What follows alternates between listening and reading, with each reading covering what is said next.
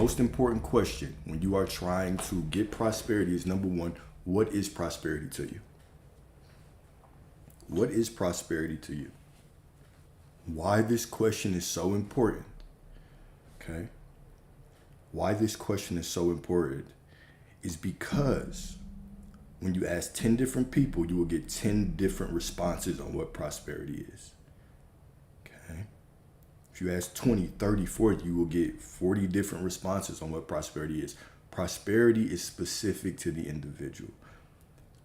This is how I want you to look at your desires, okay? Your desires are these divine promises from Source. Some people want to be millionaires. Some people want to just have enough. Some want to live in the country. Some want to live in the city. Some want the high rise. Some want the farm. Some want to be around a lot of people. Some want to be in isolation. So what you want is going to be very specific to you. If you add your desires up, your desires are just pointing you towards who you really are. Okay, so that's number one, is prosperity is very individual. Number two, okay,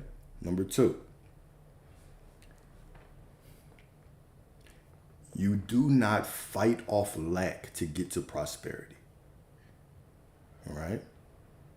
You don't battle lack to get to prosperity. This is the truth that we have to learn, is that the entire universe is simply made out of one substance, and that one substance is Source. It's the Spirit of God. Okay? God is not some being in the sky. God has no preference on your race, gender, sexual identity. Source is pure spirit, all that there is. Okay? And the makeup of this pure spirit is love, is prosperity, is all these things that you want. Okay? So if the sun is always shining, if this spirit is always around you, you don't fight off the darkness to get the sunlight, right? You simply open your eyes and realize that sunlight is there the whole time. You don't fight off the lack to get to prosperity. You simply remember who you are and realize that prosperity has been there the whole time. There's no shortage of prosperity. There is just you pretending that there is lack. And that could be for many reasons. And let's go down this rabbit hole of the many reasons, because it's going to make an important point, all right? The reason could be your parents showed you that it was difficult to make money. The reason could be the situation that you're in, the place that you were born in the world, okay? It could be what the TV tells you, what the government tells you. Oh, because this person is in office, now life's going to be more difficult for you. All of these things are stories, okay? They're all stories. And at a certain point, it does not matter what has happened to us in the past. This is why I say the past is meaningless. It's irrelevant. It does not matter. All the past is, for most people, it's an excuse for them to identify with the limiting belief right now. Let's give another example, okay?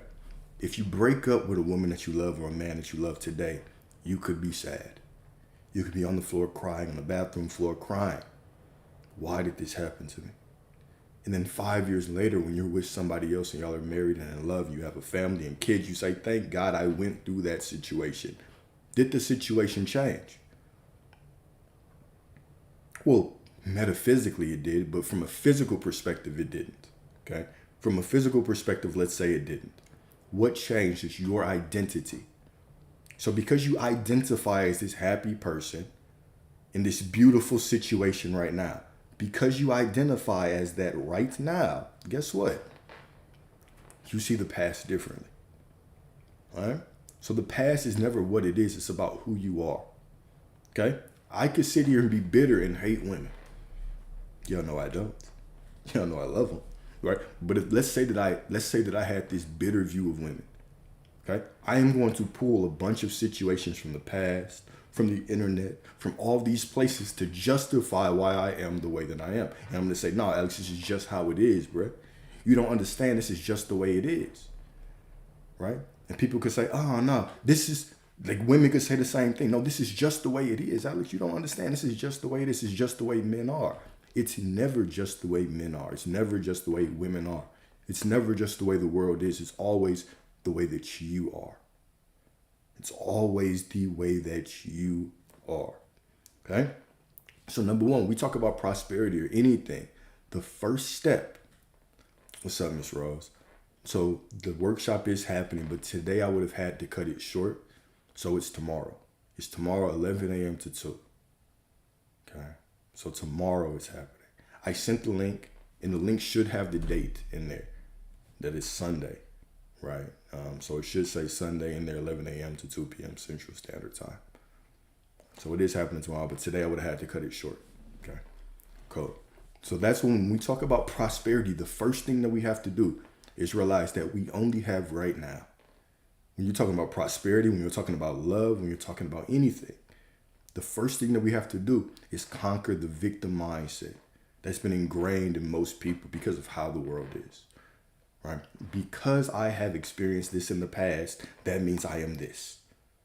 Using the past to determine who we are right now, when really who we are right now is the most important thing. We think that we're using the past to justify who we are right now, but what we're really just saying is I am this person, and boom, because I am this person, I want to use the past to justify it. Okay, this is the victim mentality. This is the victim mentality we have to get over. So when it comes to changing your life, stepping into a new version of yourself, getting the things that you want, first thing that you have to do is get over the victim mentality. What does that mean? Practically, it means that the past no longer has power. I don't have to go through the past to get to the future. Meaning I don't have to sit and bitch and whine and complain and justify the past to get to the future that I want. The past is what it is. That was a perfect moment of everything. Okay? I want you to think about it like this, okay? Think about the past like this. We understand that God is all that there is. The spirit of source is all that there is. It's indivisible, cannot be divided. Okay? Cannot be divided. Where a piece of God is, all of God is there. Okay? Where a piece of God is, all of God is there. Really think about that. God cannot be divided. Right? This is the Rumi quote that says, you are not, right, a drop in the ocean. You are the entire ocean in a drop. Right? You are not, and I'll always say this, you are not a fragment of God trying to reach wholeness. You are the wholeness of God pretending to be a fragment. Therefore, every version of you is the wholeness of God. Every situation that you see is the wholeness of God. All right? So denying any piece of God is denying the wholeness of God. So me going back and beating up that old version of me, you should have done this, you should have done this. I wish you had done this. That's me denying the wholeness of God. And so I can't even get what I want because what you want is within the wholeness of God, right? That version of you is the wholeness of God. You don't know what you woulda, coulda, shoulda done better. You don't know. You're not that person anymore. That version of you 5 minutes ago, 5 months ago, 5 years ago, 10 years ago, they did the best they could with the information they had right then. And that perfect version of them got you to the perfect version of who you are right now. That version of you was perfect. So we'll sit around and we'll try to dig up the past, right? We'll use the present moment as a placeholder to dig up the past, to argue for the past, to dream about the future that we don't have, and to think about all the things that we want to change in the past. We just waste the present moment. Okay? But that past version of you is absolutely perfect. This present version of you is absolutely perfect. So this is step one, getting over that victim mentality. Understanding that I cannot condemn the wholeness of who I was because the wholeness of who I was the perfect expression of God. Right? You are the intersection between divinity and identity. The Spirit of God has no identity. The Spirit of God is pure awareness. You are the identity of this awareness. You are the identity of source. So this is when I say you are God, this is what I mean. You are where God manifests to make decisions in his life. You are where God manifests to experience itself as the creator. And all of you is perfect. There are infinite versions of you within yourself. In my Father's house are many mansions. Within you are infinite versions of you. Every single thing that you could ever imagine exists within you right now. Everything. And the only thing that you could never imagine is non-existence. because it's the only thing that you could never have. You could never not exist because you are all that there is. You are infinite. All right? And so when we start coming into that realization, okay, cool, everything is perfect.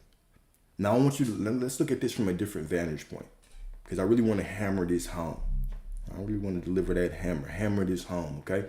Number two, if you are an infinite being, if every version of you exists within you right now, okay, play this game with me. Play this game with me. If every version of you exists within you right now, okay, the version of you that made it was a millionaire, billionaire, owned 3 businesses, owned 1 business, had the farm, was in the high rise, lived in seclusion, lived in the city. Every single version of you exists. But because you can only experience life one perspective at a time, one moment at a time, wouldn't you naturally, on a soul level, feel this illusion of lack because you know that you are much more? Wouldn't you feel this illusion of lack because you know that you are much more? Right? Of course you do. Of course you do. But what is the paradox in this? The paradox in this is what? You could not feel lack if you were not absolutely whole and absolutely perfect. You couldn't. Even that feeling of lack, that feeling of doubt, all of those quote unquote negative feelings are simply what? Proving to you that you are so much more. This is why we say lack is an illusion. There is no lack. There's only your failure to identify with the prosperity that you are. So all of these things are just pointing you to who you really are. Serena, what it do? What it do? All of these things are simply pointing you to who you truly are. What's up? What's up from Dallas? What's up from Dallas? All right. So that's number 2. Okay. Number 1 is we have to eliminate the victim mentality. Number 2 is, how do you actually do that? You realize that you are absolutely perfect. All right. Now, what is number 3? It is the identification of who you are right now. And this goes to that question, what is the easiest tip, right? We're always looking for the easiest way to do something. Let me give you the easiest way, okay? The easiest way is this. Right now, in this present moment, you are the perfect expression of God. You are made in the perfect image and likeness of God. Okay? Because of that, you are perfect. If you are the vibration of God right now, you are the vibration of everything that you desire. You're absolutely perfect. What if you don't feel that way? It doesn't matter. You're still perfect. Worthiness is inherent to you. Love is inherent to you. Prosperity is inherent to you. These are things, not things that you have to work towards. These are not things that you have to work towards. You just are. Love is not something that you do. It's just what you are. Whether you feel it or not, it is your makeup. Worthiness, prosperity, this is your makeup. So when I go to the truth, when I stop trying to be worthy, trying to be in alignment, and I simply know I am everything I desire to be simply because I exist. I am loved because I exist. I am everything I desire to be because I exist.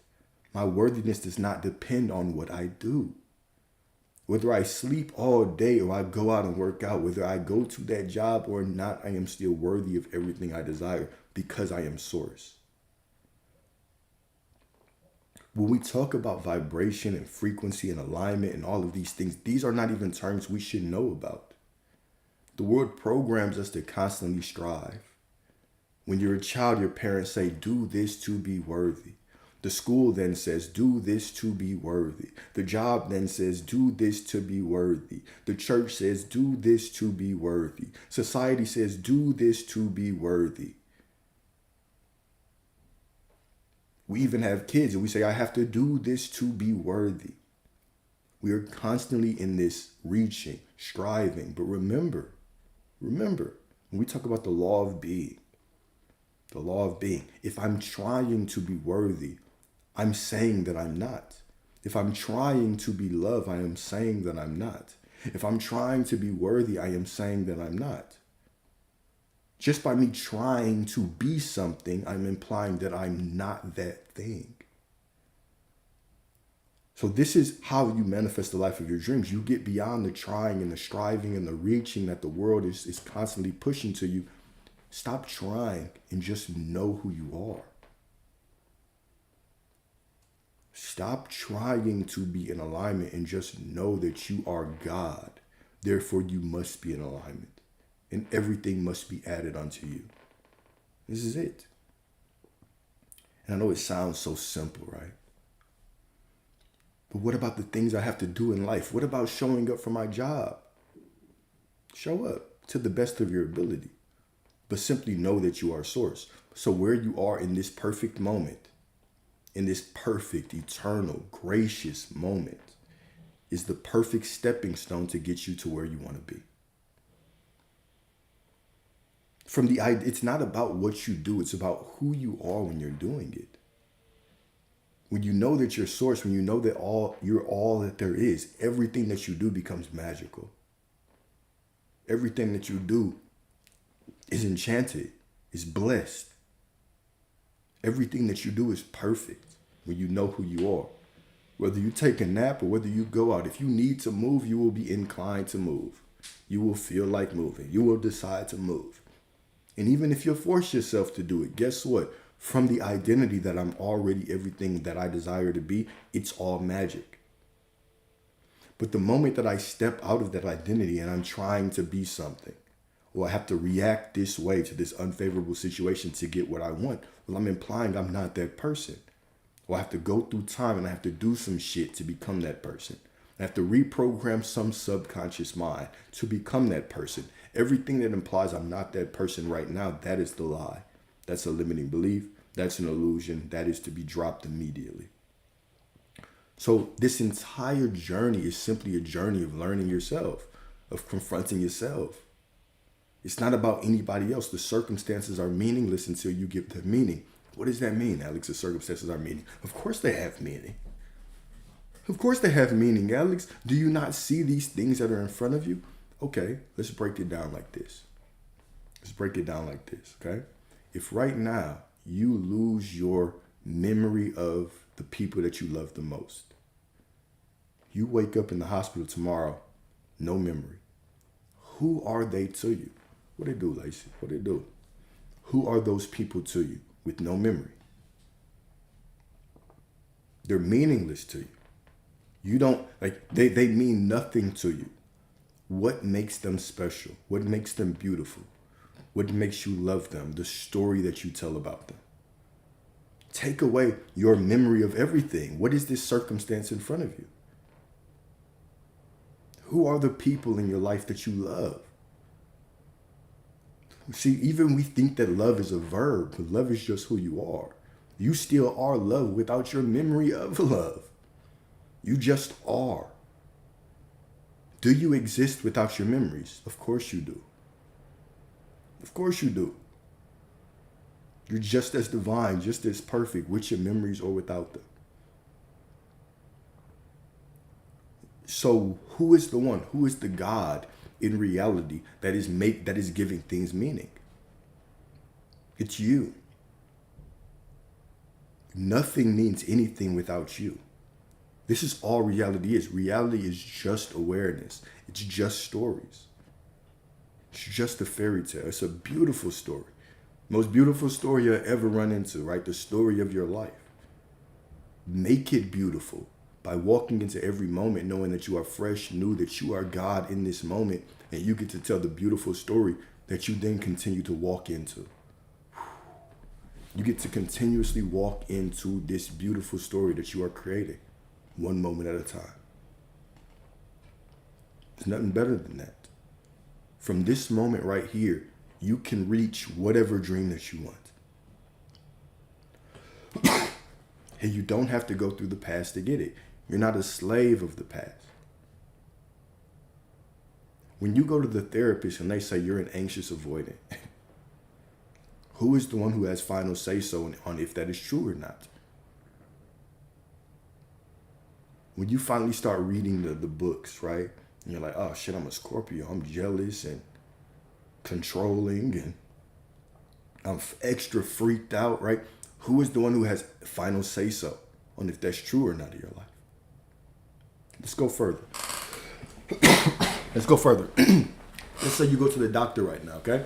And the doctor says, guess what? You have 3 months to live. Who has final say so on if that is true or not? You do. Okay, let's go to your personal life. Let's say that you meet a beautiful woman, or ladies, you meet a beautiful man, right?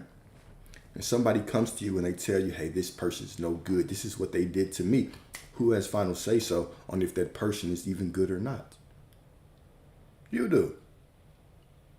If I meet a woman today, she ghosts me. She hits it and quits it, matter of fact, right? She hits it and leaves me. And then she finds another man, she loves him, treats him like a god. Which one of our perspectives is correct? Who is telling the truth when they speak about their experience with her? Well, both of us are, right? Reality is simply a perspective. It's simply a perspective. It's simply the story that you are telling about the things that you are going through. That's it. That's absolutely it. What is true, what is false, what is good, what is bad, what is right, what is wrong.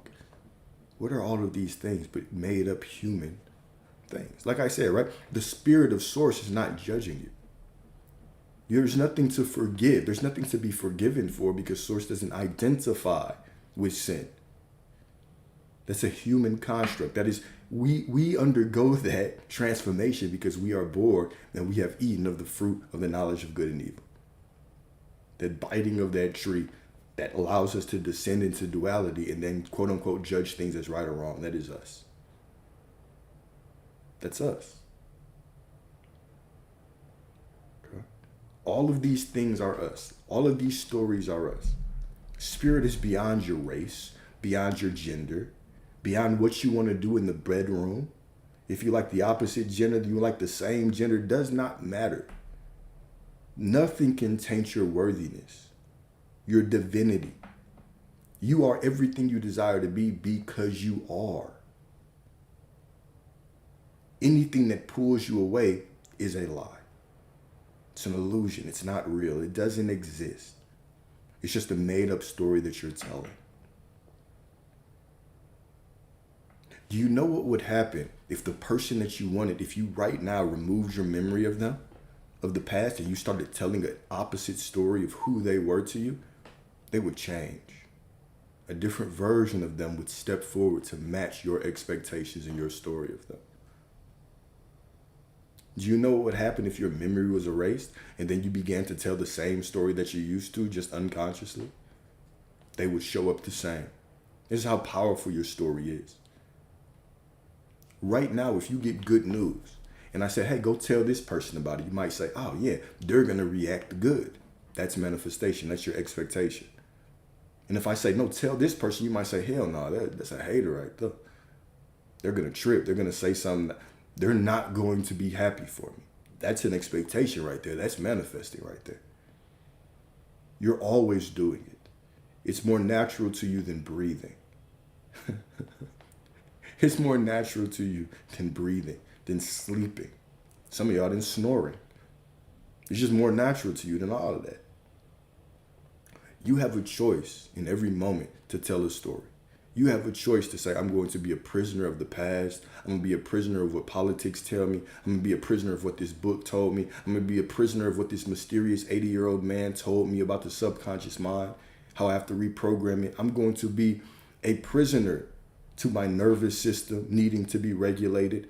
You can either live your life by those difficult rules. Oh, well, I have karma that I need to heal in this life from past lives. And I'm walking through life just confronting these negative things that I've done in my past life. That sounds like a very difficult life. But if that's what you want, you can have that.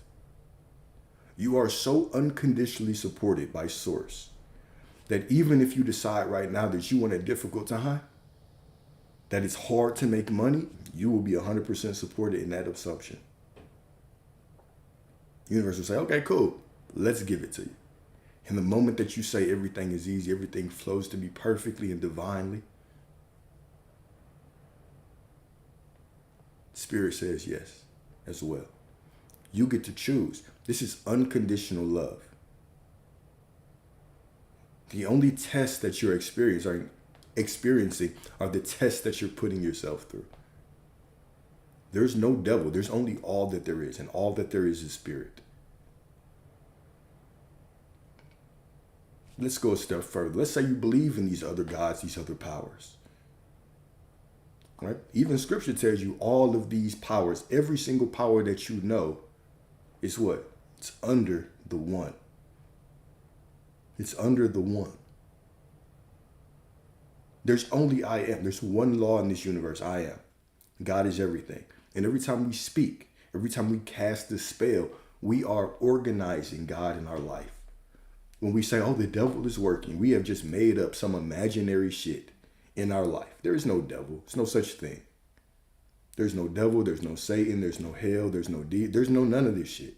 Right? We had a whole discussion when we talked about demon and the root word, right? Daemon, right? Which really translates to spirit guide. So when we think about these demons or, the third of the angels being cast out of heaven, that simply represents the thoughts that you think are quote unquote negative that we cast out of ourselves and we try not to confront them. He said, oh, the situation makes me jealous. Let me avoid it. Right? We cast it out of ourselves like it's not us, like it's quote unquote evil. But the nuanced meaning of that word demon is spirit guide. So the moment I feel jealousy and I ask myself, what do I have to believe to be true to feel this way? Well, I get insight on who I am. Because spirit guides, quote unquote demons, are meant to lead you closer to yourself. Where angels are supposed to lead you upwards, right? Towards higher levels of consciousness, right? So the demon leads you towards yourself. The angel leads you to higher states of consciousness. This is all they are. But when I think that these things are outside of me, when I think there's a devil out there and there's demons out there, how could I ever believe everything is for me? But everything is for you because the kingdom was within you. There's nothing out there. There's no out there. Nothing. There's only spirit. There's only the only adverse powers that you will ever encounter in your life are the ones that you create. Right? It makes no sense for you to sit around and argue with somebody the validity of Satan or hell or a devil or a demon. It makes no sense. Why would I sit around and confront you and allow you to try to drag me into your limitations? Why? What benefit does that do for my life? Hell, what benefit does that do for your life? That just allows you to continuously reinforce your negative beliefs. No, I'll leave it there. I'll leave it there. Here's another beautiful thing about this journey is that as you're on this journey, the more that you see yourself as perfect and identify yourself as source, you don't just expand the world for yourself. You expand the world for everybody around you. Good morning, Miss Amanda. Good morning, right? So think about it like this, okay? I grew up in a very Catholic background, very Christian background, right? Now, my parents are older. I spend a lot of time with them. As y'all know, I've moved closer to them just so I can take care of them more at this point of their life, right? It's my calling at this point of my life. Now, y'all understand my beliefs. Y'all know my beliefs. What good would it do for me to sit around and debate with my parents about their beliefs? What good would it do for me to be like, oh no, this is wrong, whether I believe it's wrong or not? There was a time where I believed in other things and nobody could tell me anything different. So people often ask, well, how do I get others out of their limiting beliefs? Well, number one, you can see them out of it if you want, but nobody could have told you what to believe 5 years ago. The same grace that God afforded you, you have to afford to others. Let's even think about the benefits of this, okay? I want to be very practical in this conversation. My parents are older, okay? Parents are older. Now, I have as many years left with them as I do, as God wills, right? As you know, my mother has stage 4 cancer. Right? She's not supposed to be here. But because of the way I see her, it has extended her life for years, right? She's living a very healthy life still. Was able to get this experimental drug. This experimental drug cost a lot, about $20K a month. However, with the lifestyle that I have afforded myself, I'm able to help her. I'm able to do this without a sweat. Okay? Now let's think about this. This is already a blessing. Every day is a blessing with her, right? Let's say that this goes away. She's 70, okay? How many years left do I have with her? Maybe 30, maybe 20, maybe 10, maybe 5, maybe 2. Who knows? Who knows? Do I want to spend these last times trying to convince her that what she has believed in her whole life is wrong? What benefit would I do that? What benefit would that do? It might make my ego feel good, like, oh, I'm helping somebody. But in the disagreements that we have, in her concept of what happens after death and the comfort that she feels and what happens after death, trying to shatter that, or even worse, she still feels that comfort and she passes away worrying about me, worrying about my eternal damnation, right? Is that how I want to spend time with my mother? So I truly ask, what benefit do you get from trying to walk around and being a converter of people? Or we see it all the time when people just drop in this chat. We see it all the time where people drop in this chat like they're part of some righteous cult trying to change your mind. Does it work? Do you find yourself saying, you're right. Let me go limit my beliefs with you? No. You look at it and you say, what the hell is wrong with you? If you are solid in your beliefs, go live in those beliefs.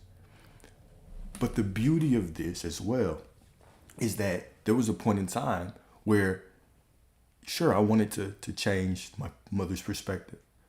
But when I settled down into what I really wanted, I just wanted to be accepted. I just wanted a beautiful relationship with my parents. That's it. I wanted a beautiful relationship with them. And by me seeing that, by knowing that that is the reality that I wanted, guess what? That's what I have right now. That's what I have right now, right? The beliefs don't have to align. There's no one that I will meet whose beliefs align 100% with mine. Nobody. There's not a single person walking this planet who is 100% me. Even if you had a twin, they would not be 100% like you. You would have differences. Right? This is why even two children, right, can grow up in the same house and have two completely different experiences of their parents. You never have the same reality as someone else. We're all individual souls traveling down this life, just trying to do the best that we can. Why not? Instead of trying to convince people that their beliefs are wrong, you simply use your beliefs to live the most beautiful life that you can. And then see them as ideal so you can just have a good relationship with them. When we try to convert people, right, that's pure spiritual ego. Like I'll say, right, I wrap everything in this spiritual bow because that's just who I am. But you can still step in here and not give a damn about anything that I say about God or spirit or source and still get the life that you want because it's a practical process. Focus on what you want. Know that you are that person. Know that you are perfect. Boom, it shows up. I'm in no way trying to convert you. No way. Okay? We're just trying to get the life that you want. That's it. These are the tools to get the life that you want. But when we go out there and we're trying to convert people, hey, change your way of thinking. Think the way that I'm thinking, right? That's nothing but ego. who's to say that even the things that you believe right now, you're going to believe in a year, 2 years, 5 years, 10 years? I'm sure 5 years, 10 years, 2 years ago, you thought that what you believed then, you were at the peak of enlightenment. I have reached it. And now you look back at those things and you say, I had room to grow. This is the same way that you're going to feel in a year, and 2 years, and 10 years, because we are infinitely expanding beings. So this knowledge isn't meant for you to grab it and then start running around trying to convert people. This is the knowledge for you to live the life that you want and see people the way that you want to see them, to allow yourself to have good relationships with them, beautiful relationships with them. Like I said, if my parents asked me to go to church, guess what? I'll go. I have no problem. I have no problem sitting there. I'm not going to be in there like, you know what that priest said. He's tripping. Right? I'm going to enjoy the time that I have with them, knowing that the love of God is absolutely unconditional. Absolutely unconditional. Other people will argue for their limitations. Somebody was on here the other day saying how I'm going to be damned because I'm speaking this, right? Just judging and trying to cast spells on me. Fortunately, those things don't work on me. They just get returned to sender. But what kind of life is that? What kind of life is that? How does that make you feel good? To walk around and tear your fellow gods down, to tear your fellow goddesses down. When at the end of the day, we are all just reaching. We are all just trying to find meaning and trying to find God in this reality. All of us on a soul level want more. This is why we chase jobs. We try to find purpose and meaning in jobs. We try to find purpose and meaning in religions. We try to find purpose and meaning in relationships, and having children, and giving to the community, in meditation, and all these things, in building up our body. We're all just looking for some meaning. That's it. But when we start bringing that ego in it, and we're like, oh, my way is better than yours, because trying to curse other people simply because they don't believe the same thing as you, well, I think you're missing the point then. This is the same thing that the Pharisees were doing, right? This is the same thing that the Pharisees were doing. Even Jesus representing your I am awareness, right? Whether you believe the stories are true or not, right? We talk about it from a very metaphysical sense. This is why even Yeshua, right, said what? The Pharisees were like whitewashed tombs, clean on the outside. They followed the doctrine. They followed the word of the law, the word of man, but had no relationship to God on the inside, and you can tell. They had no like Jesus was healing on the quote unquote Sabbath. And what did they do? They didn't care that he was changing people's lives. They didn't care that he was leading people into healing or getting people into a better life. They just cared that it was doing it on the Sabbath. So you'll always run into that. You know, your people around you are healing. You are healing things about yourself. You're coming into more money. Your relationships are evolving and getting better because you have adopted this new identity. And people will say, that's, I don't know. I think you're going to go to hell, because like people will always stretch. Your job is not to convert them. Your job is not to convert them. Right? Even when we talk about crystals, right? People say, well, in the Bible, it says that these things are demonic. No, it doesn't. It says putting power in things outside of you are demonic. That's the same thing as God saying, I am the Lord, and you should have no false idols. We've talked about that. Your I am awareness is God. It's the same as me, instead of knowing that I am the power behind my affirmations, thinking that the affirmations have power. It's the same thing as me begging somebody in the sky to save me. Waiting for the return of somebody in my life is putting the power outside of me. Why do these crystals? What do these crystals do? They amplify what is already within you, because you are source. They don't have, by themselves, these are meaningless. By themselves, they are meaningless. Why do they have power? Because your divine ass touches them. Because I am that flows through you makes everything powerful. So there's always these stretches. Oh, this is demonic. That is demonic. Everything, right? Anything Anything outside of I am has no power unless you give it power. So this is all it's saying. It's saying that I am is the one and only source. It's the one and only power. There's nothing outside of I am. Don't give your power to affirmations. Don't give your power to all these things outside of you, right? It's like trying to drive a car without the engine. You are the engine. I am is the engine. Your awareness is the engine. These things aren't demonic or bad. They just don't have power without you. That's what these things are saying. That's what these texts are saying. Right? I am the Lord your God. You should have none other. No others. No other idols besides me. Do we try to give God this jealous nature like a human being? Source, this is spirit. This is not a human we're talking about. This is pure spirit. Pure spirit. Even when we think about the quote unquote Old Testament, the Old Testament is a bunch of parables and metaphors. Law or Lord in the Old Testament actually translates to law. So we were just hearing about a bunch of stories about people who utilized the law correctly and incorrectly. Unless you believe that somebody put their staff inside the Red Sea and it parted and a bunch of people ran through it with them. And then all of a sudden it closed up and washed these idiots away. These are all stories of metaphors. The promised land represents the desires that Source gives you. All the miracles that the Israelites saw in Egypt represents the miracles you've already seen Source do in your life.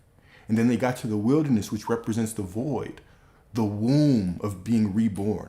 The same way that the phoenix, builds the nest, throws itself in the nest, kills itself so a new version can be recreated.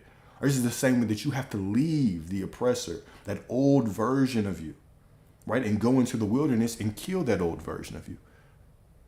Put it on the altar, sacrifice it so you can be born new in that quote unquote wilderness. And then you can be delivered to the promised land, which is your desires. These things are all saying the same thing. We've talked about the story of Job, right? A lot of the parables that we talk about, they don't make sense if you just pay attention to them literally. But when you start breaking them down metaphysically, they make perfect sense. They're beautiful. They're absolutely beautiful. This is just a story of consciousness. Matter of fact, let's talk about Job. That just led me to want to talk about Job. Let's talk about Job, okay? Job, my favorite story. My absolute favorite story. I almost opened my trading journal in front of you. Hell no. All right, so let's talk about the metaphysical meaning of the story of Job. Because the story of Job is a story of consciousness. It's a story that we can all relate to. Okay? Let's break it down. All right? So the metaphysical book of Job, a journey through consciousness, faith, and manifestation. This is what the story of Job is about. All these characters in scripture, I want you to start thinking about them very metaphysically. These are just aspects of you.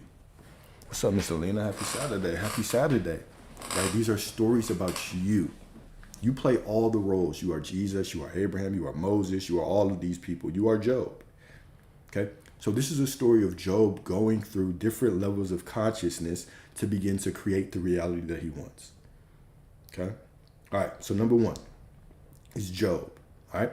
The higher self, divine identity tested in the fire. All right. Job is not just a man. He is the God self within you.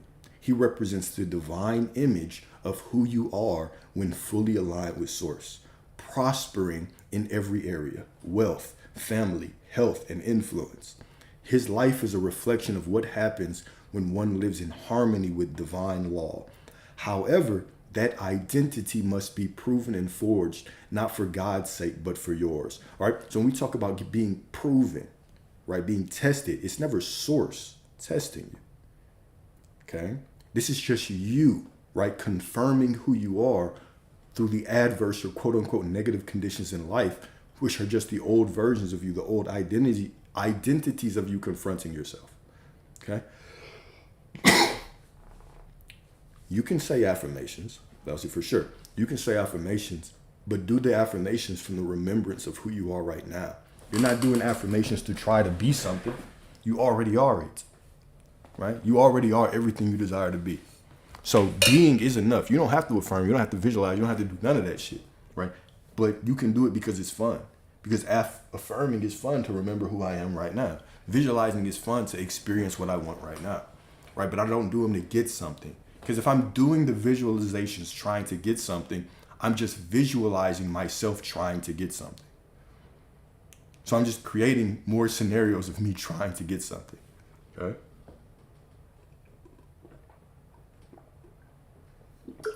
Okay. All right. So the first part of this story of Job says this. Okay, we're going to really break this down. And hear this. We're going to really break this down.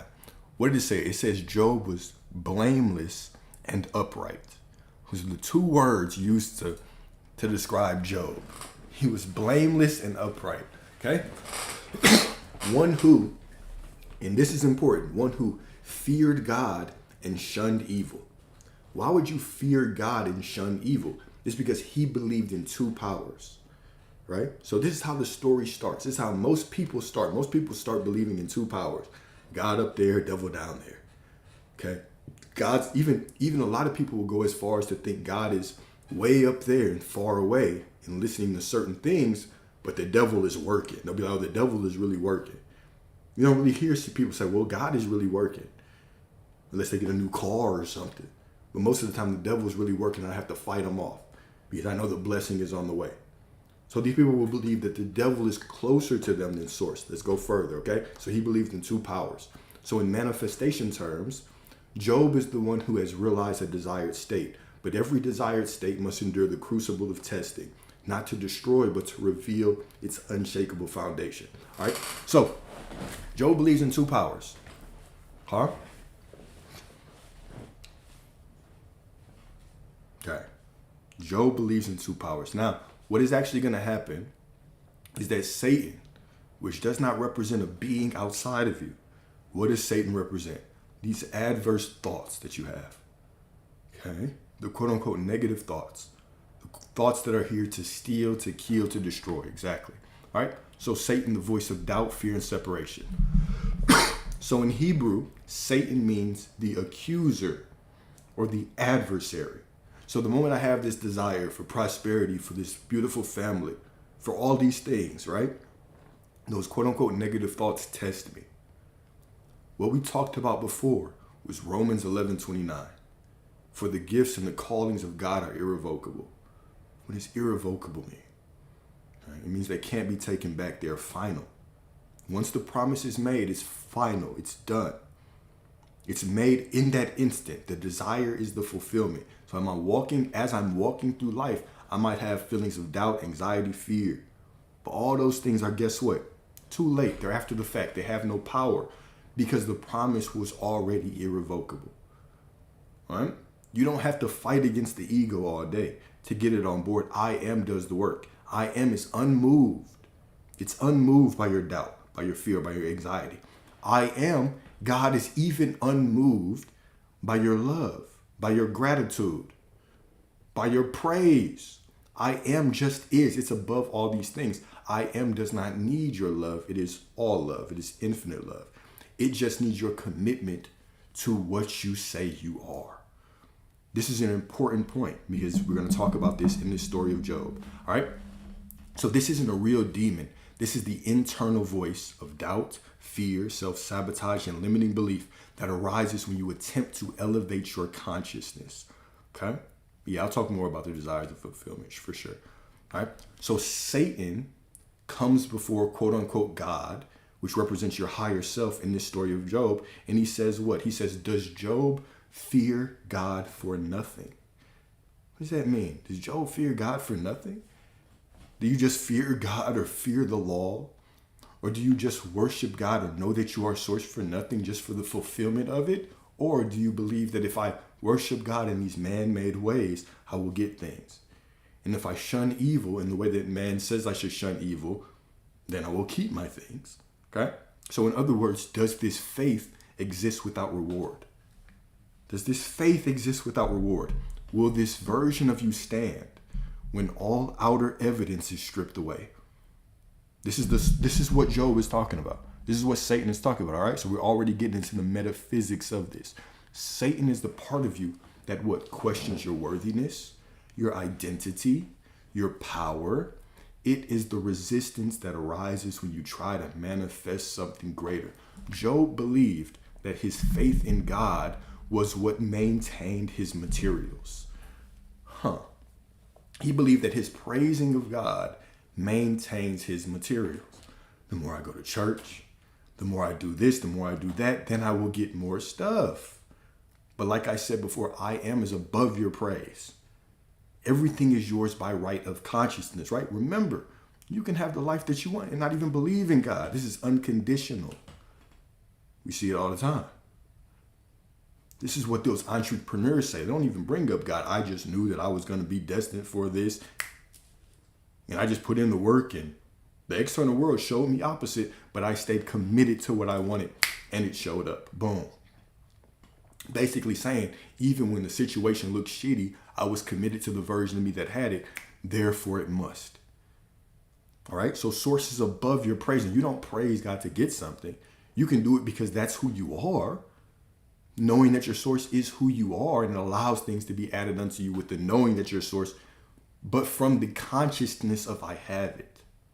From the consciousness of I have it. All right. So this is the metaphysical gatekeeper to the next level of consciousness. So this is how you should think of Satan. Satan is the gatekeeper to the next level of consciousness. You must pass through the accusations of not enough, of what if, of you'll fail, if you're not worthy, in order to prove your embodiment. The only reason that you suffer is your belief in separation. So now we're getting into the meat and potatoes, right? I know y'all like that meat and potatoes. Now we're going to get into the real message here, right? The moment you start believing in two powers, in this separation, okay, of, oh, I have to do these things to get these things because I'm not that person right now. And I have to go through time and situations to become that person. Well, shoot, I'm missing the mark, all right? I'm missing the mark in that point. All right, so next. Number 3, Job's friends, okay? Aspects of the divided mind. Human reasoning, religious logic, and false morality. So now Job talks to 3 friends, okay? Remember, talks to 3 friends. If you read this literally, it makes a little bit of sense. When you understand this metaphysically, it makes more sense. So the 3 friends that Job represents, remember, Job represents you going through spiritual enlightenment. The three friends represent aspects of your mind, of your consciousness that you have to battle when you are trying to evolve, right? So the first friend is Eliphaz. He represents what? The intellectual mind and traditional beliefs. The intellectual mind and traditional beliefs. Okay, pay attention to that. Intellectual mind and traditional beliefs. So number 1, Eliphaz represents the logical voice of conventional wisdom. Remember, these 3 friends represent things that we go through on this spiritual journey. So we can relate to Job fighting these aspects of himself. I know I can. All right. So the conventional wisdom says what? What does the first friend says? You must have sinned. God is just. Therefore, your suffering is deserved. So remember, Job, let me really give the background, right? Job had all these things, and then they were all stripped away, right? Because quote unquote, the devil, Satan, was like, does Job fear God for nothing? Does he just praise God for nothing? Does his faith come without reward? Or is he just praising you because he thinks that's going to give him stuff? He's just going to church and he's, telling all these other people that they should stay away from evil and repent because he thinks that'll give him material things. So God said, okay, take it away. So all these things got taken away from Job. All right. So now the first friend, you must have sinned because God is just. Therefore, your suffering is deserved. This is our mind, right? Trying to bring logic into spiritual processes. God is always just and fair and right. So you must have, quote unquote, sinned from the man definition of sin. You must have done something wrong. You must have done something wrong. Okay? This is the mind that tries to reason away pain, applying formulaic logic to a spiritual process. He symbolizes the linear cause and effect mindset that cannot grasp divine timing or the mystery of soul evolution, the ego. The ego cannot grasp divine timing. Oh, I must have done this wrong, right? This is why we say, like, okay, let's say that you want to get a different version of people around you. And all of a sudden now you start embodying the version of you that is treated a certain way. Okay? And then 2 days pass and people haven't quite changed, right? People are still kind of iffy with you. And because they are iffy with you, you look at them and you say, damn, I must be doing something wrong. Basing my identity on the external circumstances, because the external circumstances look a certain way, I must be doing something wrong. And that's not the truth. The external circumstances are secondary to your identity. Identity first, condition second. Identity first, condition second. So if I stay solid in who I am, guess what? Circumstances must change. This is law. This is law. Okay? So, Eliphaz says what? Those who plow iniquity reap trouble. It's a fancy way of saying bad people get bad things, right? Those who plow iniquity reap trouble. Yeah, they like to say things real fancy back in the day. I'm finna cook with this one. Those who plow iniquity reap trouble. This voice assumes that bad things equal a bad person. If bad things happen, it must mean you're a bad person. We know that's not fucking true. We know that's not true. Everything is yours by right of consciousness. You don't get things because you're a quote unquote good person or a bad person. What does that mean? That's just a human construct.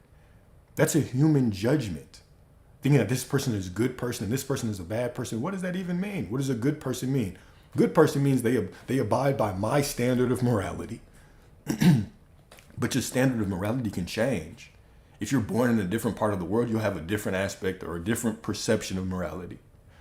If you have to do certain things to survive, you'll have a different perspective of morality. So what is morality?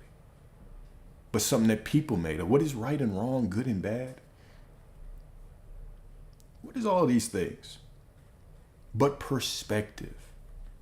But perspective. All right? You are God. You can argue for your beliefs somewhere else, not over here. All right, so number 2 is Bildad. Number 2 is Bildad. The voice of moralism, the ego's need for control. So number 2, the second person that is confronted, that Job is confronted with, right? Remember, these are aspects of his consciousness. So the second person that Job confronts in his own mind, these are aspects of his consciousness, are Bildad. So this is the voice of moralism, the ego's need for control. So Bildad represents the religious, moralizing part of your consciousness that insists if you were righteous, you wouldn't suffer. If you were righteous, you wouldn't suffer. How could you be clean if you were born by a woman? Is what he said. Basically kind of alluding to original sin. How could you be clean if you were born of a woman? How could you be clean if you're a human being? You're not God, right? It's arguing for limitations. You're not God. You're less than. All men are sinners. Therefore, what you got is just in your life, right? Arguing for limitations, all right? He is the voice of performative righteousness. Performative righteousness, obsessed with what? Image, law, and behavior, not inner being. That's a bar, okay? So the second one is Bildad, the voice of performative righteousness, obsessed with image, law, and behavior, and not inner being.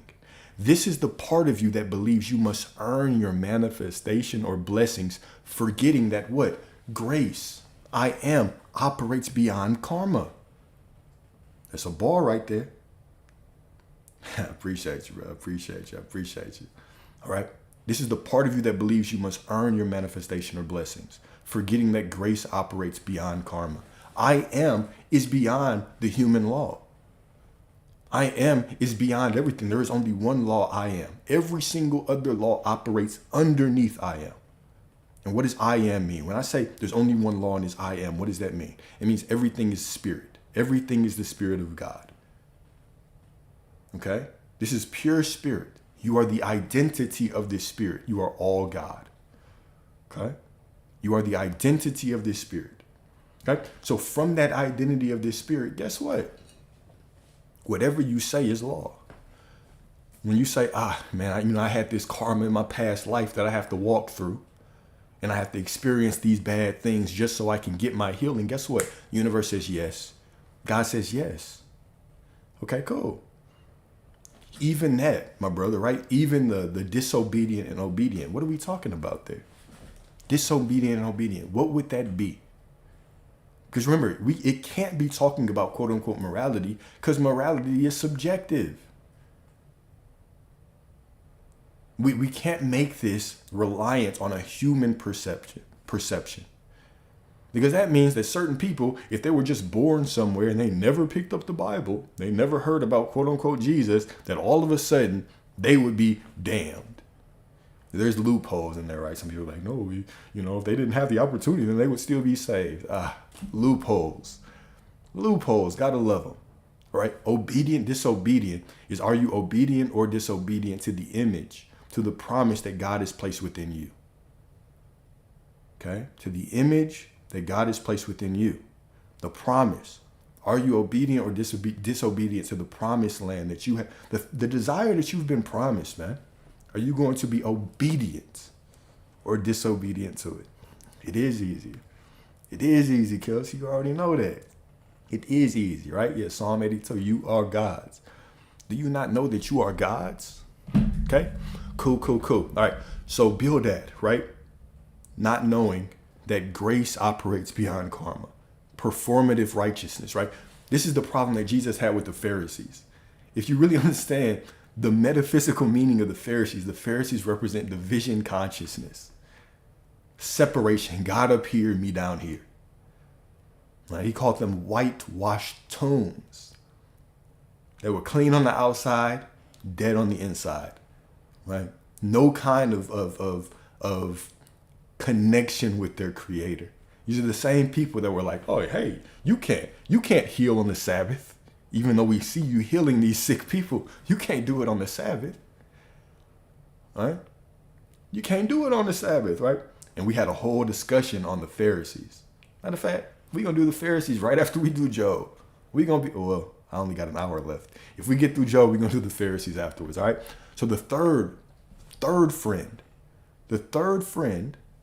that Job confronted, a third aspect of his consciousness, was Zophar. Zophar's the worst one. Okay, so this is the final boss of the inner critics. This is the final boss, okay? So we already went through the intellectual mind. The intellectual mind wants to intellectualize everything, trying to bring logic into spiritual processes. How do I just know that I'm this? How do I know that? I must be doing something wrong or the situation would be right. No, just know that you're right so the situation can change to be right. Number 2 is the voice of moralism. The ego's need for control. If you were righteous, you wouldn't suffer. But because you're a sinner and God is up there and your little ass is down here, of course things go wrong. Number 3 is the worst. Number 3 is the harsh critic, internalized shame. Zophar is the most brutal. He represents internalized shame, self-criticism, harsh judgment, and the inner critic that says you deserve even worse than you're getting. This is the final boss of that internal dialogue. Okay? He mocks Job's innocence and demands repentance. Who does that sound like? He mocks Job's innocence and demands repentance. Okay? Zophar is that voice that whispers, you're unlovable. It's your fault. You should have done more. The final one that really comes to break you down. You're right, I should have done more. No, you already are everything. Tries to put you back in that striving mentality. Maybe if I work harder, affirm harder, visualize harder, then I will get it. Instead of knowing that you are already everything that you desire to be right now because you are source. Okay? Because you are source. Now, after Job gets through his 3 friends, what happens is he confronts his wife. Like I said, if you really read this literally, you're going to be like, what the fuck is going on? Okay? So Job's wife represents what? The temptation to abandon the vision. So what does Job's wife say?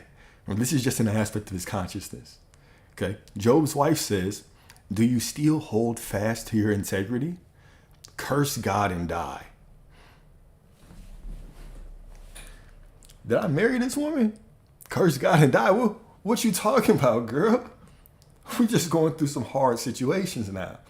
Okay?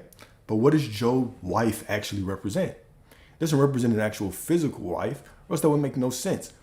The wife represents your marriage to reality, right? You're married to physical reality. Okay?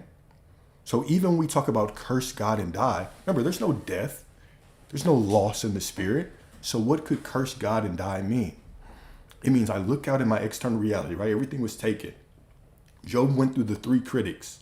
You're unlovable. It's your fault. You should have done more. Damn, you're right. Now he looks out at reality. He says, now forget this shit. Because reality is God, right?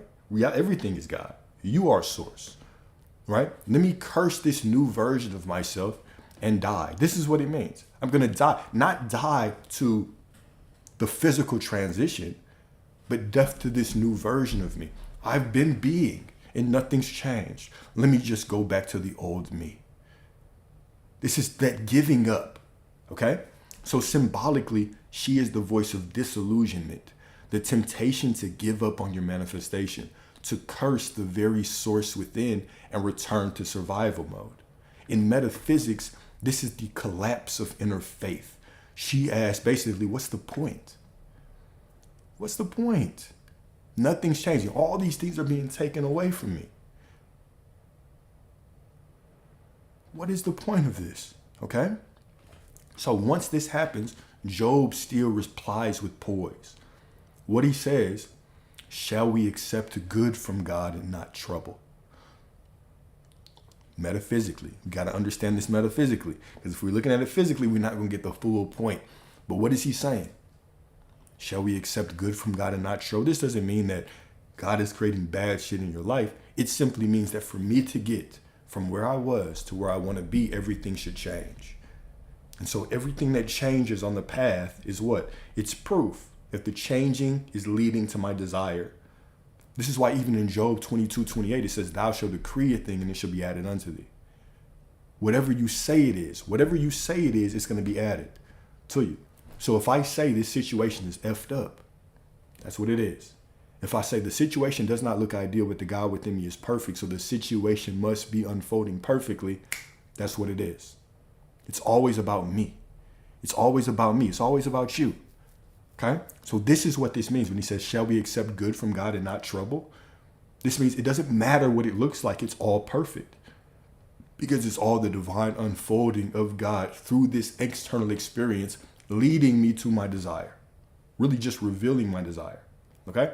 So it's revealing his understanding that the manifestation process includes darkness. Not as punishment, but as a quote unquote purification. As your ability to stand firm in who you are. Remember, the desire changes you. The desire builds you.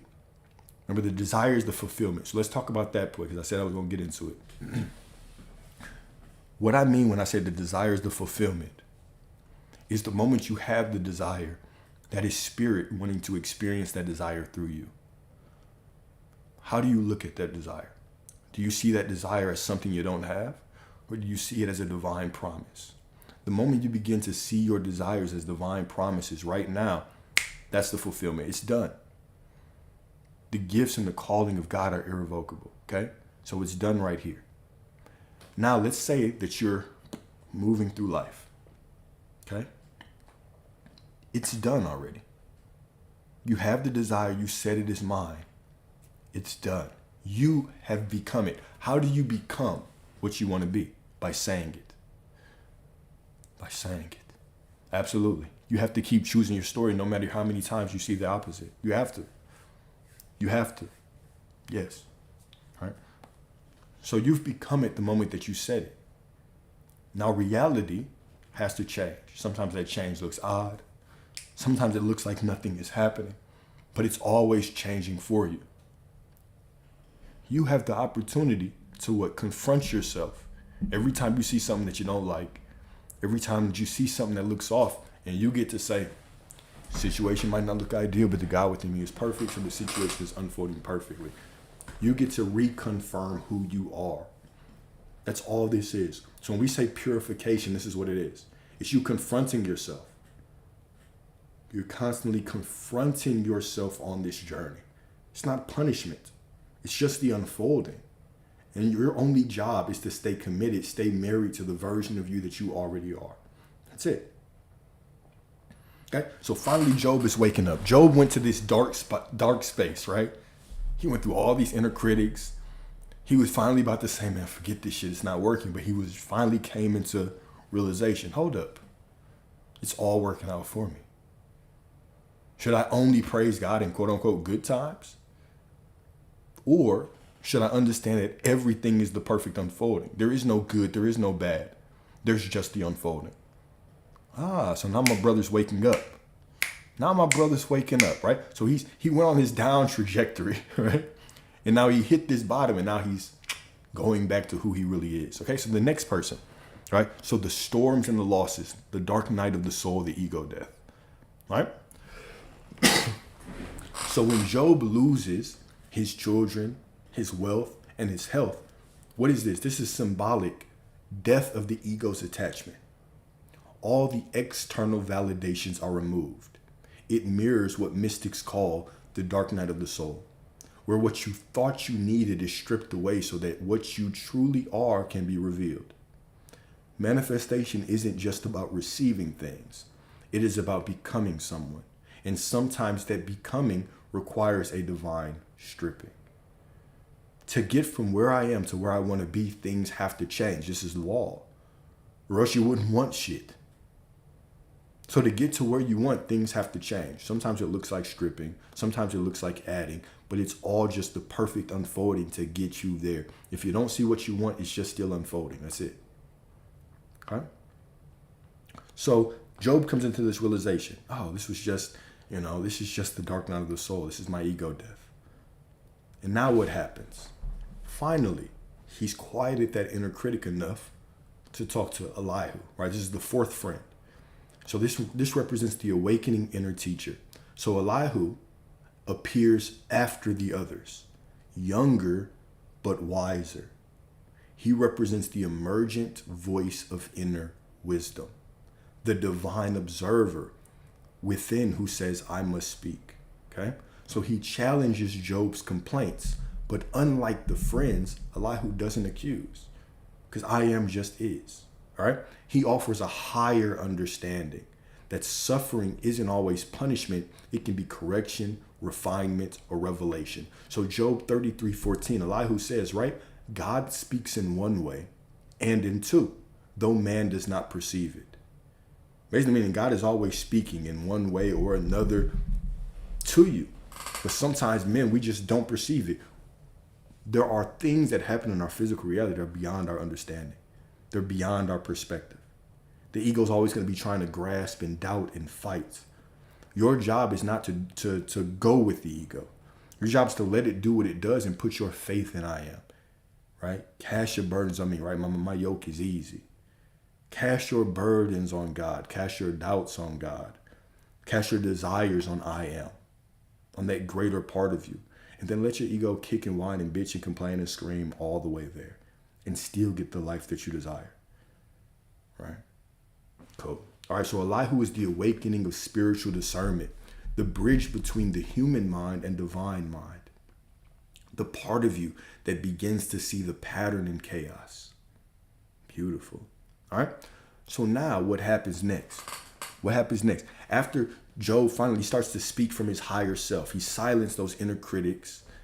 He silenced them down. He's starting to see things from a different perspective. He's starting to walk through life. And even though he's still in this quote unquote hell, he's still in this negative situation, everything is gone, he's starting to change his perspective. It's all just unfolding perfectly. There's no good or bad. Should I only praise God in good? And what I perceive to be good, or should I know that it's all God? Cool. So finally, when he gets to this point, guess what happens? Source can show up. But this is a very interesting conversation. Very interesting, all right? So the Lord speaks not with comfort, but with questions that shatter the ego. This is I am speaking, all right? And what does I am say, right? He doesn't comfort Job at all. Say, it's okay. He says, where were you when I laid the foundation of the earth? Can you bring forth the constellations in their seasons? Could you even start to do that shit? Where were you when I laid the foundation of the earth, right? So this is the voice of higher self, of source. It doesn't explain the suffering. Why doesn't it explain the suffering? Because source doesn't go with you to the suffering. Source only sees all that there is, the absolute perfection. I am only sees perfection, wholeness. It's us from a human perspective, our ego that wants to identify with the negativity, the hell. But source doesn't go there with you. Source only sees perfection. This is why when I say there's nothing to be forgiven for because source doesn't identify with sin or wrong, this is what I mean. God is not, source is not confronting you to comfort you for going down this negative path because it didn't go there. It doesn't identify with that. Beautiful. All right. So what it does, it doesn't explain the suffering. It invites Job into cosmic vision. It reminds the soul that manifestation is not micromanaged by logic. It is woven from the fabric of the infinite. So in manifestation, this is the shift from force to flow. Stop trying to understand it and just know that it's all unfolding perfectly. The ego's always going to be reaching to try to understand. You have to step in. You don't have to understand shit. I just know. Trying to understand, trying to be healed, trying to be worthy is often the very thing that keeps us from what we want. Trying to be in alignment, trying to be this vibration, trying to be this, trying to embody, trying to do this. All this forcing, trying to force yourself into alignment instead of just flowing into it, instead of just knowing that you are source, okay? So this is the turning point where Job no longer demands answers. He surrenders into trust. Job rises to the level of consciousness where, guess what? This is the beautiful thing. The moment that you no longer demand answers and you surrender to trust, Job rises to the level of consciousness where there is no possibility of unfulfillment. There's no possibility of unfulfillment because I am fulfillment. The ego is going to do all these things. I don't have to identify with it. Even if I go there for a second, I can remind myself right now, because right now is the only time that matters, that I am no matter what. I am everything I desire to be no matter what. No matter what my feelings say, no matter what the circumstances say, I am. I don't need to understand. I don't need to see you change to know that I've chose a different version of you. I don't need to see the prosperity yet to know that the prosperity is flowing. I don't need to see the family or the person or all these things to know that I have them. I no longer need to force myself into alignment, into a certain mysterious frequency. I just know that I am source, therefore everything must be added to me. Okay? Now, once we get to this point, we get to what? Restoration. Manifestation through alignment, not just belief. All right? So Job's restoration, hear this. This is a point right here, okay? Job's restoration comes not because he figured it out, but because he transcended the need to. He forgives his friends. He prays for them. He releases blame and reclaims inner authority. Job 42:10. And the Lord restored Job's fortunes when he prayed for his friends. His friends were him. His friends were him. His friends were different aspects of his consciousness. Let me break this down metaphysically. When he finally started to see himself as perfect, all these aspects of him as perfect, the Lord restored Job's fortunes. The full circle of manifestation is reached when the soul moves beyond resistance, blame, and division, and instead becomes the blessing. It's all perfect. Every part of you, every version of you that has walked this earth, that is going to walk this earth, is perfect. This is the perfect unfolding to your desires right now. This is a beautiful journey of consciousness. That's why I love the stories of Job. That's why we talk about it so much. It's because it perfectly illustrates what we all go through. The arguing with the aspects of our consciousness, The looking at physical reality, man, it hasn't changed. What do I do? Wanting to go back to the old version of ourselves. Then finally starting to wake up. Finally starting to look at it and say, whoa, why am I judging right and wrong, good and bad? Even scripture tells me, thou shalt decree a thing and it shall be. Whatever I say it is what it is. It's all perfect. Why am I thinking, I should have done this, I should have done that? That version of me was imperfect. It led me to the perfect version of me now. It's all perfect. And the moment I see it all is perfect, guess what? Everything is restored to me. I've told y'all the story, right, of my client. I always use her as an example. The moment, like she was just arguing for her limitations. I've been betrayed and people always leave me and my family doesn't do me right and my parents abandoned me and this and that. It was like, no, these are just stories that you're telling. You've never been unloved. You've always been perfectly supported, perfectly loved. The God within you had always perfectly supported you in your feeding for external validation. And so that's what you were receiving. And then it clicked. It was just like, oh shit, you're right. I've never been unloved.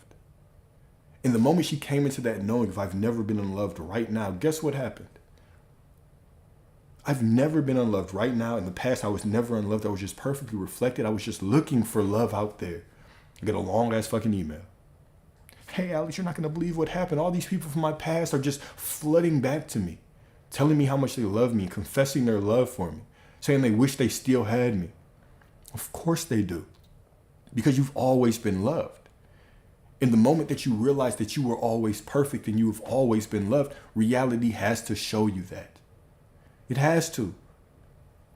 Wake up to who you are. You've never been unloved. You've never been betrayed. You've never been unsupported.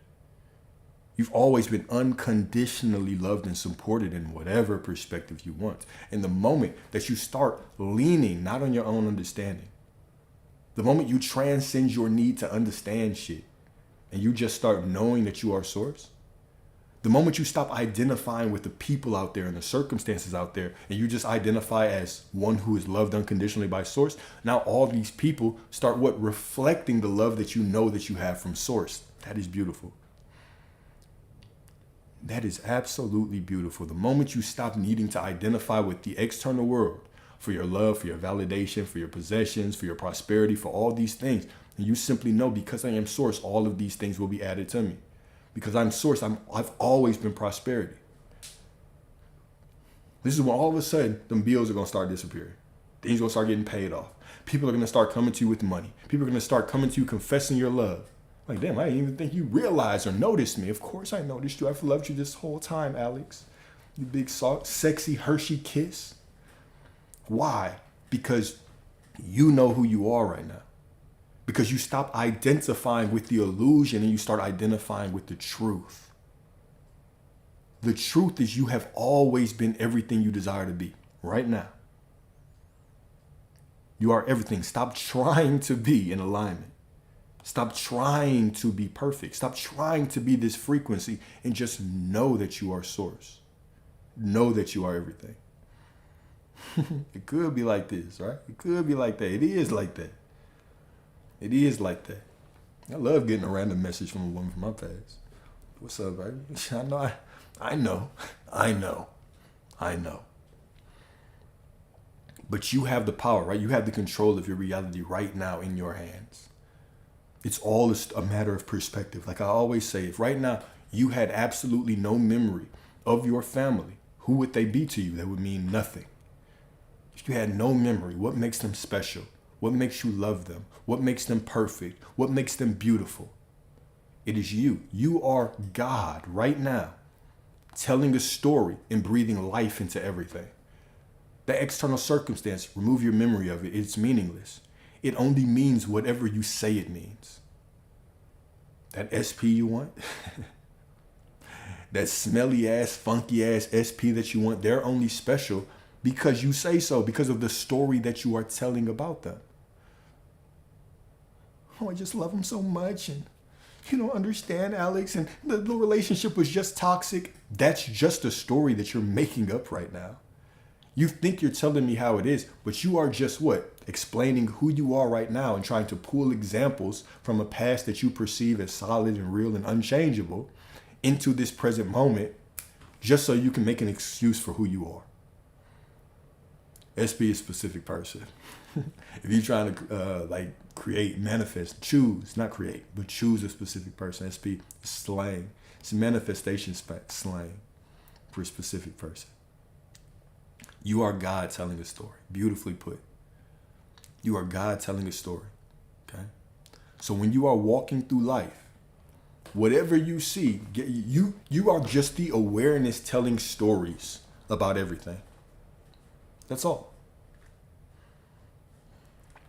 Let me ask you that question, Becca.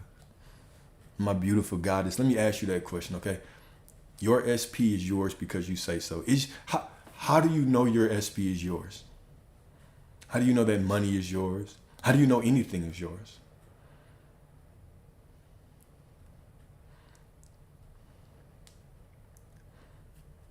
Matter of fact, anybody can answer that. SP is a specific person, right? So let's say that you want a certain woman in your life, or you want a certain dude in your life, right?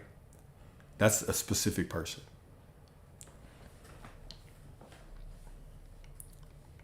I like that answer because I said so. Because I choose. Because you choose. Because you said so, that is what it is. Why are you in alignment right now? Why are you or are you not in alignment right now with whatever you want? Because you say so.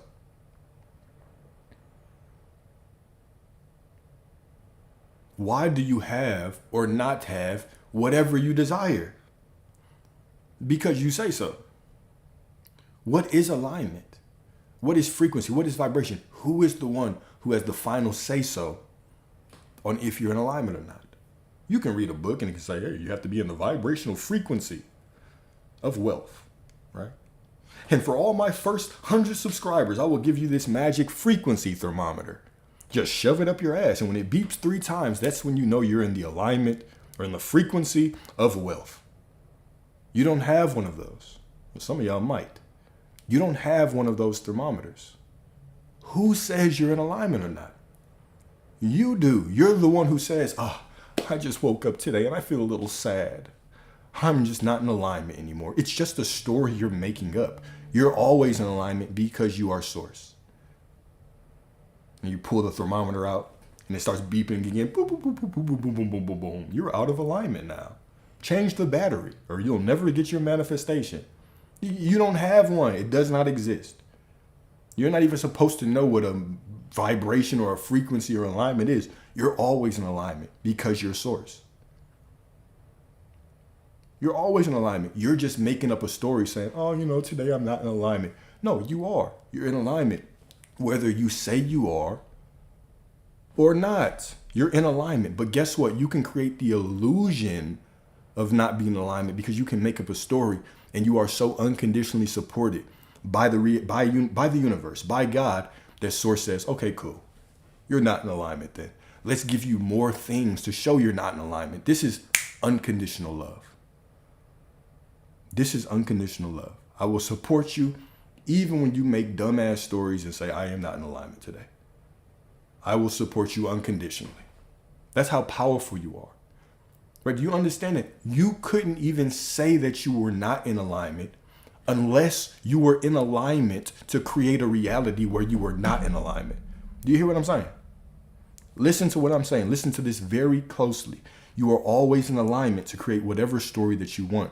You could not even create a reality of not being in alignment unless you were in perfect alignment with God to be able to create that reality.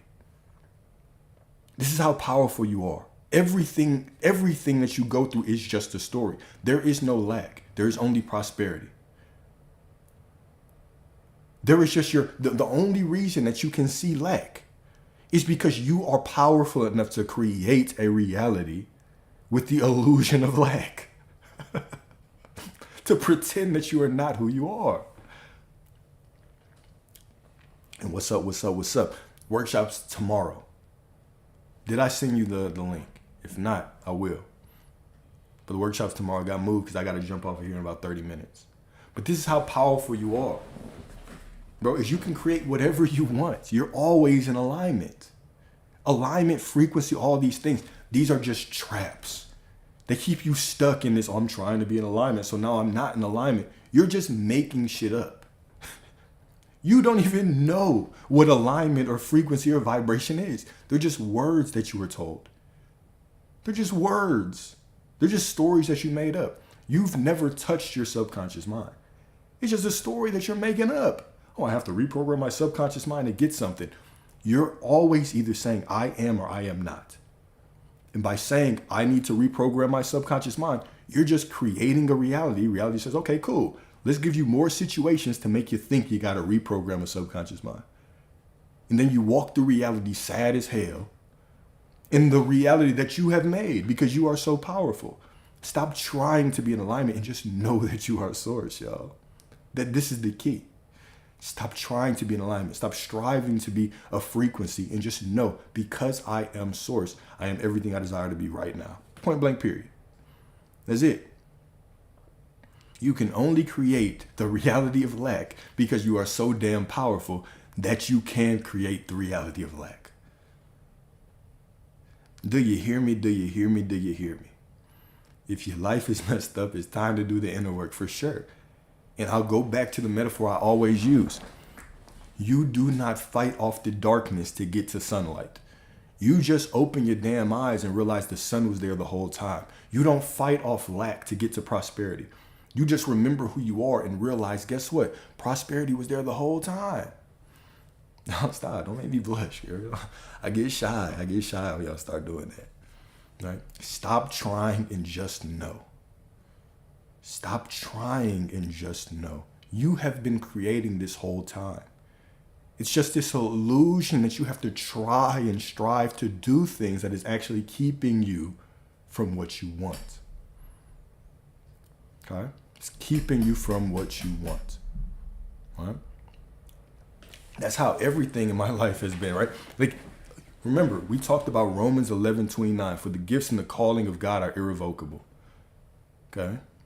Meaning the moment that source gets... Now, let me be very clear. As I said this, and I got a couple of pushbacks.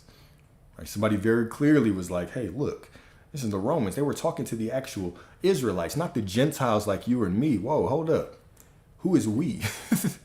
Who is this Gentile we that you are talking about? Like, don't try to pull me into your lack of alignment, please. Right? What makes you a chosen person is because you say so. The spirit of source has no preference on your fucking race. Has no preference on your gender. Your ethnicity, your sexual preference makes no sense. You are all that there is. Spirit looks at you unconditionally and gives you what you want. If you want to create a reality where you're not chosen, guess what? Ta-da, you get it.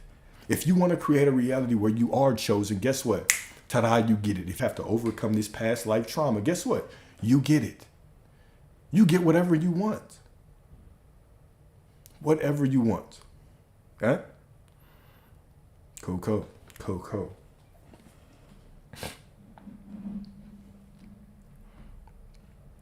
We are no better than anyone. We are one. There's only one mind. There's only one consciousness. There's only one. The ego will always try to separate, right? And say like me, you, us, them, right? Them and me. Always this separation, which is actually a very interesting exercise. If you're ever with somebody that you care about, start being conscious of how many times you consider it to be us or me versus them, or them, us versus them, or them versus me. Be conscious of how many times your ego tries to split things, right? The more that you can slip into the perspective that it's always us, it's always we, you'll start seeing your relationships a lot better, right? Because your ego's going to try to create that separation. You can always override that and have a much more fulfilling relationship with whoever, right? Always said we. Always said we. I know my brother, every time my brother jump on here, he gonna start cooking. Every time my brother jump on here, he gonna start cooking. Every day is Easter Sunday. Every day is Easter Sunday in this reality. You feel me? Every day is the resurrection of the Christ consciousness within me, within we. You feel me? What else y'all want to talk about? We got about 29 minutes.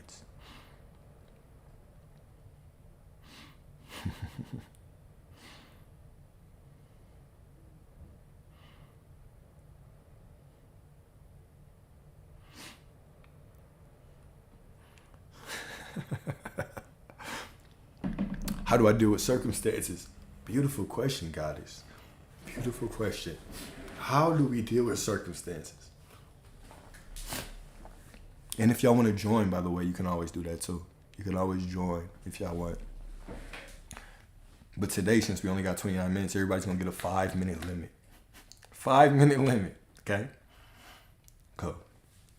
So how do we deal with circumstances? Let's say that you want this person, specific person, okay? And now you're walking through life.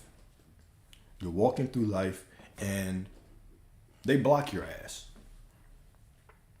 What do you have to do now? What do you have to do now?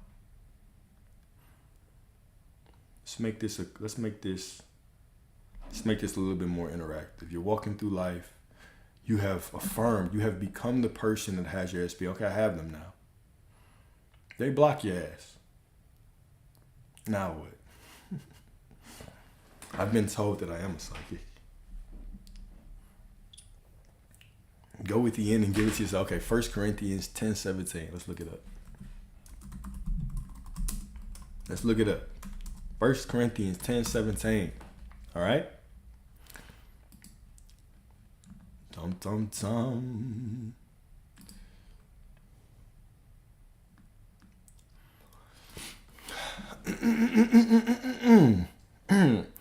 Because there is one loaf, we who are many are one body, for we all share one loaf. Okay, I think that was referencing what I said in the past.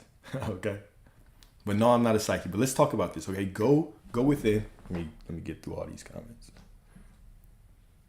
All right, leave and be. Okay, that's one perspective. You can do that. Go within and give it to yourself. Always, always. Okay, go within and know that I am who I am. Yes, yes.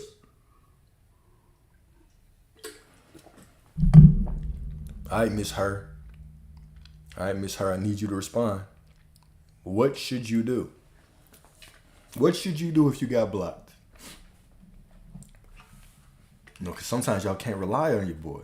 Sometimes you can't ask me questions. Y'all got to go on vacation. All right? Sometimes I got to do things. And you really don't need anybody to give you these answers. Okay?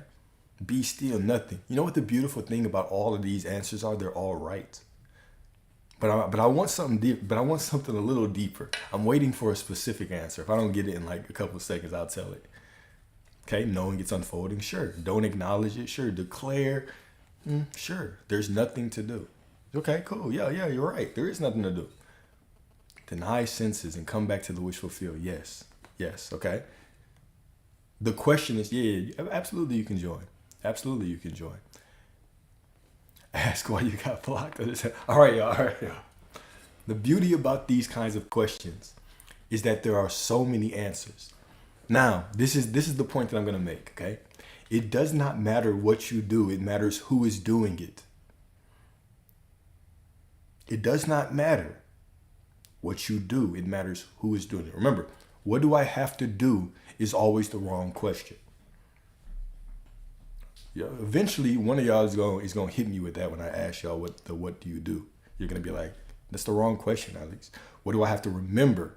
Who do I have to remember that I already am? That is the right question. From that knowing that I'm already the person that has them, no matter what I do, whatever I do is enchanted. Whatever I do is perfect. It doesn't matter what I do. I already have them. Therefore, I can do whatever I want. And whatever I do is magical. Does that make sense?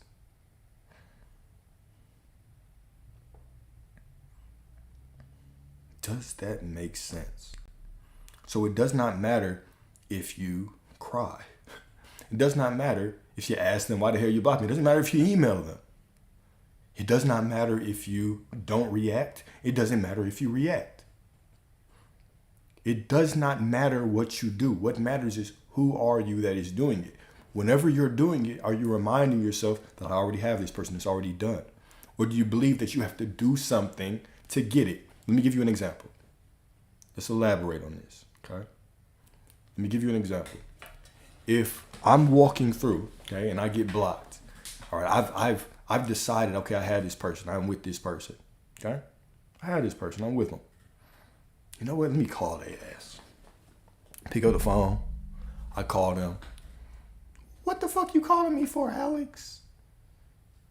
And then they block me. Okay?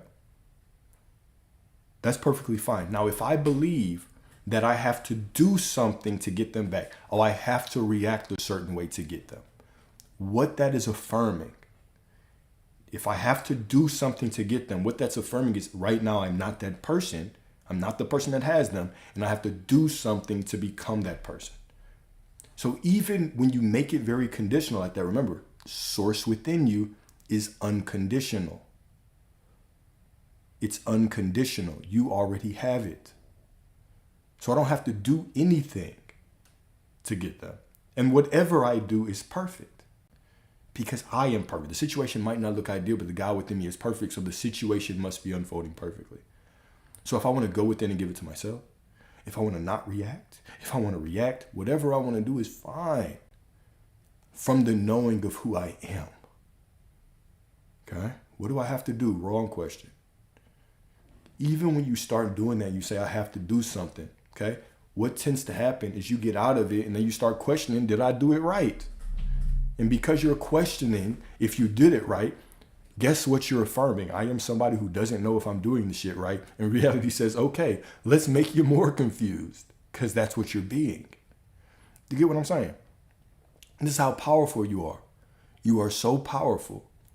You are so God that even you, that you can create a reality to not get what you want because you're so powerful to do it. You can create a reality of being stuck, of being unsure because you're so powerful to do it. You cannot create a reality where you don't have something. You cannot create a reality of lack unless you were so powerful that you could create a reality of lack. That's it. You cannot create the reality of not having them unless you were powerful enough to create the reality of not having them. Just stop trying to get them and know that you have them. Know that you are source and allow these things to be added to you. Okay? That was the elaboration. All right, we got 20 minutes. Everybody got a 5-minute limit. All right. What's up? What's up? Hi. Okay. So, thank you. First of all, it's so beautiful. Absolutely. And I know you should know you're different than a lot of other teachers because you are getting to the truth rather than these techniques. Thank you. So it's hard. It's hard information because the techniques are really soothing. Yeah, for sure. And this requires like a real shift and a real change. I appreciate you. So I appreciate that. I appreciate you. Thank you. Too, because I fuck around and do some pain.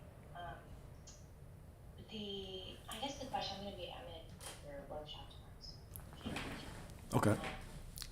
I guess the question is what to do in I guess circumstances that obviously we know or folks that are in this knowing know that the source is ourselves. Yeah. But the pain comes from being like, oh no, not necessarily like I don't think the source is myself. I have anxiety that this isn't true. I'm sort of past that step. But the pain comes from, oh, if the source is me and the only person who has to shift is me, what if I can't? So, what if you can't? That isn't even that a make-believe story? Sure. Well, It's more than sure, right? It is. Because even, all right, everything that you say is just a story, right? Even you saying that is just something that you're making up. And that's just a doubt that you're feeling. But the promise is already irrevocable. It's already done. You've already made the promise. God has already promised you.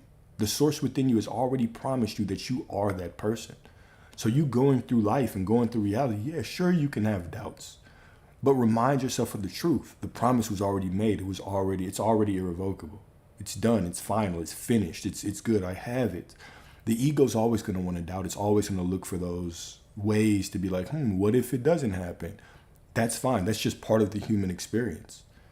But because you are consciousness and you are so powerful, even when you're feeling those doubts, you can still tell yourself the same story, right? I want to ask you a question though before we go further. Are you trying to stop yourself from feeling doubt at all? Well, the doubt, like I'm past the point of, oh, I doubt that this is the truth.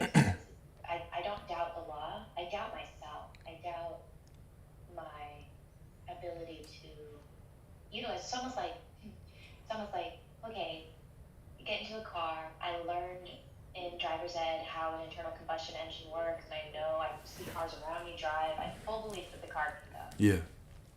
But I've taken the classes, and I feel that I've also made the car drive a couple of times. I got you. But that now there's some sort of emergency, like somebody's in the passenger seat next to me, like bleeding out, and it's like I have to drive now. I can't just read about driving anymore. I have to drive now, and I can't. I just feel like I can't. Not that I don't think that I can drive. Not that I don't think that the car works. Things like that. But that I won't. That I just don't. That I can't. But here's the beautiful thing, is that you don't have to drive. You don't have to do anything. You can doubt. You can do all these things, right? You're not depending on yourself. You're not depending on your ego, right? That's just all ego. You're not depending on yourself to do any work, right? Me and the Father are one. The Father is greater than I. The Father does the work. Your will, not mine, right? All that is saying is that my ego can doubt. My ego can say, I don't know if I have we can put it however we want. We can say, I don't doubt the law, but I doubt myself. That's fine. You don't have to have faith in yourself. You're not doing any of the work. You just have to be married to the version of you that you already are. You simply have to tell that same story. You're not doing anything. Whatever you do is perfect. The doubt is perfect. Everything that you do is perfect. I am is the one that's doing the work. So one of the biggest things that I had, or the biggest breakthroughs that I had, wasn't that knowing. And I always tell y'all about the story where I didn't know how I was going to pay my rent. I doubted all the time. I didn't know if I was doing anything right. But I simply committed to that story. I committed to the knowing, okay, it's not me that does it. I don't have to know. And this is why even Jesus, when he affirms those things, when he says, I am the truth and I am the way, your I am awareness is just you saying that source within you is doing the work. Just by you committing to who you want to be, that is enough. That is perfect. The ego is going to doubt, but you don't have to bring it along on the ride. Does that make sense? Yeah, that idea of committing to it in the face of really difficult circumstances. I guess that's the breakdown. That's the part that feels like there have been times when just through sheer anxiety, I've been able to forcefully change circumstances into, I don't know, it can look like a miracle or something. The law, you're like, oh no, I just stuck to it and affirmed and kind of went crazy, and then it had to change. But it felt so bad Okay. to do it that way. Why? So of course, this higher knowing is it can feel like flow. It can feel like empowering. It doesn't have to feel like this, death grip on I just visualize and sleep most of the day so that I don't even interact with 3D because it's too fucked, and then something does shift and you're like, phew, I did it. But then that creates a feeling of cool, the only way to work with the universe and to avoid catastrophe is heightened state of anxious control at all times. That feels bad. Yeah. I know there is a deeper, I know a better way. But I guess Well, it doesn't. I think the last part that I'm really picking up from you is this desire to understand all of this logically. That desire is always going to hold you back, right? You don't need to understand everything to utilize the law, right? Even if right now you simply, okay, I know that I'm source, I am going to be, and I don't have to be fully aware. I don't have to know. I can transcend my need to know this fully. I can transcend the need to know that I am doing the work. I can transcend it. I can just know that because I have declared who I am, everything is unfolding for me. And then everything else I drop. Would it be easier for you to just, instead of trying to figure out more how this works, just to go about your life and live your life, like fill your life with different activities that actually keep you engaged and keep you present? I don't, Definitely. because I don't think there's a point. Go ahead, my bad. Oh, no, I'm sorry. Go ahead. I was going to say, I don't think there's a point where you're going to fully grasp this logically. If anyone has, sure. But everything that we even say is still a concession. It's still not the full explanation of all that there is. The best way to do this is the bare minimum amount of information that you need. Take that and move forward. Okay, I am source. I am is doing the work. I have already committed. The promise is done. It's irrevocable. And now when I move forward through life, I no longer have this desire to always question myself and always trying to figure out the way. I simply just know who I am, okay? I know who I am. I know that I am is doing the work, and I leave it there. Please don't donate. I yeah, I know. I see people in the chat writing, let it go, surrender, and it's like I believe all of this. I would say the same thing to someone else, Mm-hmm. and I've seen it work in my life. It's just when circumstances really, not only when circumstances are hard, but when you recognize that you're source and that you created the really hard circumstances, and so you're like, whoa, I'm like wielding this intense. All I have to do is change myself, and I will see those circumstances change instantly, like they do. Like the only that I don't know if anybody else feels this way, but it makes me quite sad because I realize like, oh, the only person who has to change or do anything is me. I just have to change myself, and what if that's too hard to do? It's just too hard. It's just too sad. It's just too much. It's just too sad right now. Why? Why is it too much and too sad? You're already doing it. I guess I'm missing something, and I'm trying to understand. Maybe the feeling that okay, like I created a really tough circumstance in my life really recently, and I see every single thing I did to create it. So in a way, it's sort of a gift, right? It should be like really. My mom and me are both like students in the law, so I can talk to her a lot about it. She's like, "Isn't this wonderful? It's like such evidence," and I'm like, "Yeah, I don't really need more evidence, but okay, yeah."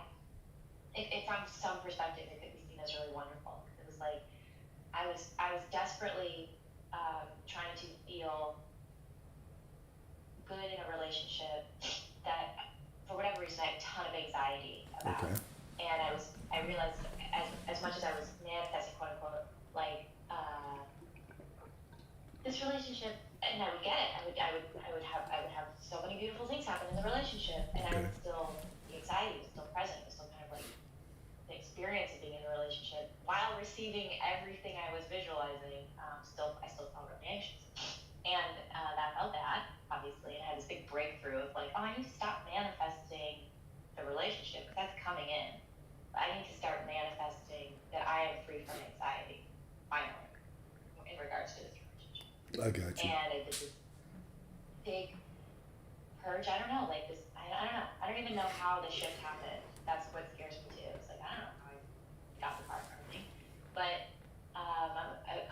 I was like driving. A lot of different things were happening. I don't know, it was the music I was playing, it was the weather. I don't know what. But I just like felt this pop. I felt this shift in me where I was like, I'm done with anxiety. I needed to evaporate. I'm no longer identifying with somebody who has any anxiety in this relationship. I'm done with it. And I almost like, whatever. In that instant that happened, I got a text from this person. They broke up with me. And it's like, oh, that's incredible, right? Like, it's interesting always how quickly those things reflect. And the breakup comes out of left field. It's like very, very unusual, very strange, except that it's a perfect reflection. Because as soon as they did that, I realized, like, oh, I don't have any anxiety about the relationship anymore. Okay. Like, I don't feel the same way I do about them. Because I think the anxiety was always like, they're going to leave, they're going to leave. As soon as they leave, anxiety's gone. So I'm like, okay, I got that. I got the manifestation. I know I don't have anxiety in this relationship any longer. I don't have it anymore. Right. Does that make sense? That makes sense. So now I'm in this place of being like, okay, great. There's an opportunity for us to now have a new relationship, one where I don't have anxiety, bliss, and we already have the relationship. We're already like in love. That part's already that manifestation's already done. Great. Now I'm in this gap, and it feels hard because I know all I sort of need to do is to be like, the relationship is here right now. It's fine. This is a bridge. This is fine. This is good. This is better, actually. But instead, I feel like, oh, I'm not gonna be able to do that shit. I'm not gonna be able to do this. I'm just gonna be sad forever. You're just gonna what forever? I'll just be sad forever. I will have been able to have done this work to release the anxiety, but I will have lost the relationship, and I'm powerful, but I'm not good enough at any of this to actually do this consciously, sort of like bring the relationship back. Despite all the, now I'm in like technique mode too, of course, because I'm so sad. So I'm just like, of course, I'm visualizing, I'm affirming, I'm doing stats, and I'm doing all the bullshit. Is it okay? So let me ask you a couple more questions. Number one. That's all the context. Sorry. Okay. No, Sorry, everybody. That's just all the context. No, you good. And by the way, my 1 o'clock got canceled, so I'll be on here for a little bit more, y'all. So good. And I buy your workshop tomorrow too. I really think you more than anyone really, you speak the truth. It's very scary. I appreciate you. I don't believe it's easier to just be like, well, all you have to do is write this down for us. I appreciate you. All right, so number one, do you feel like there's something wrong with the old versions of you?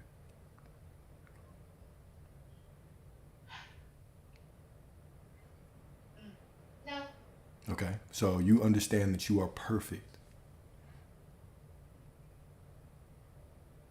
Yeah, and interestingly, it's not a relationship that, like, a lot of SP stuff is sort of irrelevant. It's not a relationship that challenges me,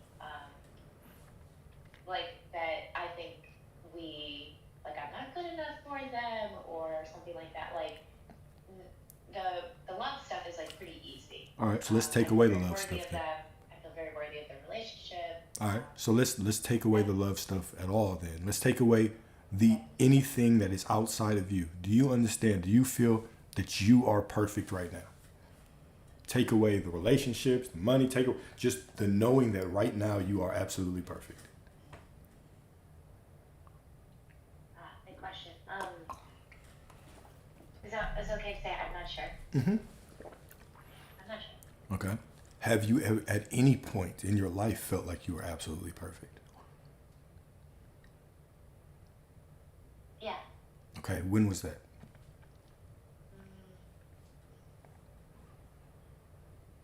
Before I was awake. Before you were awake. No, that's not unfortunate. You're getting to something. It was easier. Exactly. Okay. So it was easier. So right now, you have this illusion of perfection that you're chasing. So right now, you don't really feel perfect, but you're doing all these things to try to be perfect. You're trying to eliminate your anxiety as if it's part of you when it's not. It's just an energy that flows through you. You are trying to make sure that you're doing all these things right. with manifestation. You are trying to overly micromanage your life into this perfect box so somehow you can feel, or some way that you can feel perfect in the future. But the beautiful thing about this is you used to identify as perfect already. What really is even more beautiful is that no matter if you feel perfect or not, you are. But I also want you to feel it. I also want you to know that you're perfect, feel that you're perfect. So what is stopping you from going back to before you knew all of these techniques? What is stopping you right now? Do you believe that you will lose something if you stop doing the sats, if you stop doing the affirmation, if you stop doing the visualizations, if you stop trying to consciously manifest? Do you believe that you would lose something? And what would that be?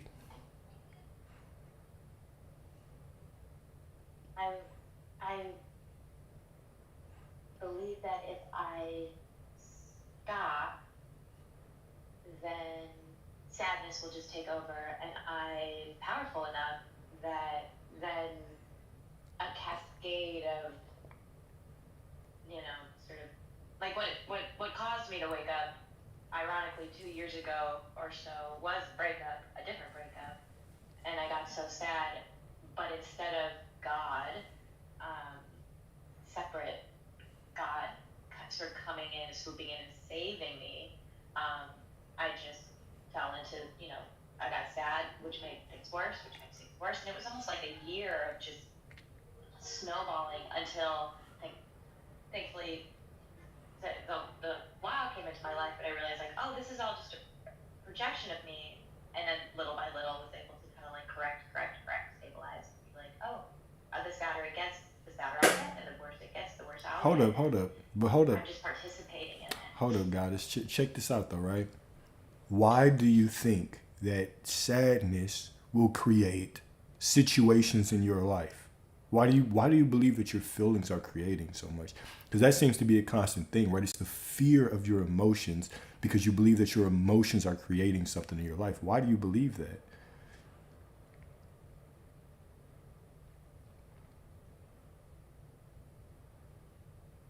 Maybe not emotions. Maybe it's not the fear of the sadness, but the fear of the story behind the sadness. Okay, so why not just right now choose that you're, look, this is the thing, okay? When we avoid our emotions, whether it's anxiety, whether it's sadness, we deny ourselves the opportunity to actually be humans.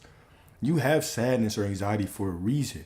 It's just pointing you to what you used to believe, what you used to think. And so the more that you become aware, right? Healing is just putting a spotlight on, okay, what is the thought or the belief that is associated with this sadness or with this anxiety? Once I put a spotlight on it, now I can make the decision right now. I don't have to make the decision and reprogram something. I can make the decision right now that I am no longer a victim to an emotion.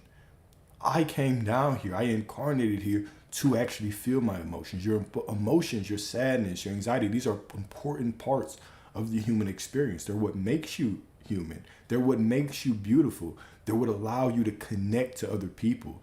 They're what allows you to have empathy with other people. This is what is going to allow you to connect with your family more, connect to your kids more, to connect to everybody, to connect with the person that you want more, is your ability to actually go through that feeling. But what I am seeing is that you have a very interesting relationship with your feelings, and that you believe that just because you have a feeling and you have a story that is associated with that feeling, it's going to create a life that you do not want, and it's ultimately going to, in some way, really destroy you, really break you down, really just destroy your reality. But that is just a story that you are telling right now. It's just an assumption that you're telling right now. You can also make the choice right now that that version of you, where all of a sudden I was feeling negative and it was leading me into situations I don't want to be in, that is an old version of me. That's a perfect version of me. You can choose right now to stand up and leave that version of you sitting in the chair. And you can go on and you can be renewed in every single moment as this brand new version of you. where your emotions are just part of your human experience and they do nothing to create in your reality. You don't have to say that over and over again. You can make the choice right now. Allow yourself to feel your sadness. Like, even you trying to speak away your anxiety like this, right? Even that is, that's dangerous, because if you're just doing that, how would you even know what your anxiety or what your sadness is trying to lead you towards? We can't get closer to ourselves unless we allow ourselves to fully experience our emotions. There's nothing your emotions are never the problem. Anxiety, fear, doubt, sadness, grief are never the problem. It is how we react to those things that is the problem. When we start believing that these things are God's, and we can't feel sadness because the sadness will lead us down a path that we don't want, that is where the issue is. But right now, God, you can make a decision. You can know right now that just because I am feeling this way, I am not sadness. Just because I am feeling this way, I'm having a human experience, and I am still ultimately, unconditionally supported by Source, because I have already made that decision right now. And so now everything that follows is just what? It's just me experiencing life, knowing that everything is unfolding perfectly because I've already said so. I think that trying to overcome your emotions in this quick way, or avoiding them because you're scared of what reality might create for you, I think that's a dangerous way to try to live it. It's gonna always keep you in this avoidant space where you're running away from yourself. Yeah, that's interesting. That really, I haven't even, it's been like 48 hours. I really haven't cried about it. I can't let myself I feel like I can't let myself be sad that this has happened, because I'm trying to maintain this sense of no, it didn't happen. It's just nothing. It just doesn't exist at all. We're fine. It's actually even better now, because now this person is going to come running home, and I won't be anxious anymore either, and that'll just be so secure and so good. Yeah, I definitely haven't. I've been trying to just be to just not even be conscious of this situation existing at all, so that it will just go away. That's the danger of trying to manifest with our emotions, or thinking that our emotions are overly creating in our life, is that we step into these situations and we start to bypass ourselves, right? Which can be dangerous. I'd like to offer you a different perspective on emotions. Okay, on a soul level, what sadness, what grief is trying to do, okay, is it's trying to call you closer to yourself. Whenever I'm feeling sad, or whenever you feel loss or grief, these are natural parts of the human experience, which is just allowing you to give yourself the intimacy that you desire from someone else. And so I will ask you this challenging question.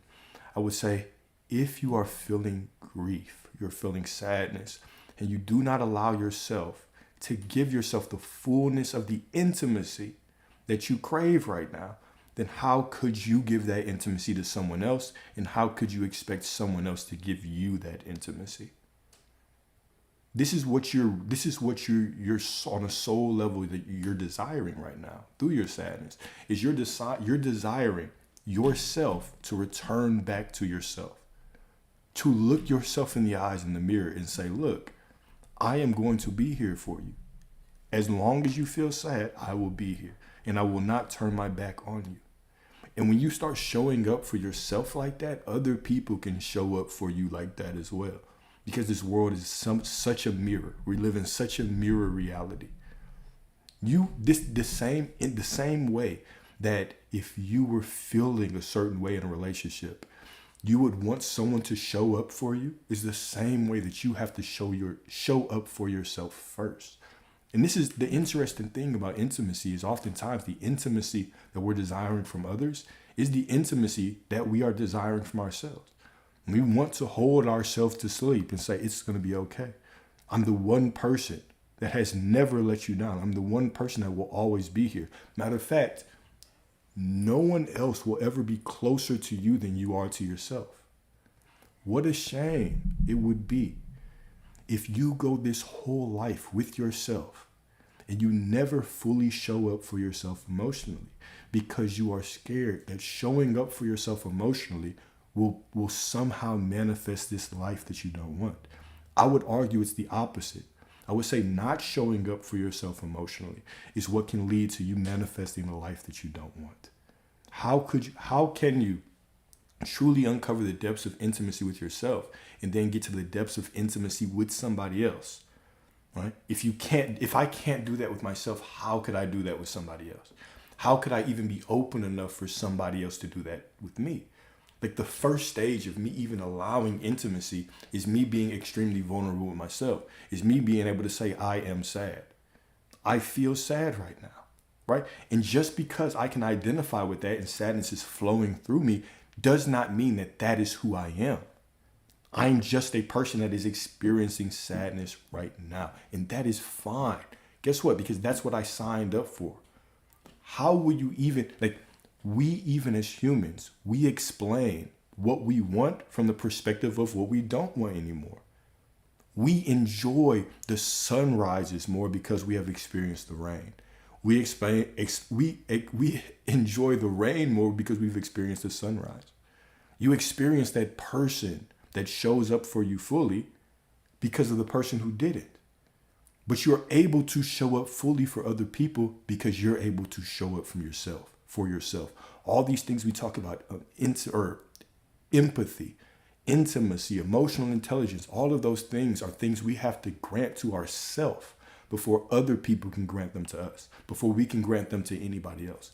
So I would say I believe that this time in your life is a divine calling of your soul, right? It's calling you back to yourself. It's your soul calling you back to yourself and saying, when is the last time that you wrote yourself a love letter? When is the last time that you showed yourself romance? When is the last time that you allowed yourself to grieve, knowing that in your process of grieving, of allowing that feminine energy to flow over you, to allow that old version of you to be washed away by your tears so that this new version can show up? When is the last time you did that?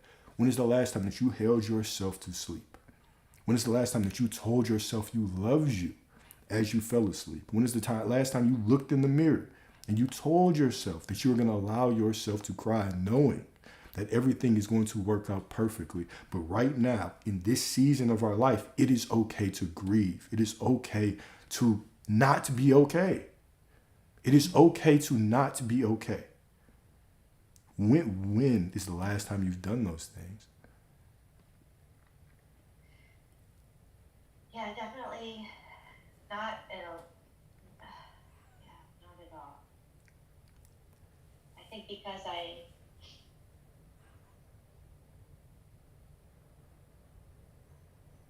just don't want to get like swept away, and primarily even outside of circumstances, I want to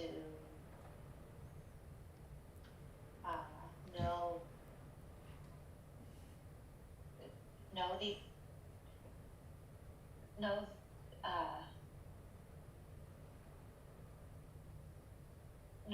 know the truth, and I guess maybe I set it up, and I've been actively manifesting this person, this relationship for the better part of a year, and so if I, let me let me stop you right there. Let me say this, okay? Speak some life into you, and I really want to recenter you into the truth, okay? It was never about that person. It's never about that person out there. They're simply a reflection of you. Totally agree. Always a reflection. Always. Absolutely. I've had like dozens of versions of that. Absolutely, absolutely. All right, so let's take it a step further, okay? You don't have to affirm about them. You don't have to focus on them. You don't have to keep good feelings about them specifically to get them to show up perfectly. You have to make this about yourself. You need to worship yourself through this time, to allow yourself to grieve, to allow yourself to feel sadness, and know that it is all working out for you anyway. Let's really, I'm going to preach to you for a second, okay? You are absolutely perfect. Your feelings of perfection or imperfection do not take away from who you are. You are God, and you deserve everything that you desire. Everything that you desire, matter of fact, is already promised to you. It's already on the way to you. It is already unfolding for you. The work is done. You don't have to sit around and affirm anymore. You don't have to sit around and hope anymore. You don't have to sit around and do the sats anymore. You simply need to take this time that your soul has afforded you and use it the way that you're supposed to use it. The moment that you said you wanted to be done with anxiety, your soul gave you a beautiful opportunity to reconnect with yourself, to really ask yourself, why have I had this anxiety? To really ask yourself, okay, how can I treat myself when I'm alone? How can I show up for myself through sadness? You have this divine, beautiful opportunity to show up for yourself fully in a way that you've never shown up for yourself before, in a way that far surpasses the way that anyone else will ever show up for you. You can right now set the standard in your life. You can right now show yourself the love that you deserve. And from showing yourself the love in this moment that you deserve, you can allow everybody else to follow suit. But the first choice that you have to make is the acceptance of your absolute perfection despite what you feel. You have to understand that right now you are on the perfect road that is unfolding for you to give you everything that you desire. This moment is perfect. This sadness is perfect. This desire is perfect. This anxiety is perfect. Everything is part of the perfect unfolding. So because it is perfect, I need to show up for myself in these moments of pain, anxiety, in the knowing that it's all leading me exactly to where I want to be. You've already made the choice. It is irrevocable. It cannot be taken away. It cannot be exited. With that knowing, treat yourself like the goddess, like the queen that you are. Give yourself the time to grieve. Cook yourself a beautiful meal. Dress nice, right? Look yourself in the mirror. Give yourself love. Allow yourself to cry. Put a candle on, making a romantic cry if you're scared of just crying by yourself. Do those things. Spend time with your friends. Spend time with your family. Connect with other people. Do these things. Show yourself love. Show up for yourself fully and watch how the world shows up for you. You deserve this. You're not here to bypass your emotions, to run around and deny yourself your emotions, deny yourself these callings towards yourself. You are in this moment right now for a reason. You are in this absolute perfect moment right now for a reason. All right? Honor that. Honor that. The promise is done. The promise is done.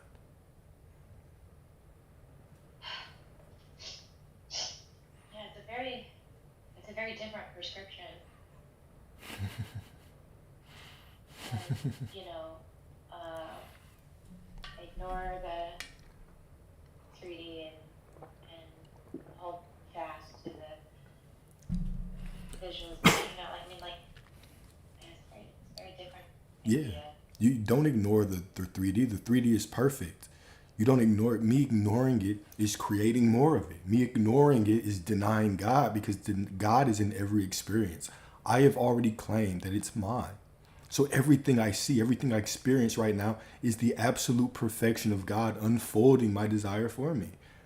It makes no sense to deny it. It makes no sense to run away. It makes no sense to deny myself the perfection of life. I don't say ignore reality. I say be faithful to the story. And I know other people will say ignore reality, but that does not get you very far. That doesn't get you anywhere but frustrated, confused, down the path, down the rabbit hole of manifestation. How can I ignore it? It is already what it is. It's already there. I exist here right now. Because I exist here right now, I have specific scriptures that are already telling me, thou shalt decree a thing and it shall be added unto thee. Whatever I say it is perfect. Therefore, I bless every situation as perfect. I know that God is everywhere. God is in my sadness. God is in the circumstance that doesn't look right. God is in everything, so I accept it as such.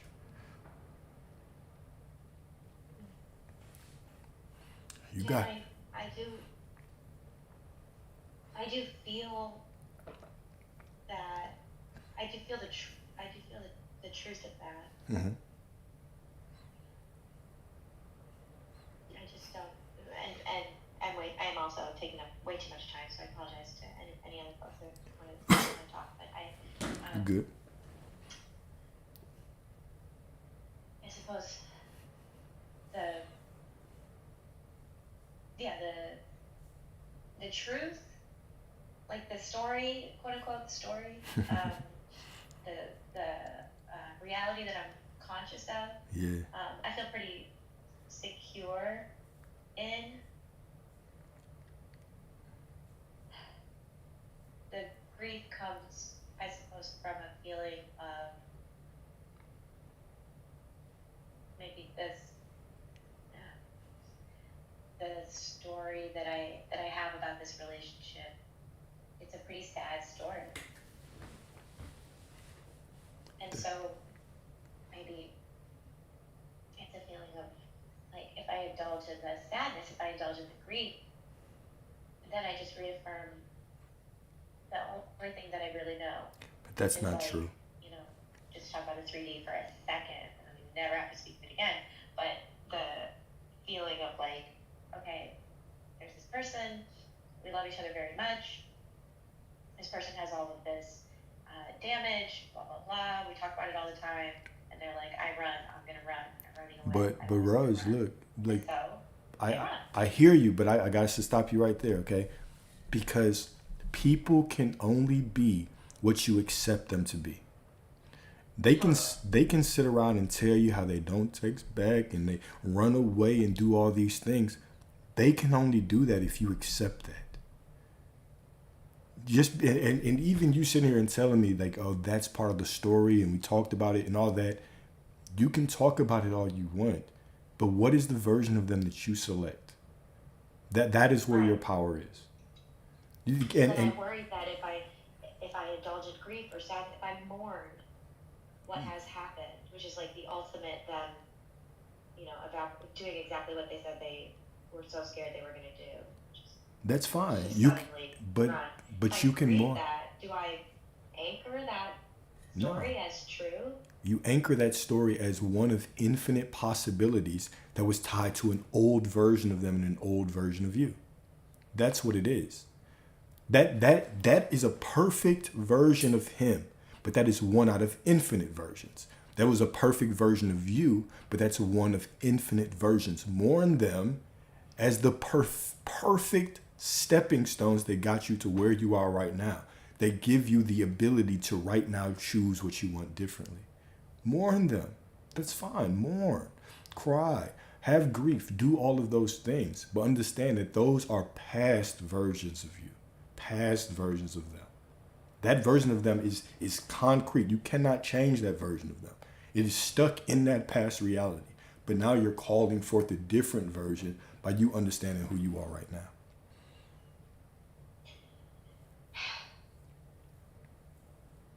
Well,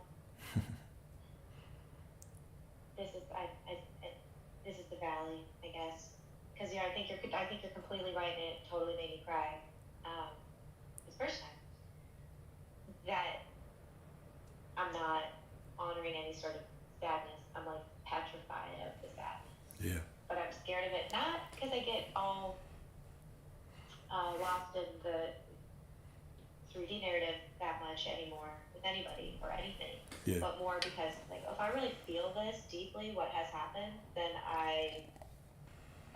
it will be true moving forward too. Like I won't be able to create a new story.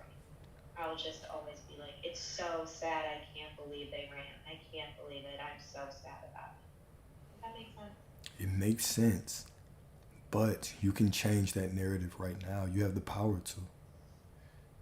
You can right now say, right? In the past, that was something that I feared, but I no longer fear that. I made the agreement with Source right now, and I honor my ability to grieve.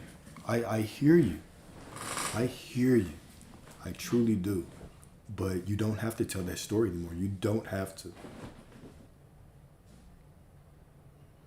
So the grief is for the old story, and then the new story is, the one that I obviously would love or do love, which Yeah. this idea that they're gonna run this last time and it's gonna hurt like hell, and they're gonna be like, "What am I? Can't believe I did that. That's crazy." Yeah. Or you can identify as they never ran. That old version of them ran, but this new version of them didn't. Completely separated. You can mourn the version of them that did run by knowing, or while knowing, that the new version of them that steps forward never did. Never did run. Never did and never would. You can create the story however you want. That's what I'm really saying, is that you can create it however you want. It's how powerful you are. You're not a prisoner of anything. Like, you don't have to go through the past to get to the future. You can accept what you want right now. You can accept however you want it right now.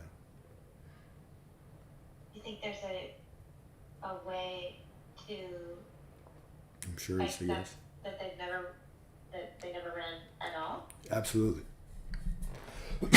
I've had this situation happen multiple times where women come back into my reality. They don't even remember certain things because I choose to see them differently. I choose to see them as someone who did not do that. It's all your choice, right? Remember, it's as if right now you take away your memory of him. Who is he? They're nobody. The only... It's interesting. I know what you're talking about. Mm-hmm. With this person in particular, I really have experienced so many different I hear, of them. bro, And of course, like the 3D explanation for that could be as simple as what they do all the time, which is they're like, I'm this disorganized, traumatized person, and I don't even know, whatever. You're arguing. But it is always reflecting how I'm feeling about them. It is. It is. So it's all me. Yeah, okay. I was going to make sure you didn't start arguing for your limitations right then. No. I know it's me, and it's spooky. Right, it is, but that's the beauty of it. Like, this phenomenal day, and then they show up beautifully too. Oh, there it is. Yeah, I mean, and you can make the... Hold up. You're breaking up. But then there's that. I didn't hear what you just said. I'm sorry. Rose, hold up. Hold up. You're breaking up really bad. You're breaking up pretty bad. I couldn't hear what you just said.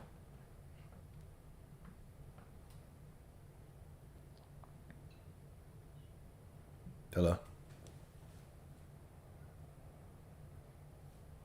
Miss Rose, can you hear me?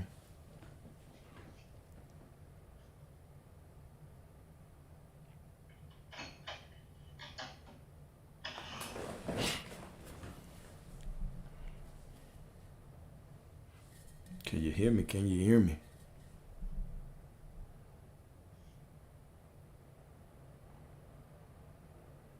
Or do you need a moment?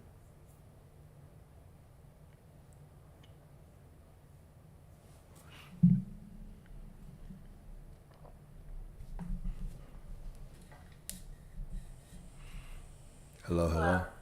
Oh, no, you good, Rose. How you doing, Alyssa? I'm okay. How are you? I am blessed as always. How's life been for you? I'm not gonna lie, I know we've talked on here before, but my brain just it's I feel like I'm stuck in a hamster wheel. It just it keeps replaying everything that happened. I do breathing. I go back and try to be okay, it's not happening right now. Every moment is fresh. I'm aware of everything there is to know about like law of assumption and how the universe works, and like I feel like I'm very like spiritually aware, and a lot of people aren't. And I feel like I've just tried being that girl. I've tried just being, and like I don't know. I'm at a point where like I don't even know if I like want to like manifest my SP anymore or like love ever. Like I'm not even kidding. Like I'm just like I don't know. I'm at my breaking point with like everything in life. Honestly, sorry, that's my dog. I'm just like at my breaking point, like everything in life. Yeah. I just like I'm super depressed. I feel like I need to go on like medication. I don't know. I'm just like I'm at my breaking point, and I've tried everything honestly, and I've tried just being like, okay, I'm just gonna exist. Like I am created by reality. I'm not gonna do anything. I am source, and then that doesn't work either. It's like Okay, hold up. nothing Alyssa, is hold kind up. of relieving me of anything. Alyssa. Yeah. You're in a powerful place right now, okay? And y'all can I don't request by feel just hitting powerful the. at all. You don't have to feel powerful to be powerful. You can't even create a reality where nothing works unless you were in alignment with God enough to create a reality that nothing works. Like you can't create without being in alignment. So you are powerful whether you want to be or feel like you are. So the bottom line is this, all right? Whenever you are in this position, this surrendered position, okay? All right, let your big brother talk to you, okay? You are doing a lot of running around to different techniques and different things trying to reach for something that works outside of you.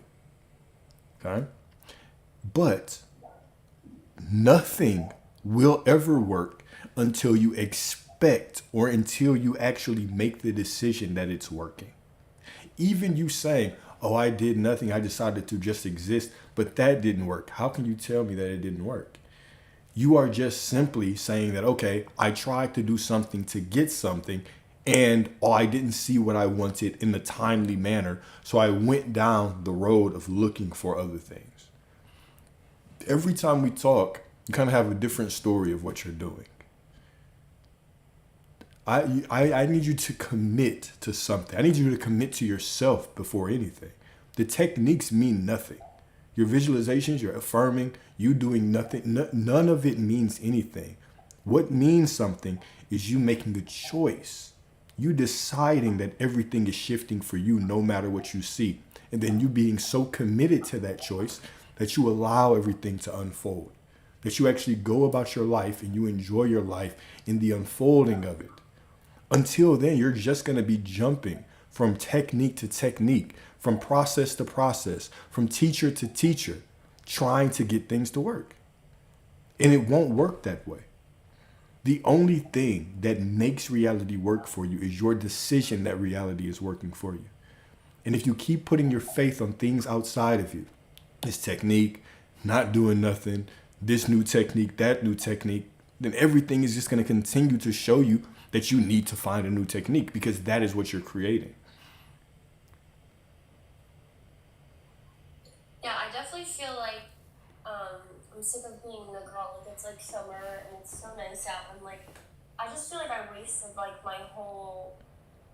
this whole year of just like studying about the law and being so aware of it and like knowing how reality works. But then like I am proof that like this does work, guys. Like months ago before I even like I did manifest my ex back, the exact everything. He would like parrot things back to me. He did everything I wanted. Like it was insane. This was like 9 months ago. So that's also why like I didn't give up, because I was like, okay, this is like no joke. Like this is serious stuff. Like this works, right? Okay. But I also feel like I'm sick of forcing, and like I'm also sick of trying to like convince myself that like we're together and I have it when like I literally feel like a crazy person. And I know that's like how it works, but it's like I can't. Like I can't come to terms with that because I'll feel like I have it, it's handled, and it doesn't matter if I see any proof. And like okay, I don't need any proof. I have it. God's got my back. Okay. And then I just go on, and then like it's just like I war in my head, and I literally can't handle it. So like I feel like it shouldn't be that hard, and I'm just frustrated because I feel like I shouldn't have to go through all of this to just be like loved by someone, because there's so many people in the world that are like not good people that are loved, and it's like, okay, if people can love them and they're not a good person, then why can't I be loved when I am so caring about everybody else? But like, you know, but like I look at everyone with love, but I don't look at myself with love, and I know that's my problem. Hold up. Why you keep creating all these rules as you go through this story? Like you're already, how can you tell me, oh, and I know that that's my problem? You just created a problem right there. And then you said all of these other people, they can get love, and if they can get it, surely I could. Who's worthy of anything? You're only worthy of what you get by right of consciousness. We can't judge things as right or wrong, good or bad, people that are good, people that are bad. We don't really know them. We only know our perspective of them. Like, you could never tell me about anybody. You can only tell me what you think about them. And what you think about them becomes your reality. So just by you looking outside of yourself, right? You're looking outside of yourself and you're saying, well, what about them? They're doing it. Or what about this situation? Or what about this technique? You're constantly putting the focus outside of you when you have to make a decision that it's all about you, that you are God in your reality. Those people that you see, they're just reinforcing certain limiting beliefs. They're just showing up in your reality for you to confront them and be like, oh, hold up. Like, why am I judging what I can have based on what I see out there? It doesn't work like that. When we're looking for validation out there, okay, when we're looking for validation out there, we're always going to be behind. I just feel like it shouldn't be this hard, and like I'm running out of patience. Like, I don't want to be like, yeah, I had to learn all these things and cry every single night and day, and then just exist, and then go through techniques, and then realize everything from me, and I created this, and then blame myself, and then blame him, and then forgive him, and forgive myself, and then realize there's no one to blame. Like, I'm just sick of like going through every single step. Like, I don't want to have to just deal with this to be loved. Like, I just literally want to exist and be loved. And like, I do see what you're saying, like our perception, but if there's people I know that treat people very poorly, like that I see with my own eyes how they treat others, and I'm like, I don't understand how you're lovable, but then like I'm being shown in reality that I'm not. Because it's because they have deserved their lovability by right of their own consciousness, right? This is the same way that if I walk around thinking that women are always going to show up a certain way for me, they will. If I believe that women always leave me, they will. If I walk into a situation with somebody, I'm like, man, it don't matter what I do, they are going to be here for me. They will. If I sit around and I say, man, I hope they don't leave, guess what? There's nothing that I can do to make them stay. It's all me. I hear what you're saying.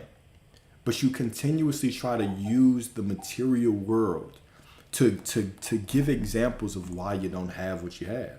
When the truth is you can have exactly what you have when you accept it. So I'm going to ask you this question.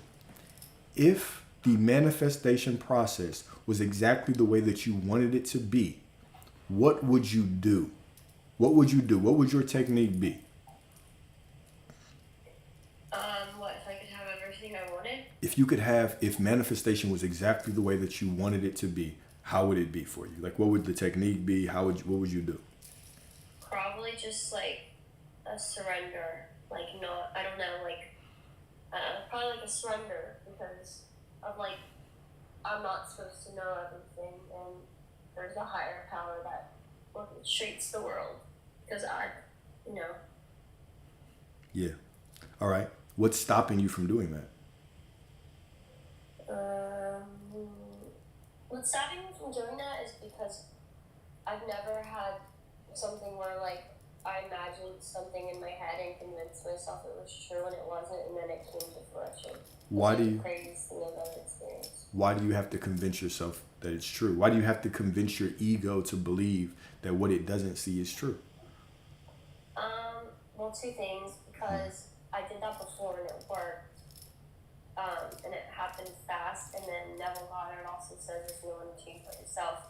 and all you have to do is convince yourself of what you want to manifest it. And it's No. like, I know that you No, just listen. accept that it's true, and that's what I did, and everything happened quick. But like, I have not been able to do that this time. Instead of convincing yourself that the external reality is already what you want, convince yourself that you are already the person right now that has what you want. Convince yourself right now that you are the person that has what you want, and reality is just matching towards it. I haven't been able to do that though this whole time. Well, it's not about a feeling, right? It's just about a statement. It's not about convincing yourself as in some kind of feeling that watches over you. It's about you reminding yourself of that truth, no matter what you think, right? So let's say that you don't feel like it. It's about you reminding yourself of that truth. Okay, no, I'm already that person. The promise is already made between me and Source. It's already done. That's it. So once I'm in that position where I've already been promised it, okay, cool. Now I just walk through life, and anytime I think opposite, I catch myself, and I remind myself of the truth. I'm already the person that has everything that I want. And I do tell myself that, and then it's like, no, you don't.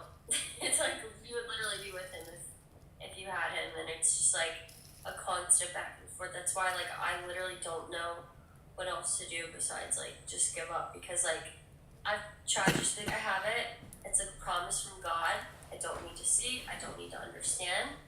I don't need to figure anything out. I don't need new techniques. I don't need to jump from coach to coach. I don't need to learn anything else. I just need to be. And every moment's a new moment. And then it's like my brain will fight it. It's just like a constant like, you don't have him, because if you did, you'd be hanging out with him right now. You actually haven't heard from him for 9 months.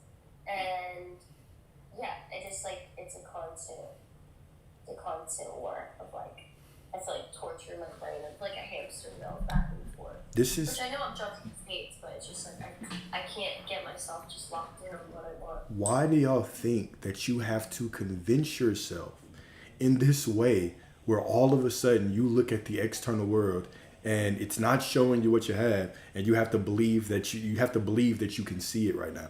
What is, because I see a lot of y'all commenting, like agreeing. Why do y'all think that you have to convince yourself that you see what you don't see? You just have to tell yourself the story that you are already the person that has it, and then allow reality to unfold. Like, you don't have to have perfect emotions to have a perfect manifestation. You don't have to have any of that. That in itself is just a limiting belief. That's often what is keeping us from getting the life that we want, is that we think we have to walk through life in this absolute perfection. Your human mind will never be perfect. You simply are perfect because you are God. That's it. You only have to say that you have it once, and you have it. And now whenever your mind is starting to wander and say, no, you don't have it, or else you would see it, you just remind yourself, no, I'm already the person that has it. I'm already the person that has it. Does that mean that I'm going to feel better right now? No. Does it mean that my mind is going to shut up? No. Does that mean that all of a sudden I'm going to calm down and I'm going to walk through life like a butterfly in a field? No. But I just remind myself the truth. It's just discipline. It's just my awareness to go back to that same story over. And I feel like I'm trying to convince myself of something that just shouldn't be so hard. Like I don't know. Like I just feel like I'm like, oh yeah, I have him, and I've done that for the past 9 months, and I've gone back and forth, and it's like I'm so tired walking around the store in the back of my head like I have him, and then going home and I actually don't. But and, like, listen, okay. There's like I haven't seen any. Listen, hold up. No. Nah, girl. Look. All right, I need all of y'all to really hear this, okay? Every time that you say, yeah, I'm trying to do this, but I haven't seen anything in 9 months, what you are actually saying in this moment is that I'm a person who does everything, but I don't see anything. And reality says, yes, you are, and gives you more. The reason that you've been waiting for 9 months is because you're telling the story of 9 months. The reason that you don't have it is because you believe that you have to have these perfect feelings, these perfect emotions. You have to walk around and be perfect. You're already perfect. Why are you trying to be?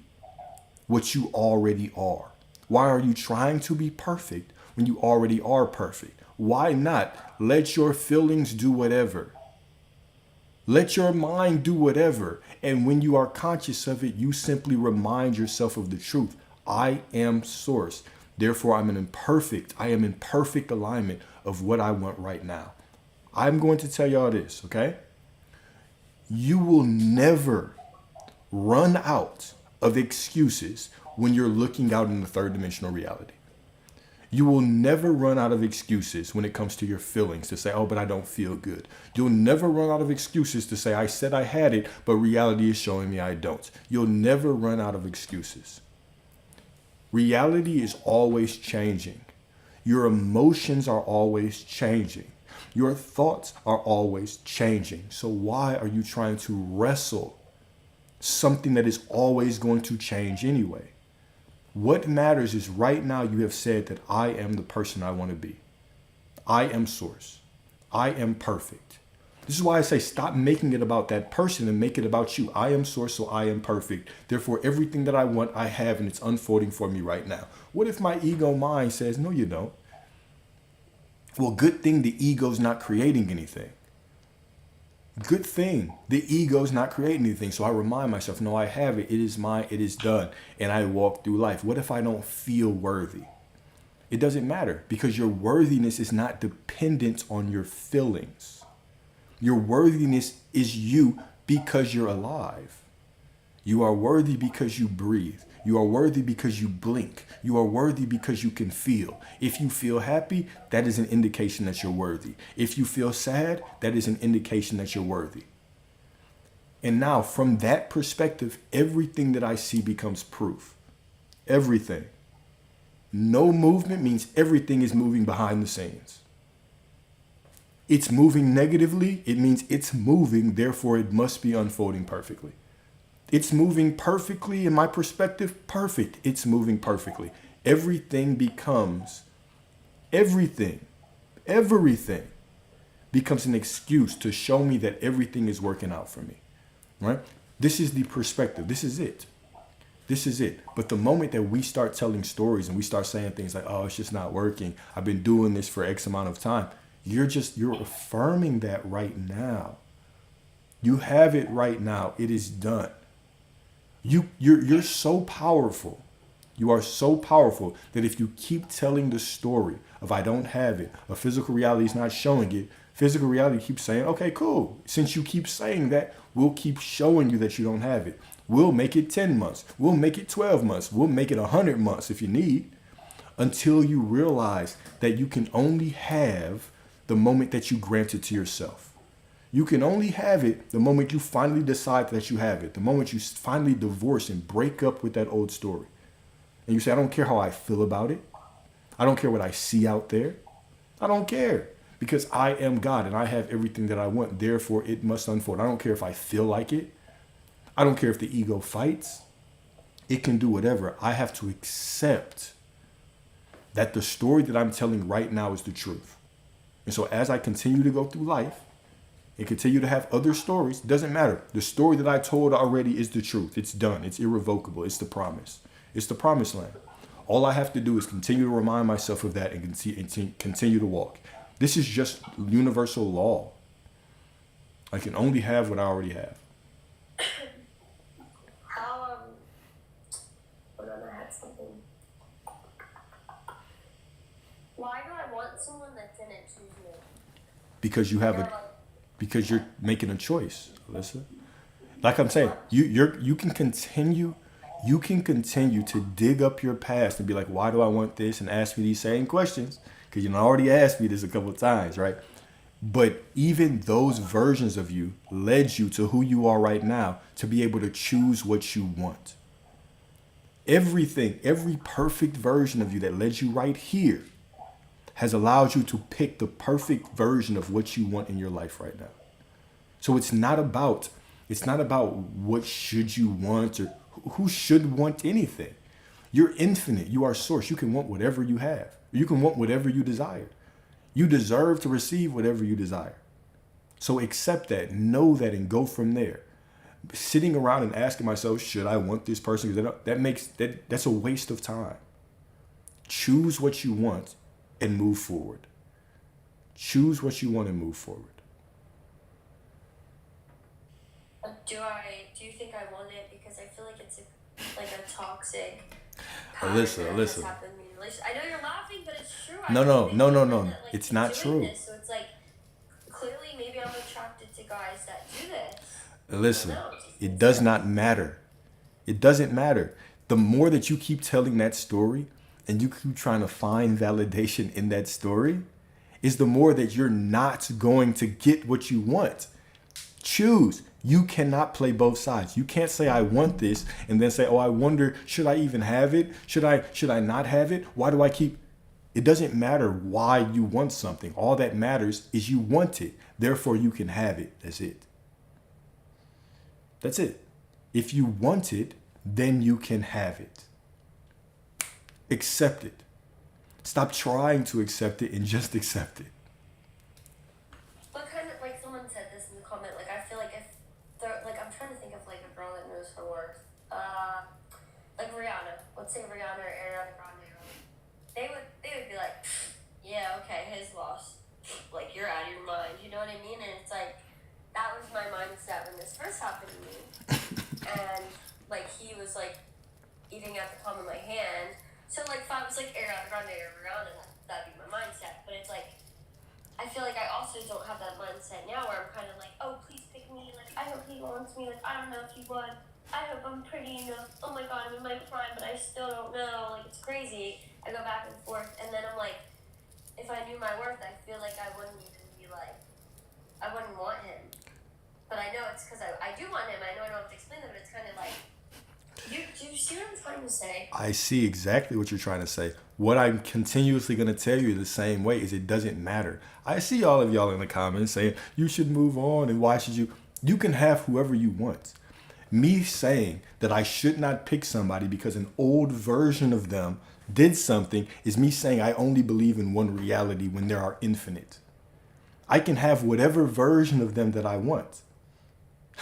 I can have the version of them that continues to treat me like shit, or I can choose the version of them that worships the ground that I walk on. I can have whatever I want. The only limitation is your mind. So you can sit around and you can say, oh, why do I want this? I should have different self-worth and I should move forward. Sure, you can think about that and question it all you want, but that is going to keep you stuck in this exact same place. This is a life. Life is about making a choice, choosing, choice. You can't get what you want if you haven't made the choice. And if you really pay attention to yourself, listen, right now, you haven't made a choice. You're saying you're trying to manifest, but you're still sitting around wondering and pondering if you should go somewhere else or do something different. Pick. You can do both if you want. You can have him and you can have 3 other men if you want. You have no limitations. The only limitations you have are on you. You can worship whatever you want. You can choose whatever you want. But even indecision is a choice. Sitting around and questioning why I should have it, should I not have it, that is a choice in itself. Just know that you already have it. Therefore, it's yours. It's done. Who cares why you want it? You want it so that it's God wants to get through you. That's all you have to understand. That is God wanting to experience that through you. It's a promise. Allow that to be. I'm gonna say, okay, what if the person didn't treat you right in the past? What do you mean? That's another version of them. There's a new version of them waiting to step up and treat you however you expect them to treat you.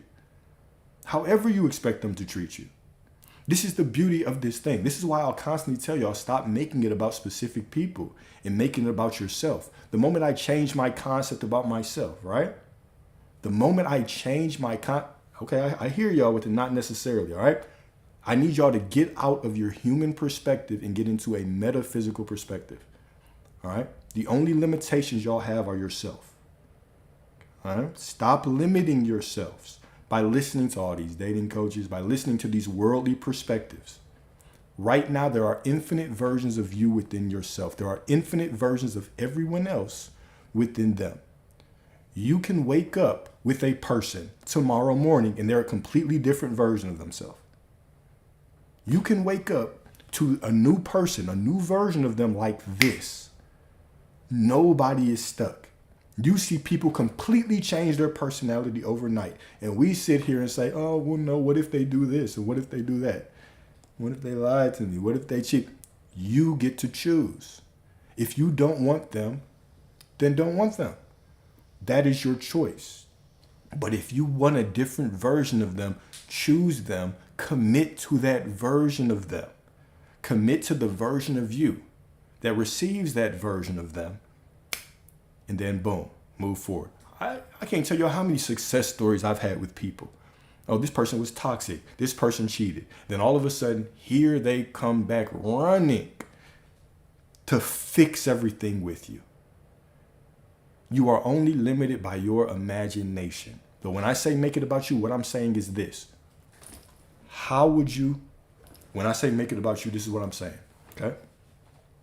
Yeah, you want that person to show up, but you don't want that version of them anymore. That version of them that was toxic, that did whatever, that ghosted you, that version of them is tied to a specific version of you. It's tied to a perfect version of you. That perfect version of them, you keep calling them toxic and liars and all these. That's a perfect version of them tied to a perfect version of you. Because where a piece of God is, all of God is there. So I cannot receive a different version of them while I'm condemning this version of them of being off and wrong and abusive and all these things, because I'm condemning God. And if I'm condemning a piece of God, I'm condemning all of God. Okay? If I'm condemning a piece of God, I'm condemning all of God. So now my job is what? To see that perfect version of them as a version of them that I no longer want to experience, tied to a version of me that I no longer am. I separate myself from them. And so now I know in this moment, what? How do I get treated now? How do I choose to be treated? Okay, let's say that somebody ghosted me. Right now, the knowing is that I am somebody who doesn't get ghosted. I am somebody that women fiend for. That a woman from one conversation with me will say, no, this is the type of man that I want to marry. This is the type of man that I will not give up. Whatever your belief is, whatever you want your belief is to be, that is what you change it to be right now. And now every man in your life has to change to match that expectation. That's it. But the more that you have these beliefs, oh, what about this? And what about this person? And I see these people getting treated like this. And this person out there, they said I should just leave them if they abuse me. And these people, choose. You are God. Choose. You can be in the reality where you have them and they treat you like the goddess, like the God that you are. Or you can have the reality where they don't. You get to choose.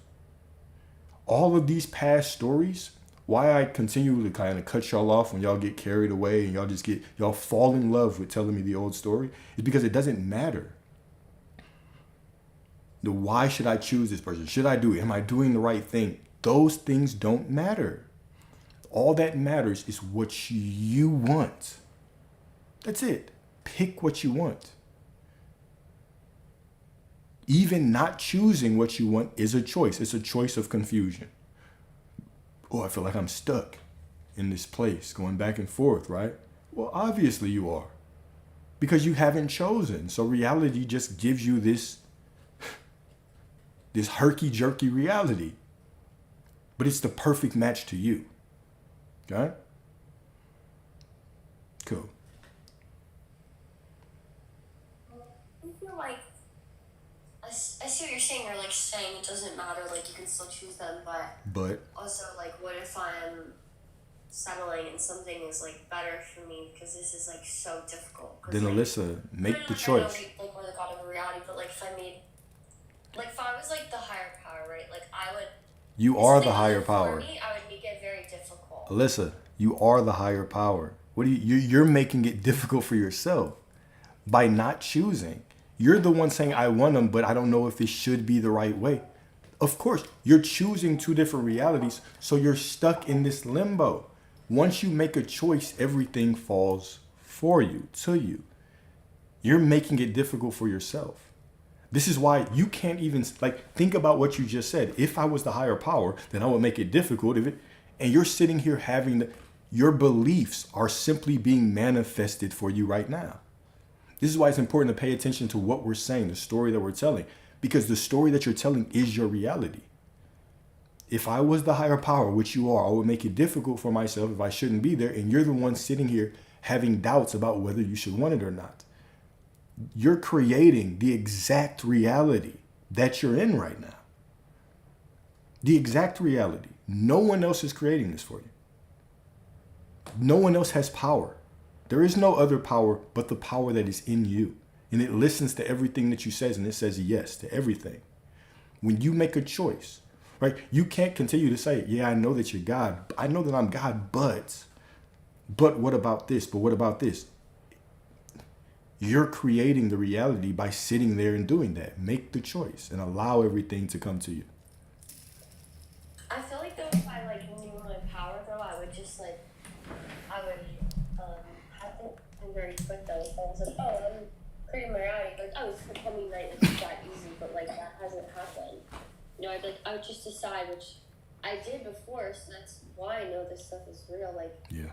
I was like, I was gonna like call me at like 1 a.m. crying, and me and my friend, we were like laughing about it. It was just like months ago. We're like, he's gonna freaking cry and beg for me, and like it literally happened. Like we were like, he's gonna call me and cry, and it was that simple. Like we were like yeah, he's probably in his room like crying on me, as me and her just like laughing and like, yeah, like I'm a bad bleep, like I know my worth, you know. And then it happened, and that's when I knew my worth. Like I was like, yeah, I'm not surprised he's begging for me. I'm not like I know I'm a completely different identity, but I'm sick of being this like back and forth of like, oh yeah, like I'm worthy versus not worthy. Where it doesn't matter if I feel good or not, I deserve love. Versus of like, oh my god, it's just been this battle because I think I've experienced both. So I'm just like tired. I got you. You keep trying to logic your way out of this, and you know my answer is going to be the same, but you keep trying to fight for those limitations. You keep trying to fight and tell me, nah, but this, and I see this, and I know this, but when are you going to make the choice that the buts don't matter? You, like you keep saying, you know all this information. When are you going to make the choice of what you want, stick with it, and decide that all of these limiting beliefs don't matter? This is just a journey. If you confront, you're in the exact reality that you keep defining. You keep deciding this reality. You can't on one hand say, if you were the higher power, you would make it difficult. If you should want something different, and then say, I think I want something different, and then say, well, if I knew I was the higher power, then I would make it easy. Well, obviously you don't think that you're the higher power. Because you just said that if I was the higher power, and then you say, well, if I know that I'm the higher power, then it would be easy. Well, why don't you just do what you're telling yourself to do? Know that you are the higher power and know that it is easy, and stop being wishy-washy about your choice. Just make the choice and stick with it. The only thing holding you back is you. And like there could be someone else that I don't know that could be way better for me, and that's why I think this has been so hard. That is just my belief, but I'm like, I'm very spiritual, so I'm like, okay, like this has been very hard for me to pick a state and stay with it, and I know that's my belief, but also I feel like. Listen, I want you to. It would be easy. Like I don't know. I don't think it should be hard. I want you to watch back this recording of yourself, and I want you to take notes of all the times you contradict yourself and you say, I want this, but I should have this, but. And what you're going to see is if you start actually writing down what you're saying, you're going to realize that you're in the exact reality that you want to be in. And I do record y'all. Y'all are on YouTube right now. It's streaming on YouTube. So if you start paying attention to all the words you're saying, you're going to figure out that you're in the exact reality that you're describing. You're in this confused, wishy-washy reality because you won't pick a side. This is it. You have selected this reality because you will not choose what you want. One moment you choose this, the next moment you choose that, right? Make a choice and stick with it. Can I like make a choice of something to happen like quick? Like Yeah. Like, do I have to believe it? Like, can I be like, oh, I'm gonna like call my dad and be like, I'm just gonna like, does it like, can I pick anything or is that? Yeah, you can pick whatever. Remember, time is within you. You're not within time. Time is within you.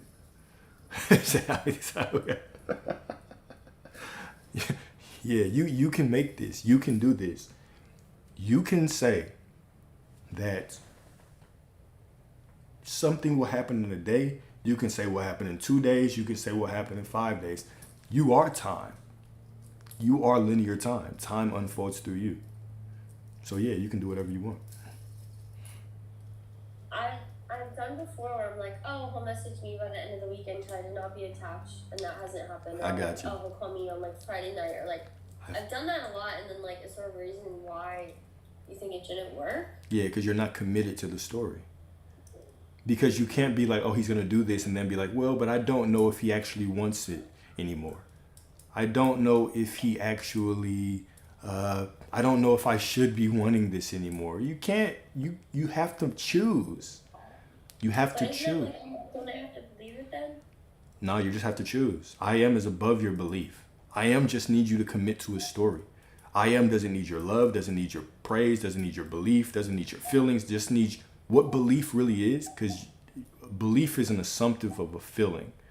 All a belief is your commitment to a single story. That's it. What would you do to get results quicker than? Oh, I would just make a decision. Like, I would just say, that person's mine.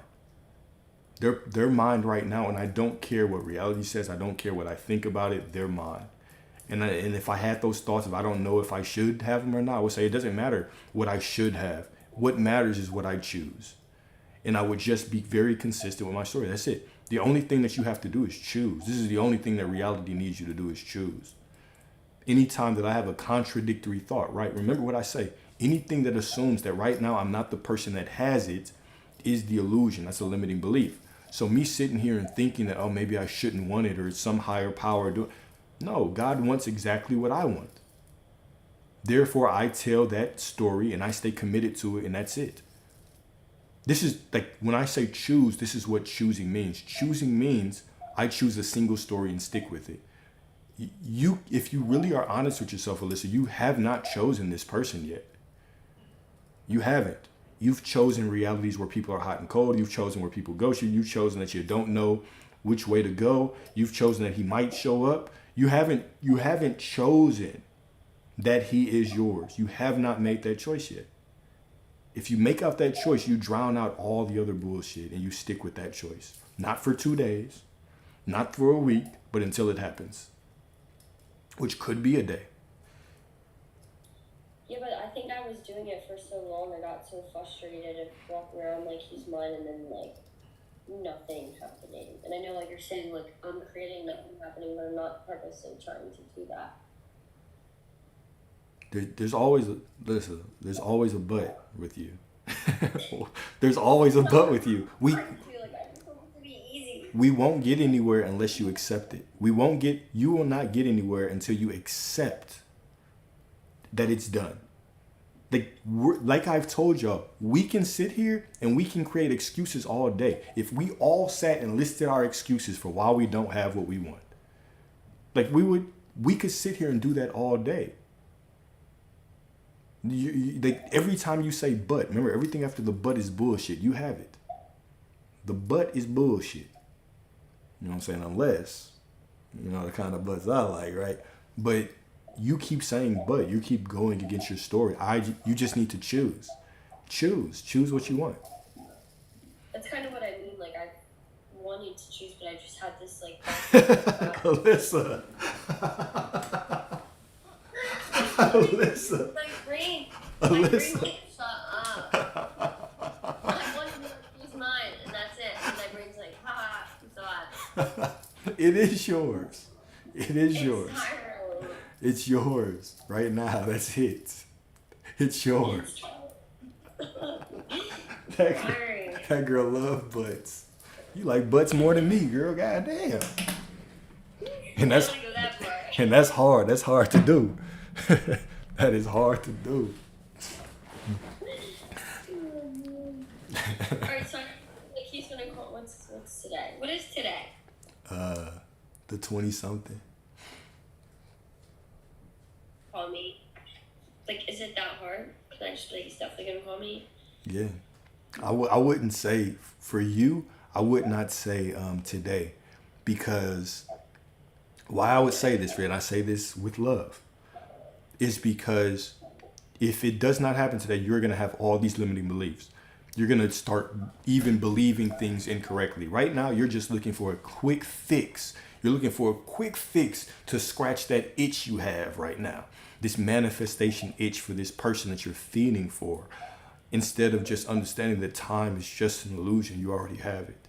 I need you to get there first, and then we can start playing with time.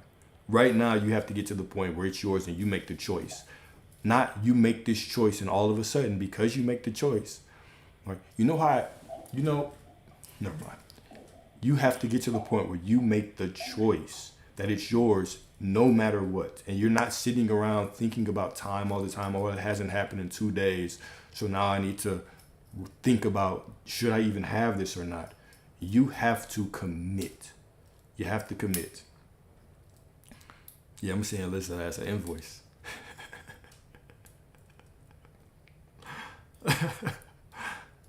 I'm just playing. I'll send you an invoice. But you have to commit. What does invoice mean? Like a message? No, invoice mean like I'm gonna send you a bill. I'm just playing. I'm not gonna send you a bill. But seriously though, listen, you have to make the choice. You have to make the choice. Even if I go back and forth, I just have to go back to Yes. the dominant story. That's why Jesus said, right, how many times do I have to forgive myself? 7 times 70, which actually means infinity, as many times as it takes. And then I want to ask you a question. So let's say I'm like, oh, he's mine, I made a decision. And then my brain goes like, oh, well, if you guys were together, you would be planning so-and-so for the fall. And you would be, how would you kind of handle that? Because I feel like I would catch myself being like, oh, like, I need to wait till we're together, which is not together. If you're saying I'm waiting. Why would you make that story? Why would you say that because you're waiting, it means you don't have it? Why would you say that? Why don't you just assume, okay, I have it right now, right? But I'll wait for him. I'll say he has to make the first plans, though. Why not do that? Why not create a story that actually aligns to what you want? What you're telling me, okay? Let's really pay attention to this, because you continue to try to base who you are on the external world, okay? You'll say, oh, these people have what they want and I don't. And then you'll say, well, if we were together, what if people say that I should be doing this with him? You constantly keep waiting for the external reality to show you something when you have to choose. You have to choose, Alyssa. You got to choose, girl. When you choose, everything falls into place from that choice. So I can just choose he's mine, but then so let's say like I choose mine. My brain would be waiting. My brain would be like, oh, you want to plan dates with him. He would be planning dates with you. How would you still like he's mine, even if Yes. I'm not currently doing that right now? Yes. So that that assumes. So yes, what you're saying. No, we don't let people go here. We don't let people go, man. I'm a man of patience, right? I'm a man of patience. What you are saying by stating that you have to do something in physical reality to have this person is you're affirming that you don't have them.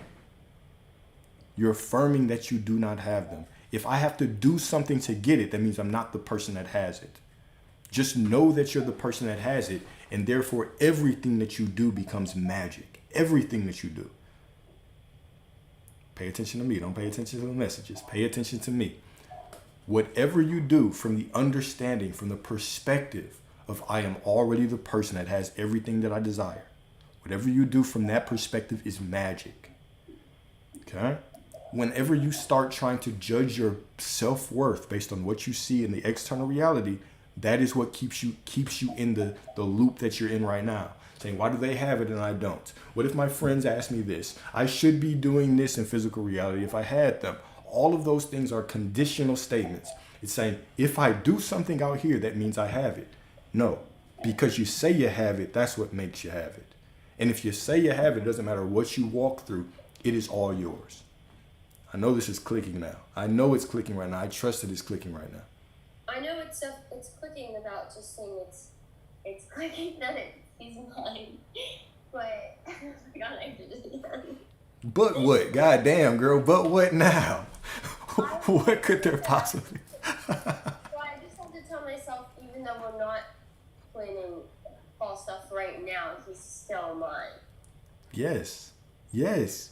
If the longer that you need proof to confirm that you have it is the longer that you're going to wait for it. If you need proof, you will not get it. But the moment that you determine that you are the proof, what is the proof that you have it? Because I say so. The moment that you decide, I say so. This is actually a master class we're giving right now. We're actually this is like a free master class for everybody. So you should be clicking for everybody right now, right? The moment when I stop looking for the external world to prove to me that I am that person, now everything can click. When I start becoming the proof, I am the proof that I've been desiring. You've been waiting for proof out there for 9 months and it hasn't shown up. Don't you think it's time for you to take a different approach? Yes. Exactly. You are the proof now. You don't need to see the proof. The proof is that you have decided that you are it. And because you have decided that you are that person right now, now reality must conform. How long does it take? Who cares? Who cares if it takes a day, 2 days, 3 days, 4 days? Who cares? Who cares? You have to decide that you have it no matter what. Even if the external world is showing you that other people are planning for the spring, whatever you were talking about, that's fine. You'll do that whenever reality unfolds. It doesn't matter. It does not matter if you have it right now or not. It doesn't matter if external reality is showing you proof. The proof is that you have decided that it's yours. Therefore, it must be. Is that like decreeing? Is that what it's called? Decreeing, exactly. There we go. That's what I did the last time when it happened, and I think that's... Here we go with another but. Here we go with another but. The past is gone. But I did see, that's what happened last time. Like, it was that simple. Like, I literally was like, yeah, he's gonna come in tonight and cry. And me and my best friend were like sitting there at 1 a.m. laughing, and my phone rang, and we were like, no way. All right. It's crazy. You have all the proof you need, right? It's like the Israelites, right? When they left out of Egypt, and they got all those miracles before. They had already knew the law worked, and then they started complaining and whining and saying, "Why don't we go back to slavery?" Right? This is the same thing. Like, you've already seen the sign, but you're sitting here being like, "Oh man, why is this not working? What if it doesn't matter what you think some higher power is trying to tell you. It doesn't matter what the external world shows you. It's showing you. It just matters what you choose. What do you choose? So even if my brain's like, oh, it's not gonna work this time, you be like, I have it. Like, just still go back to I have it. What do you think the answer is, Leslie? I think it's go back to I have it. Exactly. That's it. You go back to I have it. Like, kind of be like, wasn't there a story in like the lion's den or something in the Bible? Right? Something like that. There's all kinds of stories in the Bible, but yeah. Yeah. You call those things that don't exist as though they are. That's it. Like the whole. Go back to I have it no matter what. No matter what. No matter what I see, no matter what I feel, no matter what the circumstances go to. Or see all of those things, right? The thing that, and I think what is finally starting to click with you is yes, you keep saying it, like it's just going back. Yeah, because that's what choosing is. That's the choice. When you make the choice that you have it, that is the choice. And you continue to go back to that choice. You continue to remind yourself that you have the choice. It's a constant remembering of who you are, right? Beautifully said. That's all it is. It's not about what Even you're doing. Yes, even if that, even if whatever you're gonna say, yes, even if, okay, even if, yeah, okay. yes, I see even what if, you're no matter what, no matter what, no matter what means no matter what. saying. Okay. I think that's it. I think that's it then. Yeah. As long as, like you said, if it's no matter what, and like I said, any examples my brain's well of working, it's like, Yeah, oh, it's all good. It's like, no, but I haven't. Like, just reroute. yes. Like, okay. You just choose, no matter what. You choose, no matter what. Thank you. Thank you. I appreciate you guys. Thank you. I think that trusted helped everything. too. A lot of people are like, I feel similar, so hopefully that helped them too. Say what? Yeah. A lot of people are like saying that they like felt the same way, so hopefully they like that helped them as much too. Good. Good, good, good, good, good. Look, Alyssa, you're gonna get everything that you want. You just need to trust it, choose it, and stop contradicting your damn self. Girl, you're too divine for that shit.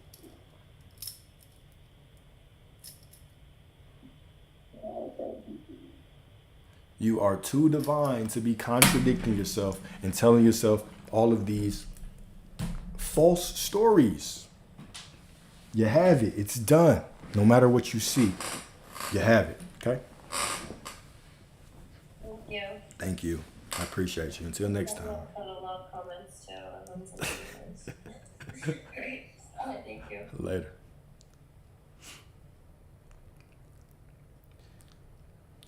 See y'all?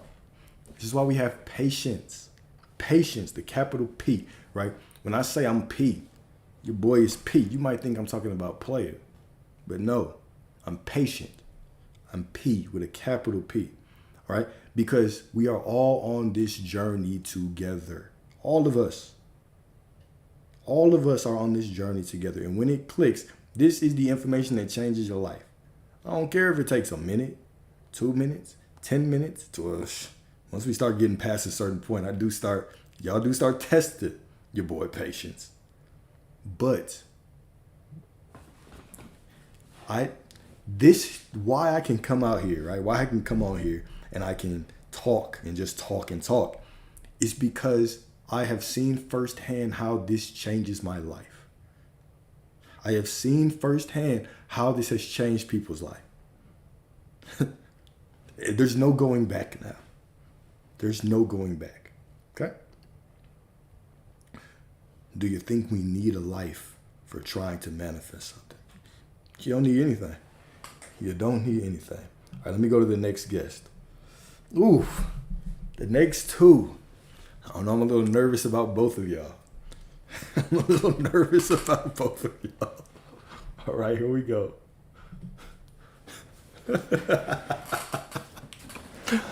I'm just playing with you, Caleb. Just playing with you, bro. How you doing, man? I'm good, bro. How you doing? So I know you were just talking just a few minutes ago about patience, right? So what if we feel like we're in a time that's like too impatient, where we just want to have it done right now? I would say, are you creating a story where you believe that's a problem? Because it's only a problem if you say it's a problem. I know how you feel about what you want. Because when I was about to get kicked out of my spot, I knew how I felt about I wanted it paid yesterday. So desiring is a natural part of the process. But are you creating a story where you believe it's a problem because you desire it? I mean, for me, I don't really feel like that's a problem, but it's like, at the same time, I'm trying to also, live life also knowing that it's done. But sometimes I would still think about it, so I don't know whether that's also good to still, think about it. Of course. It's fine. It's part of your natural, it's part of your humanity. Is that if you want something, you're going to think about it. But when you're thinking about it, are you reminding yourself of the truth while you're thinking about it? Or are you allowing yourself to tell stories of how you don't want it to be? Oh, I don't have this shit. Oh, it's taking too long.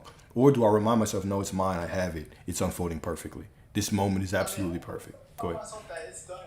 But Okay. at the same time, like in the 3D, people were still acting like, oh, you have a girlfriend or other shit, right? That's perfect. That's kind of like throw me off. So Okay. I want to know, like, how do I just, I guess, ignore that? Well, why? You don't ignore it. You don't ignore anything because everything is perfect.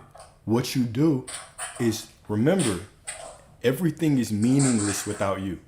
Hold up, my brother, you gotta mute, because I'm hearing myself echo. This shit making my ear itch. Remember, everything is meaningless without you. Okay?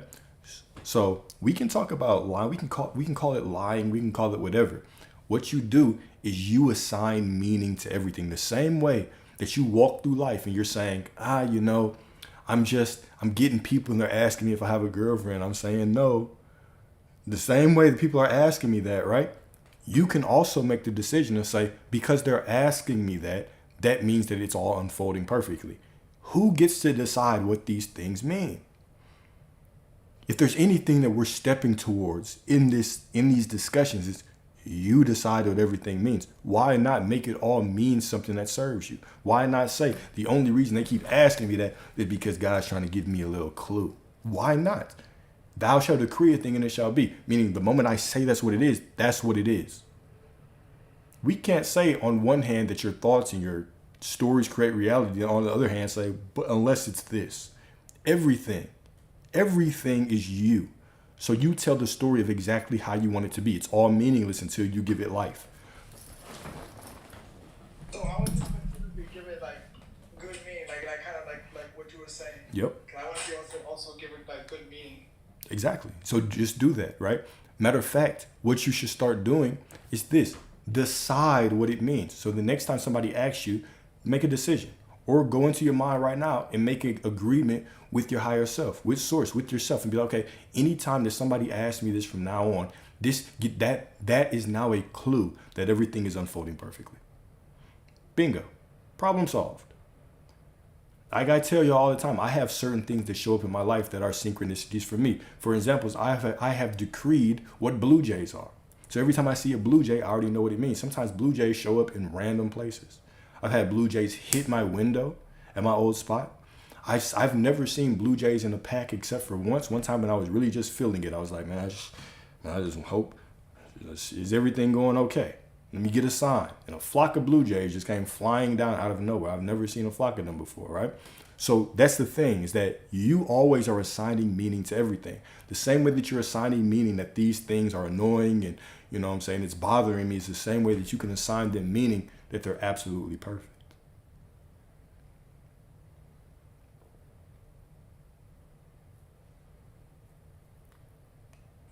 Why do we also feel like some manifestations like come quicker than most others? Cause I feel like I've manifested like so many things. Yeah. But what I want is like, Do I don't know. you study how those things happen, right? Like whenever quote unquote things happen fast, is it because you're not putting importance on them? Is it because you believe they're smaller? Have you started doing that research in your own life and saying, okay, what do I believe to be different about this situation or that situation? I mean, for me, like it just happens like unfolds naturally. So I don't really like question like, oh, how did this happen? How did this happen? 'Cause I still understand that. Okay. At the same token, that it's still coming from me. Exactly. So I don't really give that much meaning to some of it. But what I want right now is, you know. So how can you make those things the same? How can you get to the point where you make those things the same? Or how can you get to the point where you start believing it does not matter what the importance is that I put on something, everything simply unfolds perfectly and fast for me because I am source. I'm gonna keep pushing y'all to expand the stories that you're telling and realize that your whole life is just the stories you're telling. Right. Could you repeat that? I was doing something real quick. So, Here you go, Caleb, bro. Come on, man. Not just playing with you. So what I'm saying is that you can either, number one, the first thing would be, okay, how do I make certain things, how can I make what I want less important so it can be like the things that show up fast? That's number one. Number two is, how can I change my beliefs and my expectations right now to know that it doesn't matter what level of importance I put on something, it all unfolds perfectly and quickly for me because I am sourced and I can make that decision. So it's pushing y'all to really start studying the stories that you're telling about everything, and you change those stories yourself. You don't need me. You don't need me. Y'all can simply make these stories yourself. Right, I agree with you on that. Like, I feel like another thing is that our thoughts, I noticed that one manifestation comes from it, that our thoughts are investments. So whatever meaning we give to something, or whatever the case may be, like, it's all coming from us. So that's something that I'm still continuing to understand more. Okay. So that's fine though, right? But you already know it. So continue to just manipulate those stories. Continue to tell the correct story, or tell the story of what you want. Right? So you already know that. Just continue to create the story of what you want. Continue to tell the story. Remember, everything is meaningless without you. So give meaning to everything. Make everything a sign. Make everything a sign that everything is working out perfectly for you. Yeah. Another thing is that I also think that signs follow. They don't like proceed. That's something that I also come to realize too. 'Cause I feel like with signs, I feel like a lot of people they give it too much meaning. Like, oh, this is a sign that X, Y, Z is about to happen. Like, I've been thinking that too, but at the same time, I don't want that to be like my main focus. That, oh, this is a sign or a bridge of events or whatever, you know. Yeah. Okay. So, I mean, what create it? Like choose what is a sign. Choose, right? Choose every moment. Make the decree, make the decision that you're going to start choosing that everything is a perfect sign for you. Whether it looks good or it doesn't, that everything is a perfect sign towards what you want. Choose. Do exactly what you just said. What I want right now is like a message for my SP. Like, that's something I've wanted and for us to, reconnect. So, but I feel like as I'm living my life, I'm starting to still like also think about that and also try not to be like impatient about it. Why is that a problem? It's only a problem because you're making it a problem, right? You only think that your impatience is a problem because you're saying that it's a problem. But I'll tell you, I've manifested large sums of money being impatient about the shit. Being absolutely impatient about it.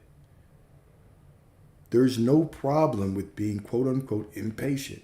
The only problem is when we say it's a problem. There's only one law. It is I am. It's whatever you say it is, that's what it is. So if I say something's a problem, that's what it is. If I say, oh, my impatience is just the energy flowing through me, showing me that everything is unfolding perfectly, boom, that's what it is.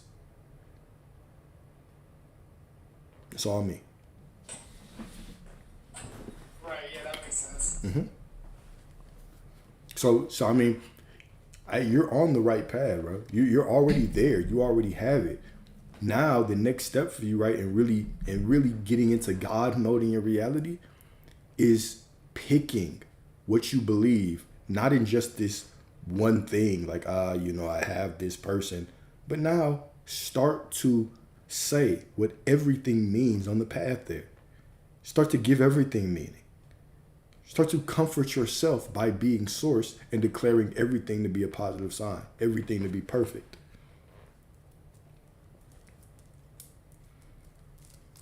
So is it okay to also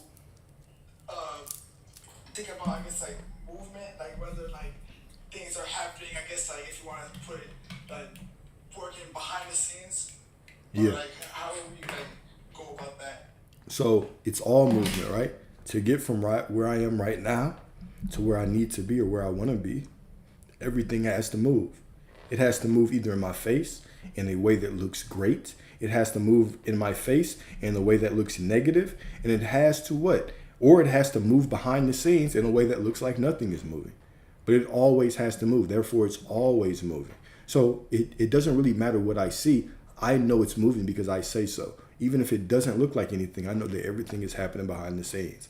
If it looks like it's unfolding the wrong way, that means it's all unfolding perfectly. If it's all unfolding for me, then it's all unfolding for me. Either way, it's all perfect. Yeah, I think like as of right now, that's kind of like I guess where I'm kind of at. Mm-hmm. Okay, there's nothing wrong with that. There's nothing wrong with that, my brother. Like, you're in the perfect place. Now start assigning meaning to it. Remember, you're always creating law. So who determines that nothing is moving and so you're not getting what you want? You do. Who determines that everything is moving so everything is flowing to you perfectly and quickly? You do. Who determines that because you care about something more, it happens slower? You do. Who declares that because you care about something more, it happens faster? You do.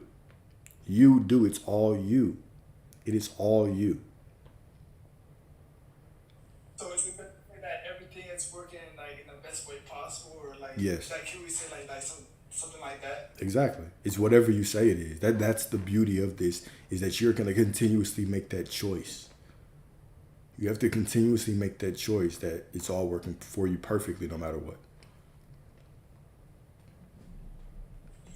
Okay, because I guess for me right now, like I just wanted reassurance to know that everything that's going on with me and everything is like it's all working like according to plan. Like that's pretty much like I needed.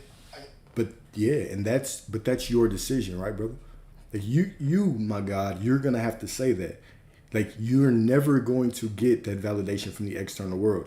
You're gonna have to be that validation. It's moving perfectly, and it's done, and it's all unfolding because you say so. It's not because you're still waiting on something outside of you to show you. So make the decision. Choose. It's done. It's unfolding. It's perfect. Choose.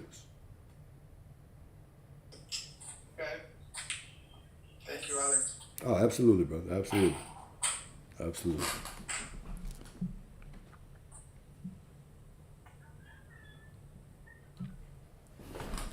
Whew.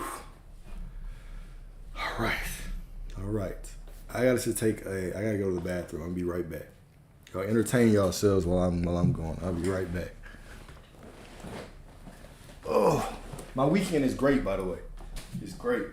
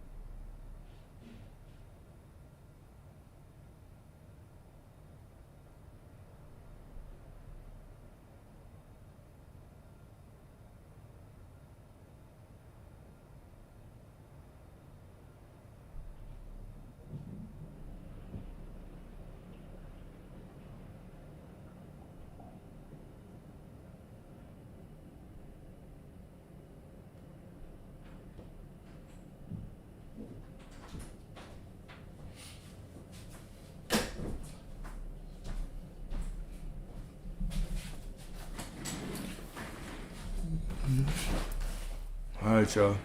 Back. Boy is back.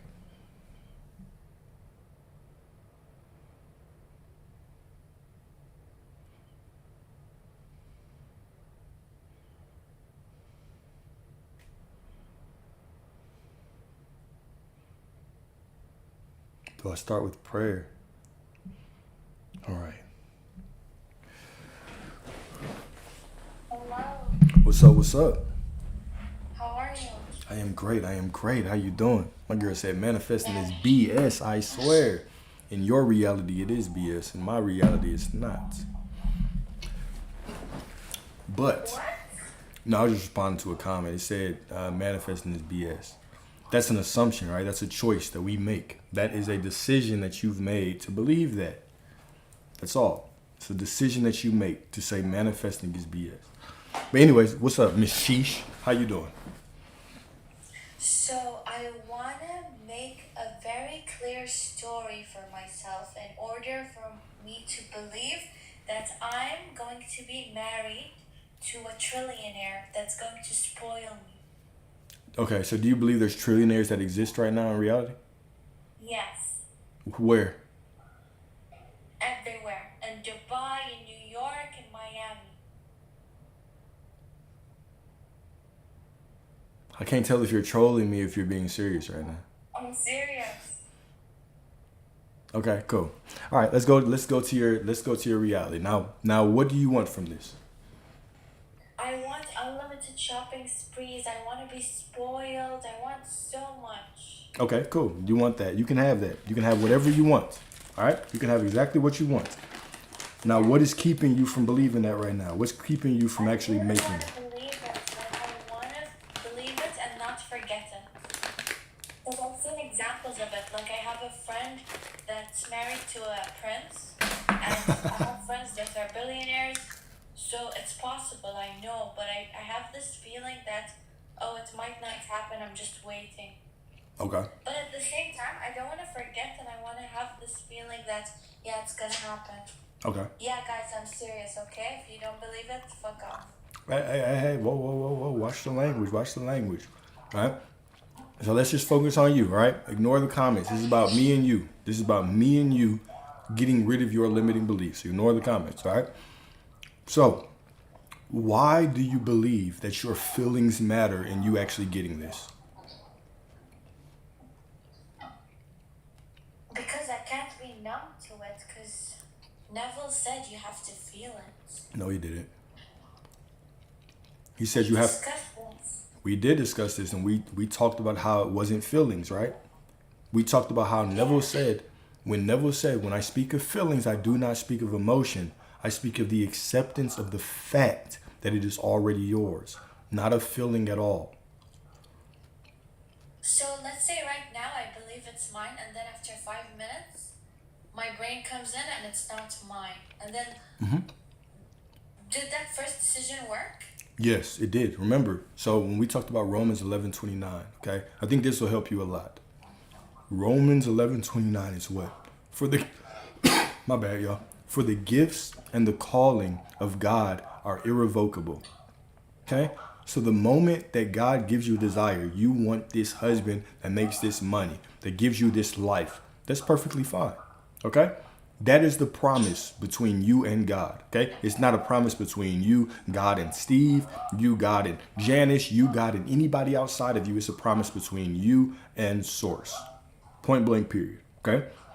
Now, in the moment that promise is made, it becomes irrevocable. Okay? You know what well, let's look up irrevocable. Again, we're going to look up, let me get off my emails. I get you all of my emails and shit. Irrevocable. Okay? Irrevocable means not able to be changed, reversed, or recovered. So when we say the gifts and the calling of God are irrevocable, this means that they cannot be changed. So the moment you have this promise is God wanting it through you. So it's done. It's absolutely done. Okay? Now, if you're walking through life and let's say you feel like it might not happen, does that mean that you can't get it anymore? I don't know. No, it means so hear what I'm saying. Hear what I'm saying, okay? The moment that you have a desire, it is a promise between you and God. And that promise is irrevocable. That's what Scripture says. Scripture says for the gifts between you and God are irrevocable. What irrevocable means is that once you have that promise or that desire, it is not able to be changed. It cannot be reversed. It cannot be taken back. It is absolutely final. So your desire, you saying I have it, when you have that desire, it's final. It is done. So if you have a feeling against it, does that mean you can't have it? No, but is it limiting me from having it? No. Hear what I'm saying. It's irrevocable. It cannot, once again, you're getting caught up in feelings and emotions manifesting. They don't. Okay? The only thing that you have to realize is the moment that you have the desire, it is the promise. You accept it. It is yours. It cannot be taken away. It cannot be reduced. And now, even when you're going through life and you feel differently, you have to remind yourself the promise was already made back then. It cannot be changed, reversed, or recovered unless I say so. Unless I say so. So I'm gonna make myself so many promises and I'll take so many decisions because that's unlimited to do so, right? Exactly. Okay, so now let's come up with the best human experiences and let's make the best wishes with God. Not wishes, best gifts from God. Okay. And remember, when we're making those decisions are going to be very personal to you, right? Because I can't say that my experience is that, because I would not dream of ever wanting that much money. It's not my dream, never been my goal, right? But for you it is. So the important thing is for you to understand what you want. And when you understand what you want from your perspective, and you understand that the only way that you can have those desires is God wanting them through you, now you can accept them as true, and you could walk through life and you can actually receive those.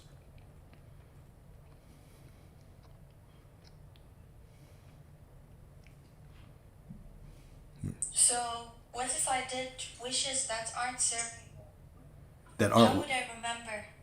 Wishes that aren't what? The things I've discussed. Wishes that aren't going to serve me. What does that mean? Not going to serve you. That's like, just let's say back then I used to think, oh, I want this specific person, and then after like 2 years I realized I'm so glad I don't want this person. But back then I decided I want this person and I was praying for this person. But then I'm like, oh, thank God there's way better people out there. So what if I'm limiting the gifts I'm asking God? What if like there's a better plan for me than what I'm asking God? That's a choice that you make, right? Like you saying, oh, I wanted somebody, then I changed my mind and I want somebody different. That's a choice. So you're always making a choice. Your voice sounds familiar. I think that you're somebody else right now. I think that you're somebody else. I just realized who you sound like. Oh.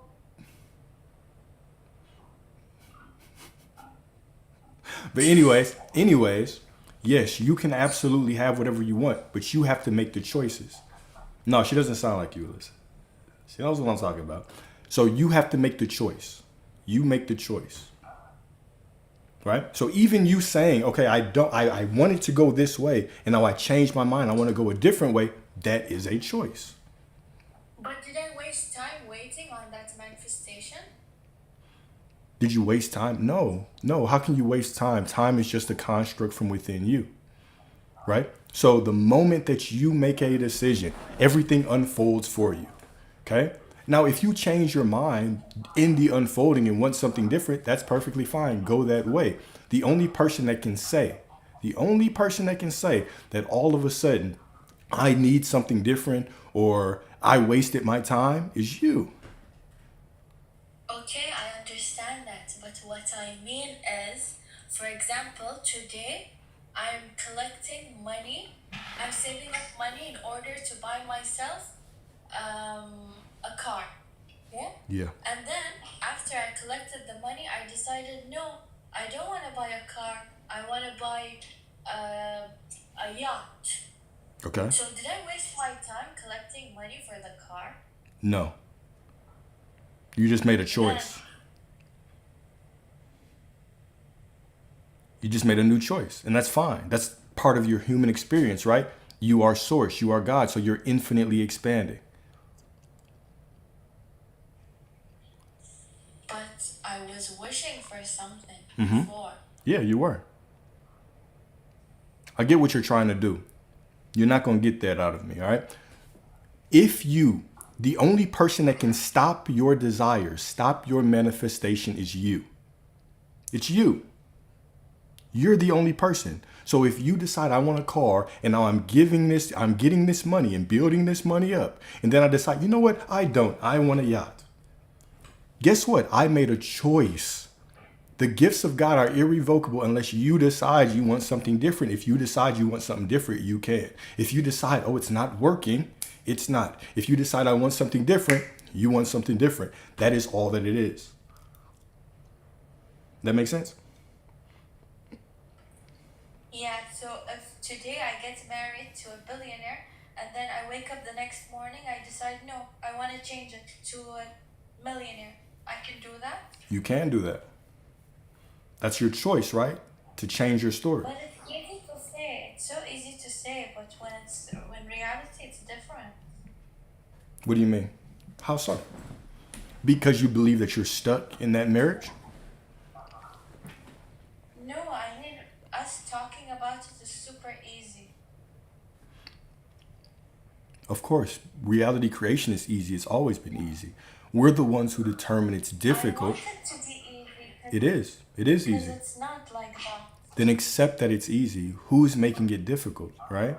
You're the one who's making it difficult. And you were the person who was talking about you weren't able to move mountains, right? No. It wasn't you? About the coaching one-on-one. About the what? The coaching one-on-one and the discounts. Oh, okay. Gotcha. So remember, it's always going to be easy if you say it's easy. You are so powerful because you are source that you are able to create a reality that is difficult by saying that it's difficult to do. This is how in alignment you always are. This is how powerful you always are. Is that you can say, oh, it's difficult, and reality will say yes.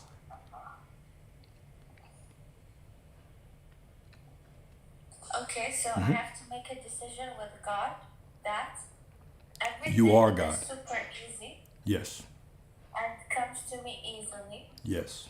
And then I made that decision and then I just go on with my day even though I feel like it's not that easy. Yeah, you just remind yourself of the truth. Right? You remind yourself of the truth. When I didn't have the money and I didn't know how I was going to get the money, I can say that, sure, it's going to be easy, but my ego is always going to be screaming at me. No, it's not. No, it's not. It's going to be difficult. But I have to remind myself that I already have it. It is done. And so it is. Right?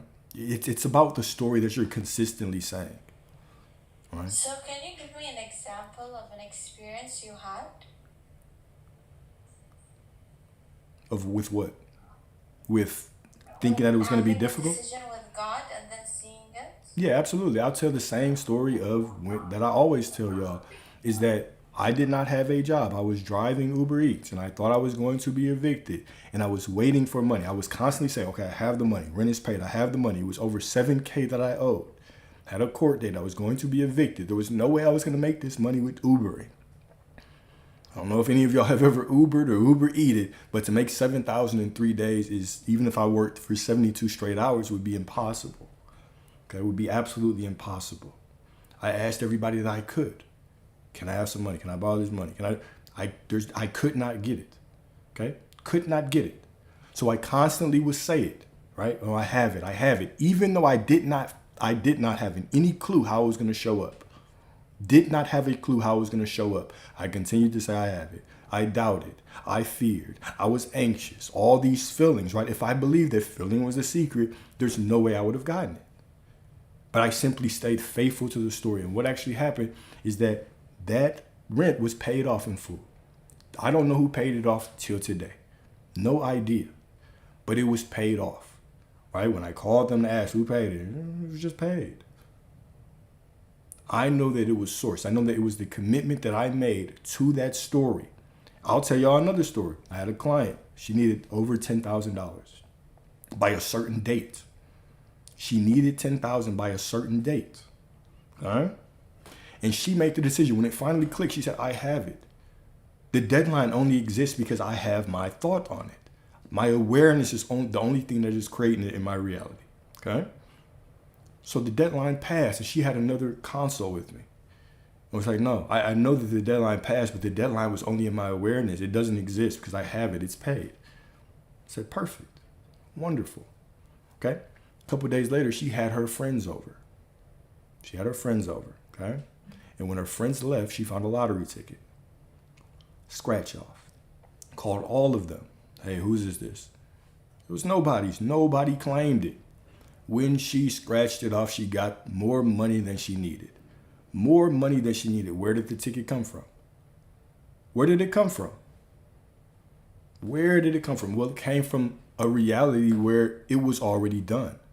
So you didn't have to lift a finger. Did not have to move a muscle. It was already done. This is the power of your belief. When you make that commitment with source, it's irrevocable. Now, I will say this, y'all.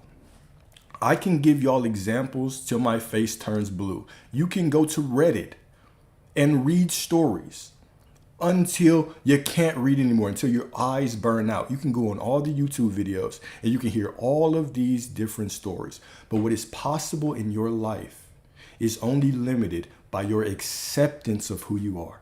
Until you accept it, you are constantly going to be looking outside at physical reality saying, give me proof, show me it's possible. But the moment that you open your eyes to the fact that you are already a miracle, you are already source, it's already unfolding for you, this is when reality can open up for you. Until then, you will simply be chasing your tail like a dog. You will be like a hamster on the wheel trying to find proof outside of you when you are the proof. Just your very existence is the proof that miracles exist. Look at you. We are mammals running around here trying to find God, trying to find something bigger than ourselves. We are the miracle. Accept that fact. You are already the miracle. Therefore, your life must reflect what you are. Though I have to be clear. I have to be clear on what I want. And it can be multiple things. You don't have to be clear, right? So your specificity or your vagueness does not move God. God's not moved by how specific your request is or how vague your request is. I am source is only moved by your commitment to I am that person right now, no matter what.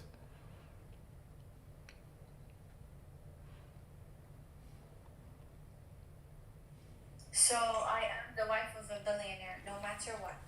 No matter what. No matter what.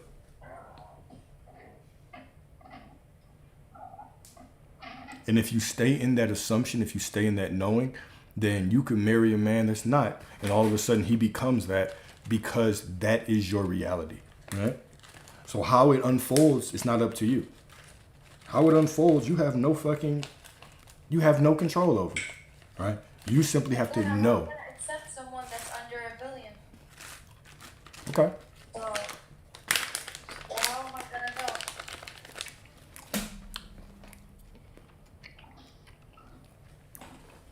You have to commit to the end of the story and not try to micromanage the actual unfolding of the story.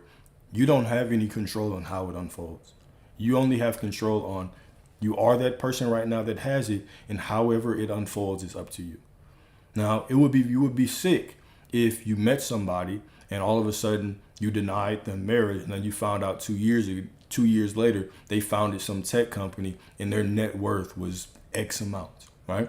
And then it took you another 3 years because that would have been the perfect unfolding if you had just surrendered, knew that that was your reality, and then engaged in conversation with whoever you felt was best for you. This is the thing. When you try to micromanage things and you say, oh, you know what, this doesn't look right, it's not up to par for me, that is when people continuously miss out on the person that's right for them. I see it all the time. See it all the time, right? So what you have to do is understand that if you are in the end where you have it, every single step that you take is already made perfect. It's already done. It's made perfect. It's done. And so from that knowing, continue to walk forward, do what you think is best, do what you think is right, knowing that everything that you do is absolutely perfect. The more that you try to bring logic into it, well, absolutely perfect, that must mean that I must need to vet them. And I mean, like, if you believe that you're going to meet a man and you're going to tell him to show you his net worth and show you his bank account, you know what I'm saying? You might be limiting your thing. You might be limiting how you can get it. Now, can you still get it if you do those things? Sure, you can still get it. But you might be denying yourself getting it quicker if you would just go with the flow, know that it's done, and continue to move through reality. But wouldn't that be like I'm wasting time with him? Because like he doesn't have that ambition to be a billionaire. He's like, yeah, I'm just working as an employee. Well, then you just wouldn't be there. I'm not saying to start with that person. I'm saying that you don't even know what could happen. You don't know if you don't know, okay? If you go out right now and you meet a man and y'all have a kid and that kid founds a business and then makes your husband a billionaire and now boom, dream complete. You don't know how it's going to unfold. It's not up to you. The more that you try to bring your logic into this and figure it out, the more you keep trying to figure it out, the more you keep delaying yourself on the path. Go through life. Don't be a damn gold digger. Know that you're going to get it. Know that it's done. And know that it will happen in one of infinite ways. Point blank, period. That's it.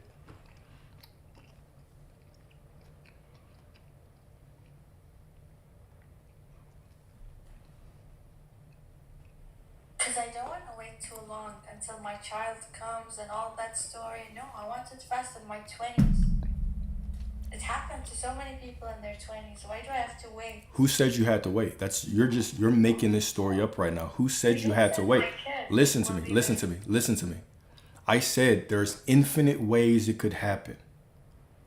Don't latch on to one example and say, oh, that's how it has to happen. There are infinite ways. You don't know how it can happen. You don't know if it'll happen tomorrow. You don't know if it'll happen in a year. There are infinite ways it can happen. You don't have to wait if you don't want to, but make the decision and then flow through life and allow it to unfold in the divine way that it should.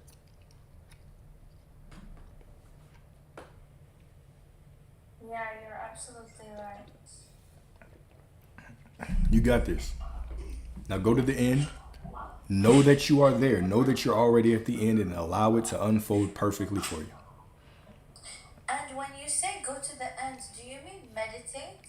No, I just mean say that you have it. So going to the end is the same thing that we were talking about before when you just said, it's mine. I am the person that has this person. That's it. That is the end. You have it. Okay, thank you. Absolutely, goddess. Absolutely. See ya. Later. Bye. Yeah, y'all get spicy on Saturdays, huh? Y'all get spicy on Saturdays. Y'all get super spicy on them Saturdays, I see. Y'all want to challenge your boy. What's up, my brother? Yo, hello. How are you doing today? Hey, I'm blessed. No complaints. How you doing? I'm glad to hear that. I'm doing great, man. So, I have no question. Okay, perfect. I just want to talk a bit, want to share something. Okay. You know, when I'm looking back at the beginning, right, when I started this whole manifestation community, it was a blessing from in perspective, because you know at the beginning you're so obsessed with it, right? You're so focused on techniques, how to do it, to force it, right? Yeah. And I can only talk about my experience, right, and my perspective. All the steps led me to the next higher quote-unquote truth, when you want to call it like this, right? Mm-hmm. So for me, it's an important step. I would do it again every time, right? Because it was an important step to come to the next level, to the next truth. I am, right? Absolutely. And so, you know, telling a story is easy. The news story is easy. I'm this right now, or it's like this, right? But the identification with the mind, that's the difficult part for the most of the time, right? Mm-hmm. So your ego comes back with evidence, right? Oh, look, this happened. Or here, there's nothing happening. Yeah. Bam, bam, bam. Yeah. So for me, Thanks. yeah. So for me, really important thing is step was to release the identification with the mind in general, right? To be more in the present moment, because that's all there is, where the magic happens, right? Because why do you want to have a SP or a car or a job? Because you want to enjoy it in the present moment, right? Yes. So Yes. When you don't learn this, then look at the past with a judgment. What happened in the past, right? Sometimes you had your SP already, but you were too stuck in your mind and created stories, and then you lose it again. Yeah. So it's so important. If you can see it like an invitation. We think every thought is our own thought, but no, sometimes we can't control our first thoughts, right? But Exactly. we can control what we believe in or what we entertain. But Exactly. especially at the beginning, we think that's our thoughts and it's like this, right? We're so attached to every thought that comes in, and it creates so much pressure. Mm-hmm. Absolutely. So yeah, for me, really important way was really to every time, I don't know, my ego or my little mind, whatever, tries to, complain or whatever, I try to come back in the present moment, right? Beautiful. Beautiful. I completely agree with you. Also with, yeah. So for me, like, body awareness was a big game changer, like the first step, right? Mm-hmm. So every time I watch a film or a story comes to my mind, I focus on my breath or something like this, right? Or how my hand feels. So I become still. And then when you're still and be present, then there's no story, right? There's no problem in this moment. Exactly. This is beautiful to say, right? The whole, I love how you frame that because you're absolutely speaking the truth, right? We come into this journey trying to get something, trying to do it for the techniques, do it for a person. But the deeper truth is going back to that I am. It's simply a path that leads to a higher understanding of yourself. It's an eliminating of those limiting beliefs. And even when you step into that manifestation space and all the coaches are telling you, bro, you gotta watch every thought and this and that, right? There's a lot of pressure because even like you said, right? Where do your desires come from? Where do all of your thoughts come from? Do they all come from you? No. Some of those desires, they come from source. You don't even choose them. They are granted to you. They are gifts to you. So once we start to understand that, we can say, okay, well, some of my thoughts are just based on past beliefs, past programming. I don't have to entertain all of them. I am not my thoughts. I am not my feelings. I am not this body. I simply am. And then when I can focus on my body, when I can bring my focusness out of my mind and into my body, and I can relax in this present moment, this is where all the power is. You're right, man. You want that SP because you want to enjoy them right now. You want that person. You want that car. You want that money so you can spend it right now. You've never lived in the past. You've never lived in the present. You've only experienced this moment. This is where your power is. So the more that we can relax into our body right now, right here, right? And we can understand that power and that deeper truth of I simply am. Everything will come, and right now I am. Right now I am perfect. That's where that magic is, man. So I agree with you 100%.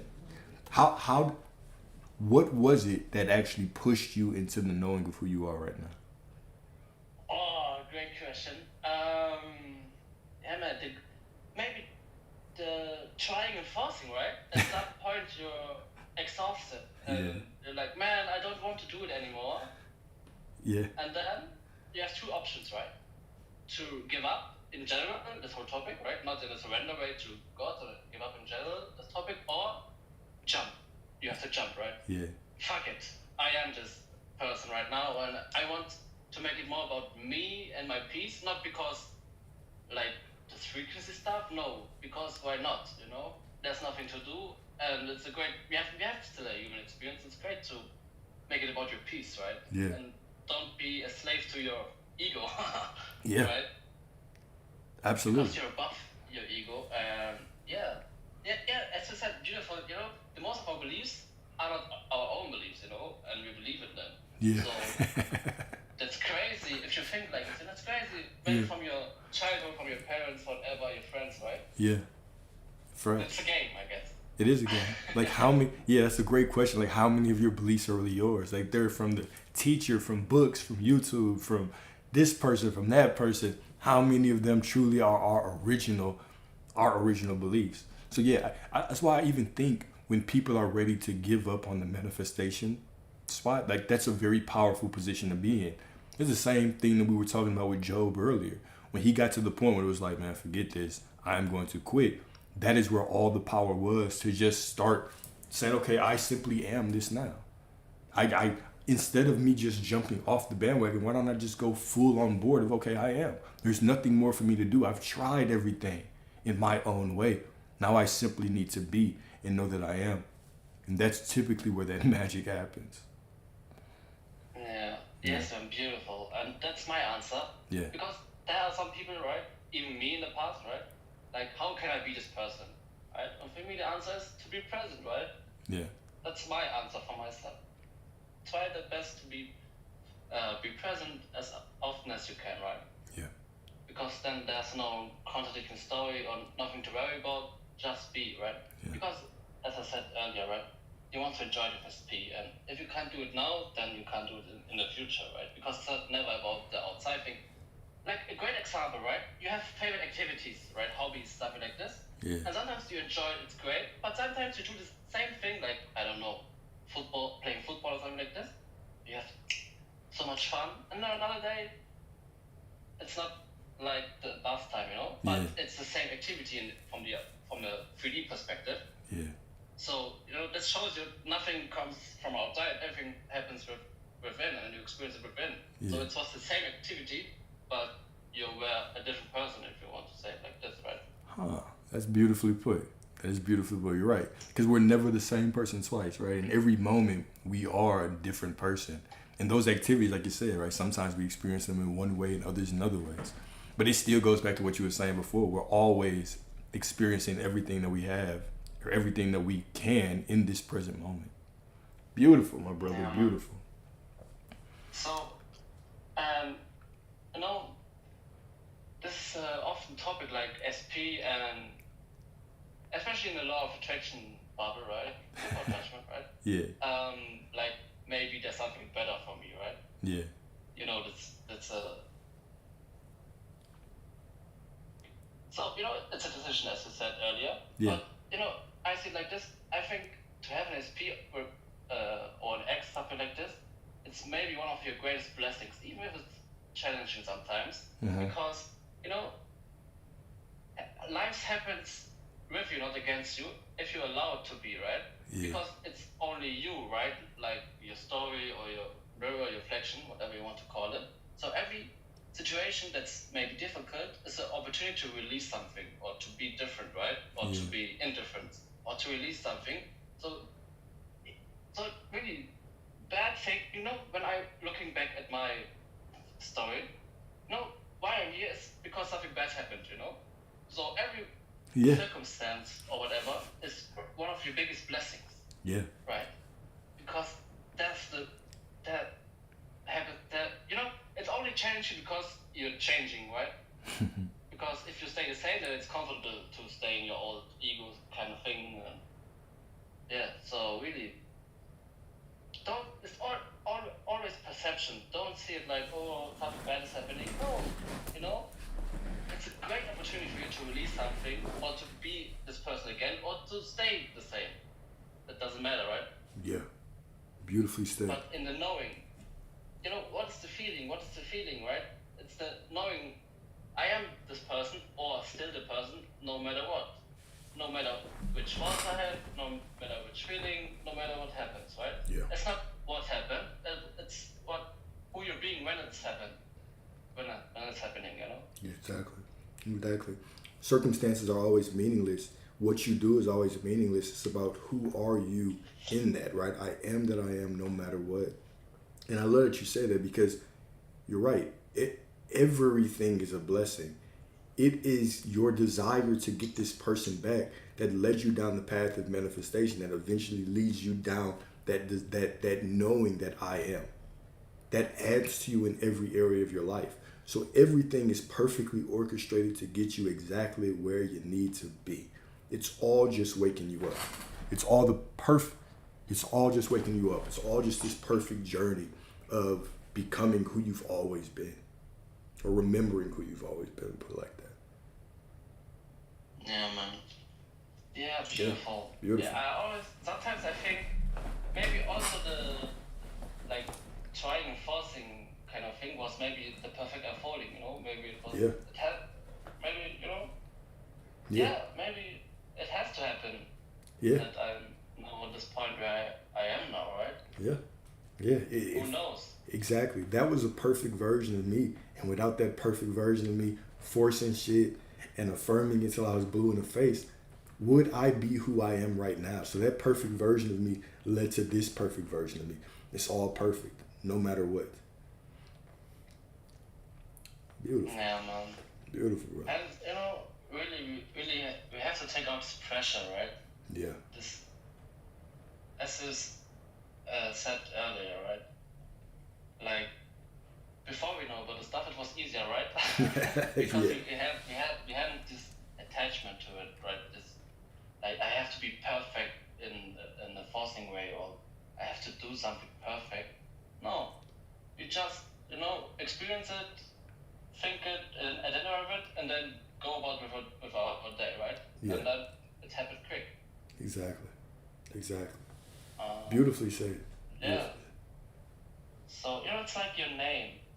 My name is Lucas, right? Mm. So if you call me Christian, I don't care because I know I'm Lucas, right? Exactly. I'm not like, I'm Lucas.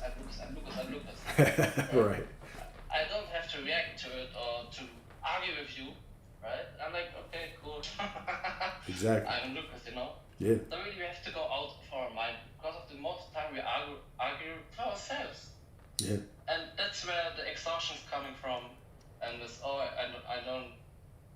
I want to give up, this kind of thing. So really be present as often as you can and don't take your ego so seriously, right? Yeah. It's just there to try to protect you, right? This should be a fun game. It's just to remember that you are it. Exactly like you said, though, man. You don't have to affirm your name all day. You don't have to affirm your age all day. You just are those things. It's just who you are. I just am. Yeah. Yeah. And I'm not changing my name because something bad's happening. Right. If I don't feel good today, it doesn't change my name to Jim. Yeah, I'm still Lucas, right? Yeah. Man. So yeah, I assume that everyone will have the same experience and really enjoy it. Exactly. Yeah, I guess I'm done. I appreciate your time, man. I appreciate you sharing that, right? Because it's always good to have different perspectives, right? Because you can frame something in a way that's different than me, right? So I appreciate you jumping on here. Truly, thank you. Thank you. I was in previous lives and you're fire, man. I appreciate your perspective and I appreciate it. your Thank you. energy. Appreciate you, brother. Thank you, my brother. Thank you. Oh, you have a good. You have to kick me out, I guess. I got you. You have a good one, brother. You too. All right, who is next? Let's see who's in the queue. Okay, we got first, second, third.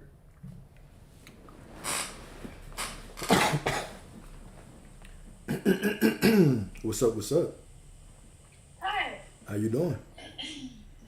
I just want to say you're amazing. You're amazing. I appreciate you.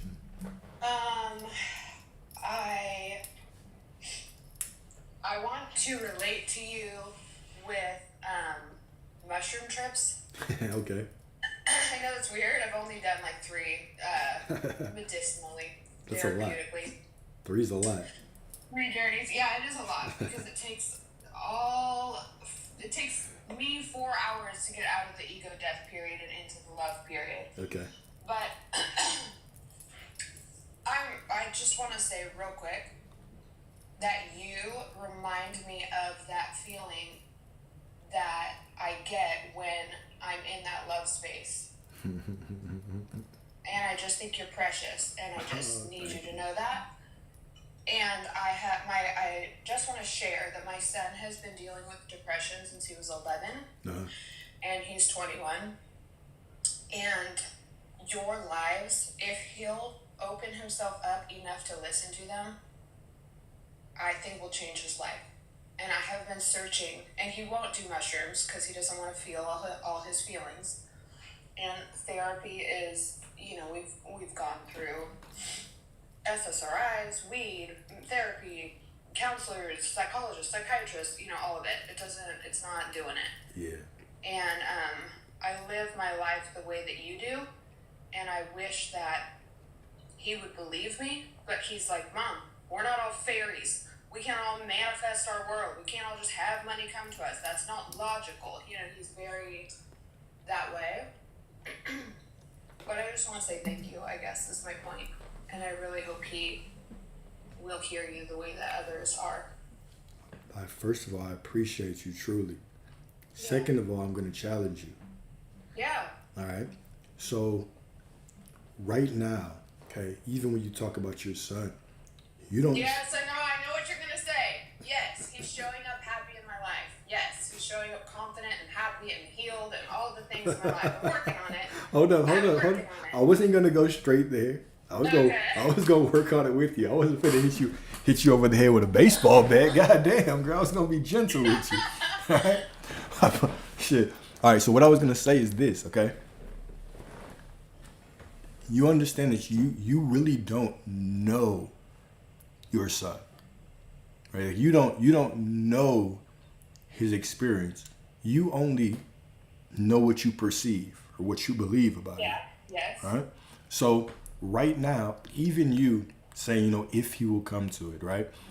The simple language shift is when he comes to it. Yeah. That's the simple language shift that just enforces your power right now. Right. It's just crazy to think that I have the power to completely shift him. Yeah. And I know, but well, even this morning, he came to me and he was like, "Mom," I'm like, "What, love?" He was like, "I woke up with a sore throat." You know, he wakes up. Most of the days that he has to work, he wakes up in a shitty space. Okay. And today he doesn't have to work, but he has a grad party for his cousin. He woke up with a sore throat. You know, there's nanas and papas that can't get sick, and he's pissy about it. And he's like, "What would you do?" And I said, "I would fucking go. I would go. You're not gonna make out with your nana in public. You're not gonna use utensils the same. You're not gonna." Yeah, I feel you. And I said, "Manifest that you're not gonna get anyone sick. That's all you gotta do."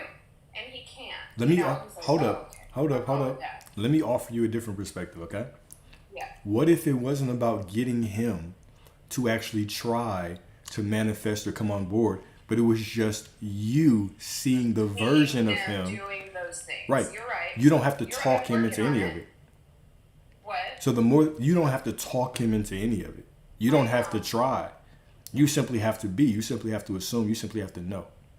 Well, it would be a lot easier if he just listened to you. Okay. It's really hard because kids don't listen to what you do. So They that. don't. Okay. They don't always listen to your words. But yes, I see what you're saying. No. I totally feel you. I'm. Hold up. So Okay, even when you say it, I think it would be easier if he listened to me. Okay. Right there. That's an assumption, That's right? my assumption. All right. Right. But how could you even start building on that assumption? How could you build on that? So how could you build the assumption that if you turn it on, he's gonna hear?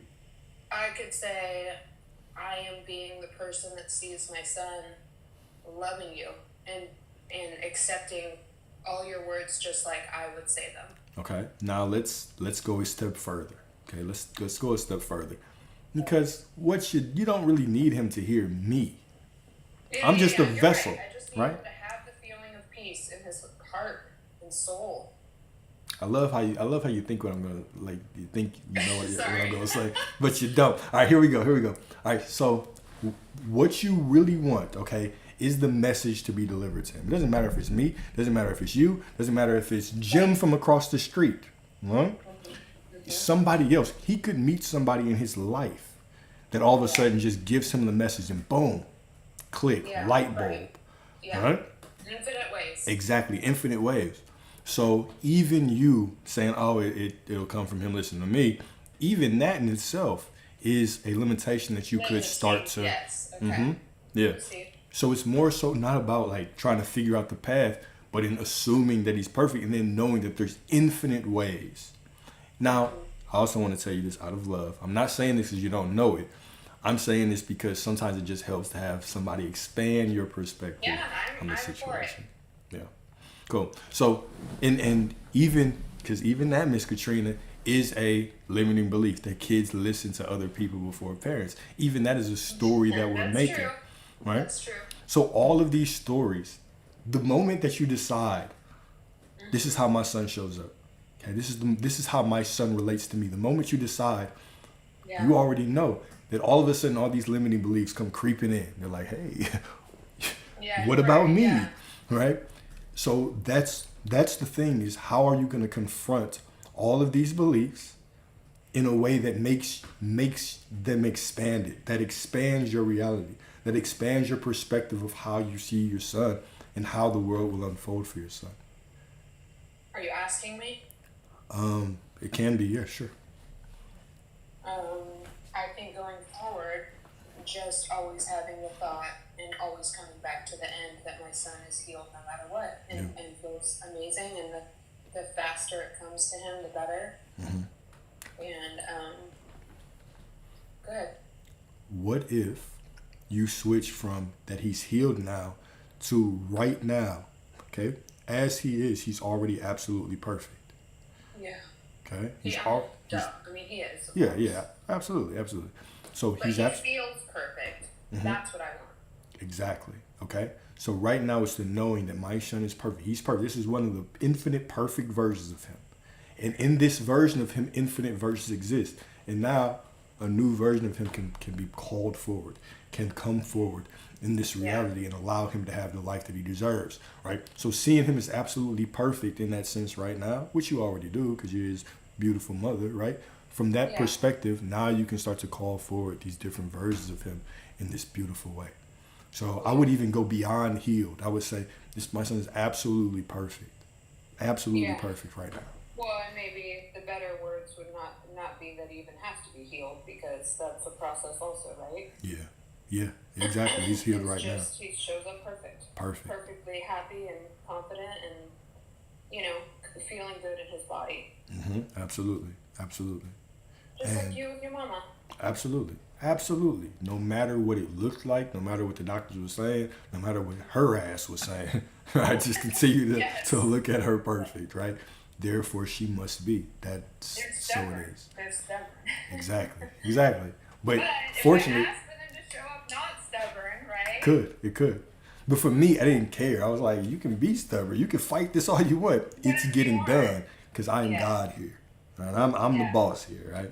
It's the same way that you are. And I also want to say to the last guy, Lucas, that was on, so sweet, and you're right, a different way of speaking it. Yeah. But I like how he said, oh shoot, I lost my train of thought. Don't worry, we're patient here. Capital P. Well, what does that look like? Patience? Do you have kids? No, I don't. Oh, it doesn't matter. I forgot, but he was very eloquent. Some women do call me daddy, though. This is what I was gonna say. Okay. I was gonna say stepping stones to getting to you. With the Manifestation World, Law of Assumption, all the gurus, all the Dolores Cannon and the Bashar and all of it. Neville Goddard, everyone. Yeah. I think he has a point, because there were baby steps for me to find you, and you expanded the way that I thought about manifestation, and I am that, and I think you're amazing. Thank you so much. I appreciate you. I think you're amazing too. I already know that you're amazing too. And thank you, Lucas, my brother Lucas, for holding it down. I had to give my shout out to Lucas, man. Yeah. Okay, I guess that's it. I'll give other people chances, but thank you so much. No, absolutely. You sure you good? You sure? I'm good. You sure? Going once, going twice. I'll find you all the time. I'll be back. All right, perfect. Okay, Appreciate you. Bye. All right, I'm gonna start taking deep breaths in between y'all. Cause sometimes when I hit that accept button, I don't know if y'all just gonna come up here just shooting at me, right? Ascension means death. There is no death. You mean death to the old self?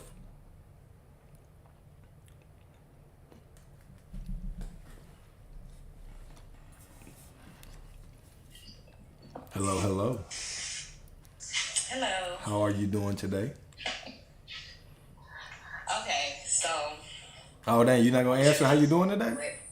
I can't even hear you. I'm sorry. I really can't even hear you. I don't know, like, with is going on. I can't hear you. I can only hear myself. Oh, that's cool. We're gonna have a one-way conversation then. That's cool. Come on. Nah, I'll put it to my ear. I can hear it now. Okay, cool. Okay, sorry. Yeah, you How good. are you doing today? Yeah, I'm always blessed. Always blessed. How you doing? Okay, that's wonderful. Okay, so Hold up. You still not gonna answer when I say how you doing? I see. That's what I'm saying. I'm sorry. I can't hear you. How you I'm doing, fine, goddess? though. How you I'm doing, doing guys? fine, sir. I'm sorry. Wonderful. No problem. But okay, let me say this. So with my situation, I was trying to get my rent paid, right? Okay. And I was manifesting days before to get my rent paid. I was speaking, my wealth is increasing each and every day. I always have more than enough, right? Mm-hmm. But it's like, boom, rent came. I did not have it. I called her, I even spoke to her and talked to her about it, and it still, just nothing was going in my favor at the time. So I'm like, I'm basically at the point where I'm crying now. Okay. But even as I'm crying, I'm still speaking and saying my wealth is increasing each and every day. Okay. I ain't saying I'm crying. I'm not saying stuff like that. I get more and more every day. Okay. Okay. So I'm wondering so I had to borrow money from people. Okay. I'm wondering if like me borrowing, is that going against my manifestation of me trying to, manifest money? Is me asking people to borrow money and stuff, like, is that, No, it's not going against it. Not at all. Not at all. So first thing I would say is this.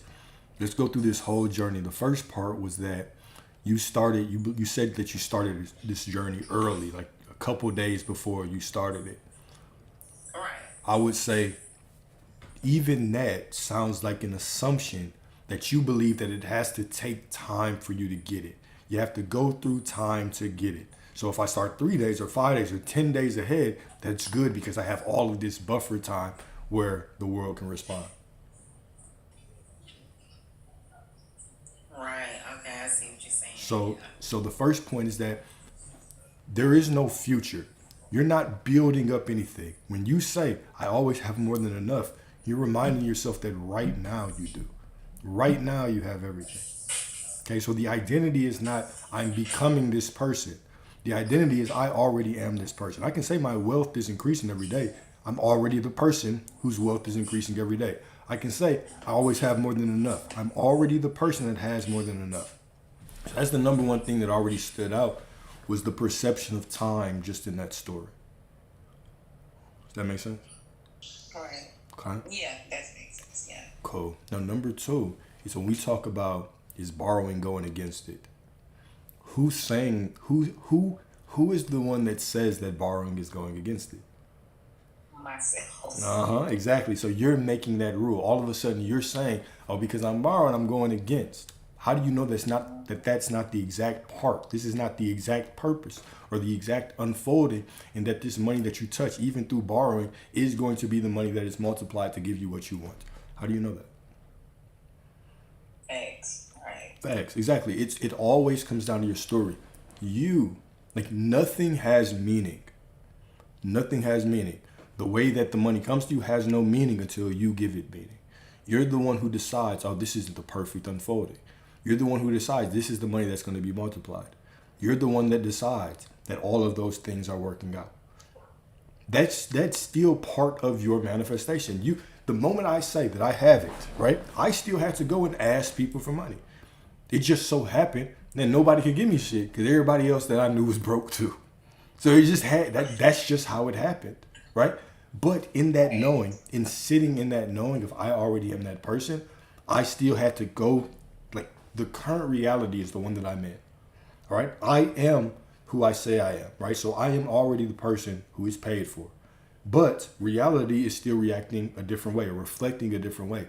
I just have to continue to walk through reality and do what I think is best. The beautiful thing about that is when I know it's already paid, it doesn't matter what I do, it's all part of the perfect unfolding. So whether I borrow, whether I refuse to borrow, whether I apply for a loan, whether I apply for jobs, whether I start doing side jobs, whatever I do is the perfect unfolding because it's already done and I'm already that person. All right. All of it is basically unfolding perfectly regardless of what. Exactly. Regardless of what. And it's all unfolding perfectly right now.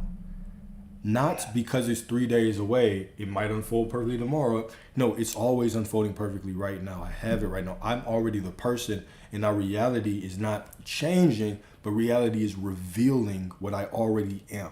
I just have to remember that I already am that thing right now. Right.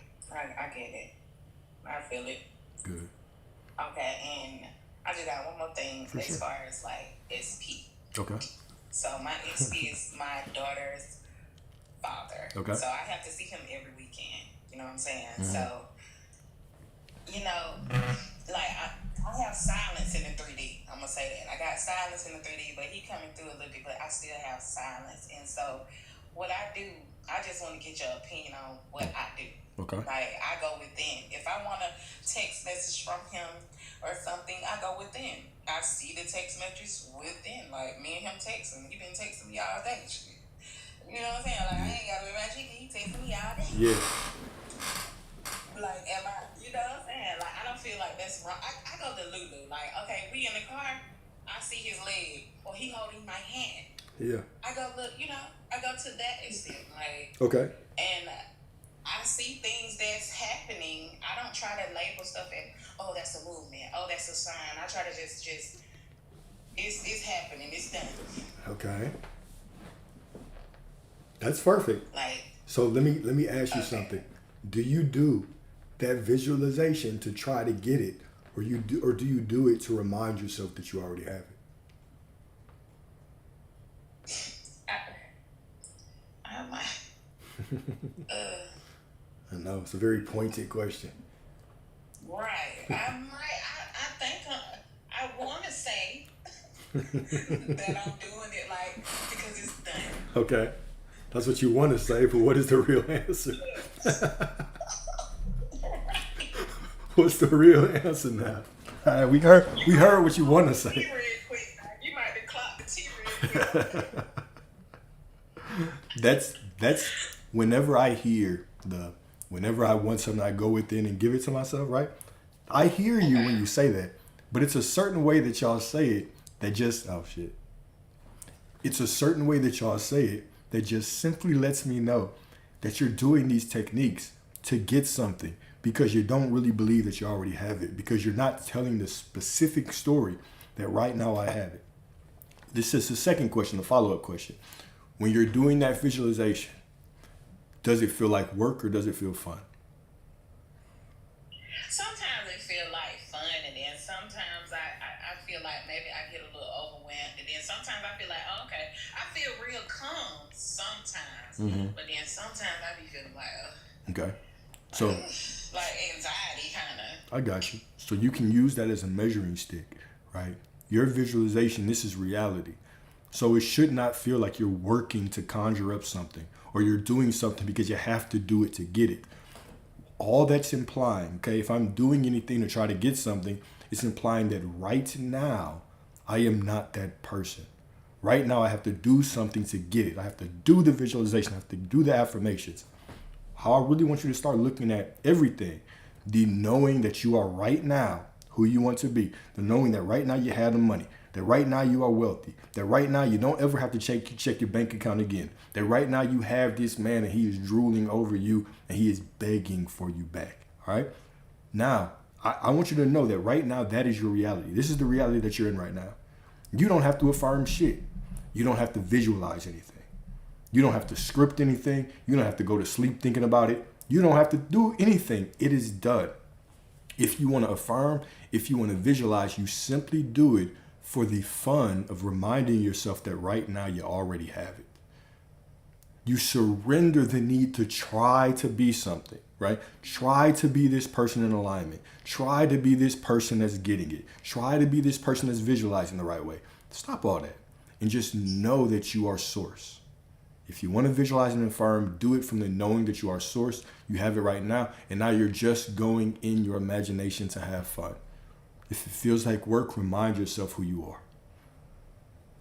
Right. Just be still. Yeah, for sure. That is it. Psalm 46:10. Be still and know that I am God. Stop working for it. It's done. It's already promised to you. Now allow it to unfold. And not even knowing, like, I'm sitting there thinking I'm doing everything right. And it's like, I'm doing too much. Like, I mean, just chill. yeah, it's supposed to be this fun process. It's supposed to be something that you just kind of relax into because you've been manifesting your whole life. You've been building assumptions and expectations about people your whole life. It's just that right now we come into this space and we think, oh, I have to do these things to get this thing and yada, yada, yada. No, you just simply have to make a decision. You have to choose. You've already chose. Now, because you've already chosen, you're already that person. I can't say I've chosen it and then keep trying to get it.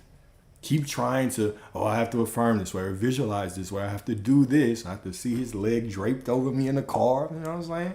With your little freaky dreams, right? You don't have to do all that to get it. You just have to know that it's Just already know that yours. it's done. Just know that it's done, right? Stop trying and know.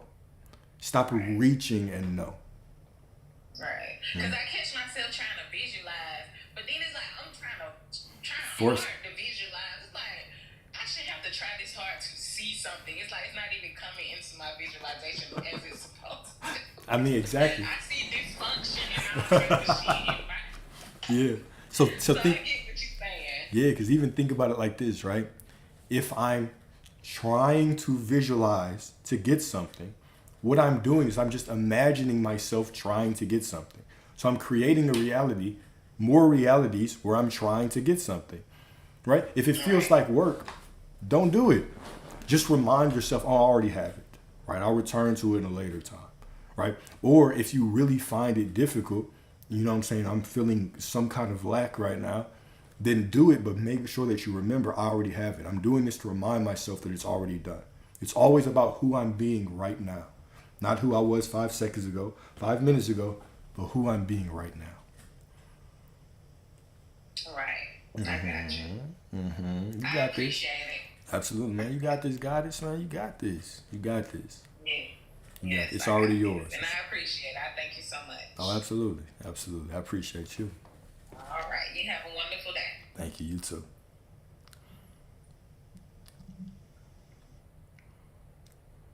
Right? All right. All right. All right. All right. All right. I love when y'all come up here because it really, I think that the stories of the different perspectives definitely help everybody. Right? Because everybody has this unique way that they're experiencing life, a unique way to tell the story that they're in. And, you know, I can sit here and ramble all day. You already know that. I can sit here and yap. I can yap forever. Right? We can have a yap-a-thon. But when people give those examples, you know, it helps to see, you know, because we all are going and experiencing the same life from different perspectives. We're all experiencing the same life from a bunch of different perspectives. How beautiful is that? All right.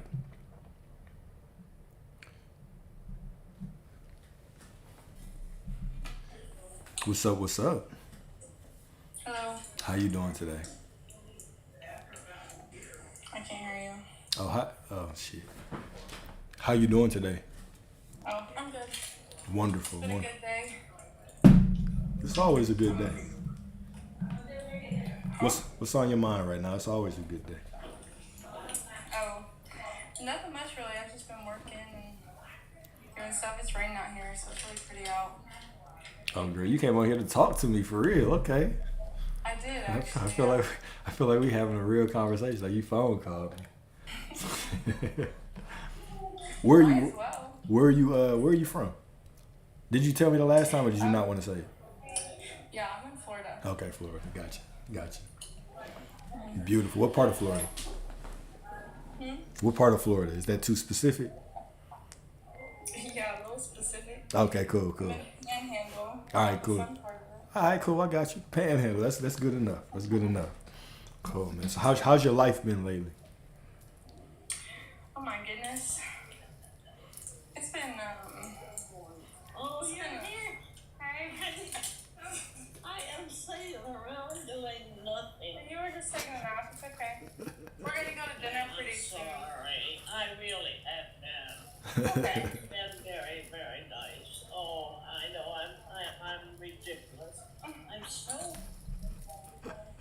The This is Miss Naomi. What's up, Miss Naomi? How you doing? Over there, right?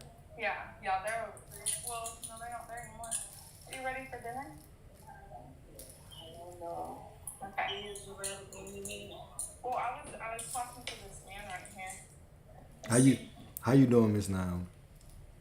Do you hear him? He's saying hey. Oh yeah, I feel you, Miss Leah. I already know. I can already get the. Do that. Really? People were surely. Isn't that pretty? We're looking at a magazine. But anyways, I've been up and down and all over. I have no idea what's up with me right now. But I don't know. I keep thinking about like things. Okay. I don't know. Like what direction to take. Okay. You keep worrying about what direction to take. Do you believe that the direction that you take matters? Well, because I've been in this cycle of like breaking cycles, I think it is pretty important. But also, I'm like, YOLO, live my life. Yeah. So. So, what do you mean you don't know? You just made a choice, right? Choose. Make the decree that everything that you do is perfect. Every path that you take is perfect. Every step that you take is perfect. And that you will be perfectly led to the next thing that you want to experience. Oh, they getting rowdy over there. They turning up. I already know they in there. Turned up. Wildin'. Oh, and it's a Saturday at 3:42. It's almost bedtime. What kind of Well, it's 4:42. We're about to eat dinner. You can go in. Yeah. She's on the right. Mm-hmm. Oh, it's locked? Oh. Thank you. Happy birthday, Miss Doris. It's good to see you. Oh, Miss Doris ready. Miss Doris ready to party. So sweet. She ready to party for her birthday? There now. You remember them? What were we talking about? Nothing. We weren't talking about nothing. I was saying, why don't you just make a choice? There's a lot going on here. I just wanted to talk, is all. So why don't you make the choice that everything that you do is perfect and everything that you do is leading you to the next decision or the next thing that you want in your life? Mm-hmm. Right? It's just simple as that. You can go with the flow, but if you feel like you're stuck or if you feel like you're confused on which direction to make, because you are source, you can still, my bad, I know you don't believe that. Because you are the creator of your reality, all right, you can make the decree right now that every step that I take is leading me exactly to where I need to be. It's all leading me to the perfect unfolding. And God knows what I need or what I want more than I do. Yeah, and I agree with that. I think it is when I try to control it, that's when I lose my stepping a little bit. Yeah. You got this. You got this. There's no stepping to lose because you're divinely and infinitely supported. So even the whole, I might lose my stepping, that is in itself is an illusion. You can never lose your stepping as long, like just you declaring what you want, that I want to be divinely guided to wherever I'm supposed to be. That is the absolute perfect, that's the absolute perfect place to be, or the perfect perspective to take, put it like that.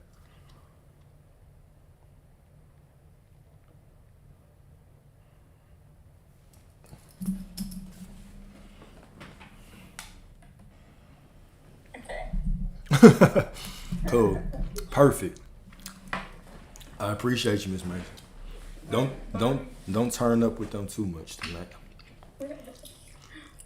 Later. I don't know how to get off here.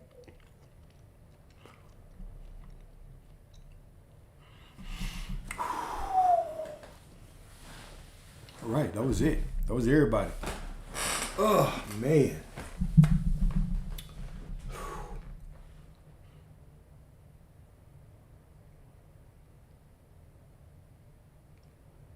I'm finna go have some lunch. I was supposed to go do something at 1, but didn't happen. I'm finna go have some lunch with my parents, man. Finna go see what they want to do. Pop up on their ass. What the fuck y'all doing? last night we went to this spot called JJ's Tacos. Really cool spot, right?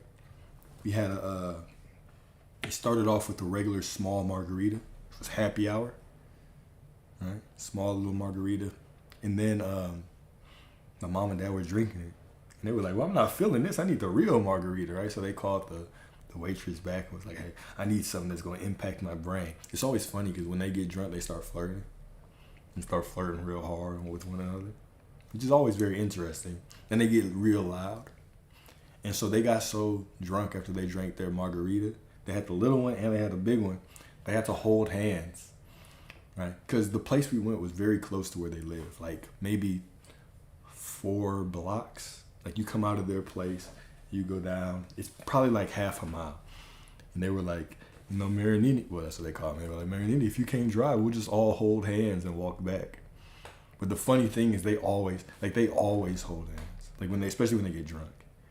They just be holding hands, trying to walk together, both wobbling. I was like, look at y'all. Little drunk asses. As soon as I got back home with them, right? They just sat on the couch. Both of their ass fell asleep. Look at y'all. Right? Look at y'all. I didn't even leave there until when did I leave? Well, because I did go on live, so I guess it wasn't too late. But even when I had hit them up on the phone later on, they were still wide, like they were just sitting on the couch. I was like, why are y'all not asleep? They're like, it's Friday. It's Friday. We don't want to waste our night. Take y'all old asses to sleep. Damn. Get y'all's fucking nap in. Shit. What do you mean you don't want to waste the night? What could you possibly be doing? Shit. So, it was fun. It was real fun.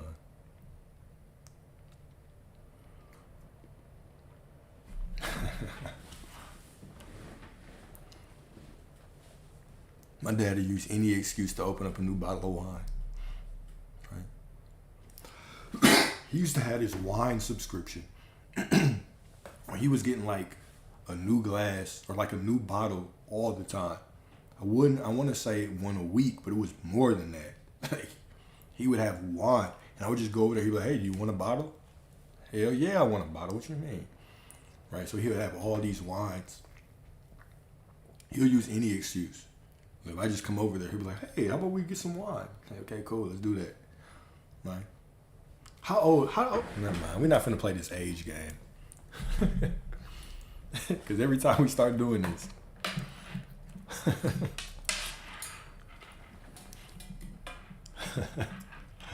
it's Friday.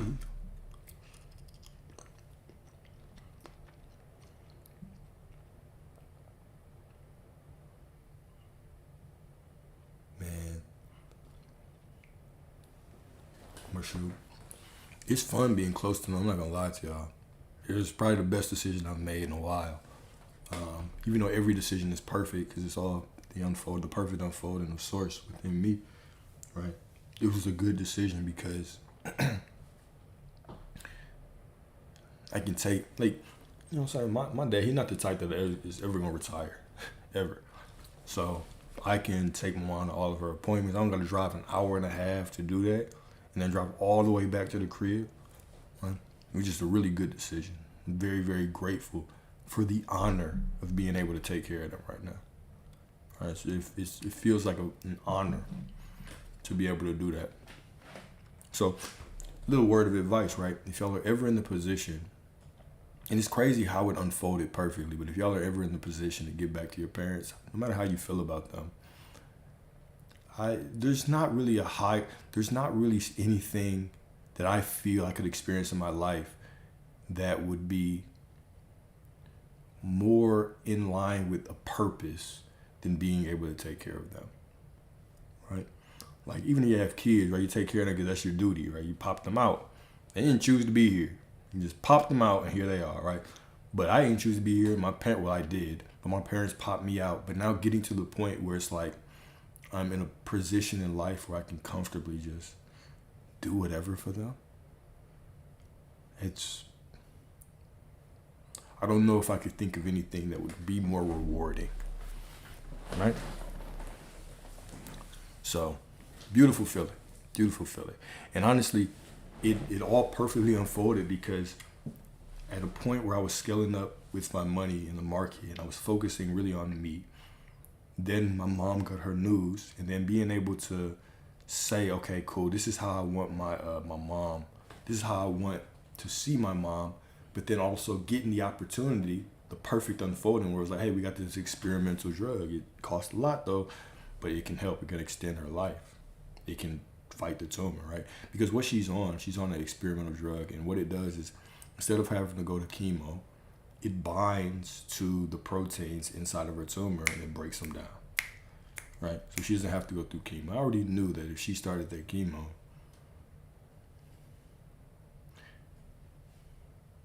that's all I'm gonna say, right? So this was just a blessing in itself. So it just perfect unfolding. I couldn't and this started about 2 years ago.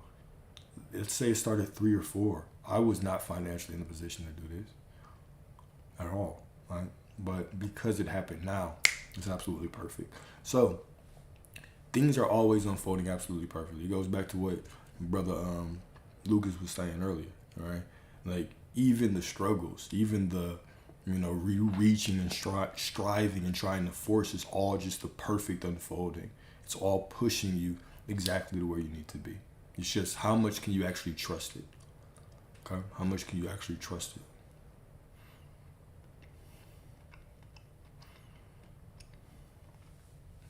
How do you get out of feeling like you're always in survival mode? Well, I feel like y'all know what question I'm going to ask. The first question I'm going to ask is, what if you don't? Does that mean that you cannot get what you want? Okay. No, but I'm close to them. I'm probably 7-8 minutes from them. About 7-8 minutes. What if you don't actually get out of that quote unquote feeling of survival mode? What is that feeling anyway? Right? It's a statement. It's just a statement of who you are. It's if y'all want to see my parents, they're on my story. They're on my story right now. At the taco spot drinking margaritas. So when we think of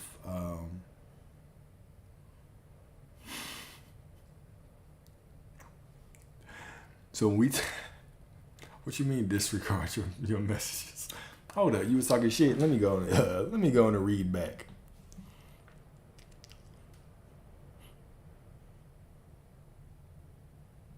Let me go and read back what was going on back here.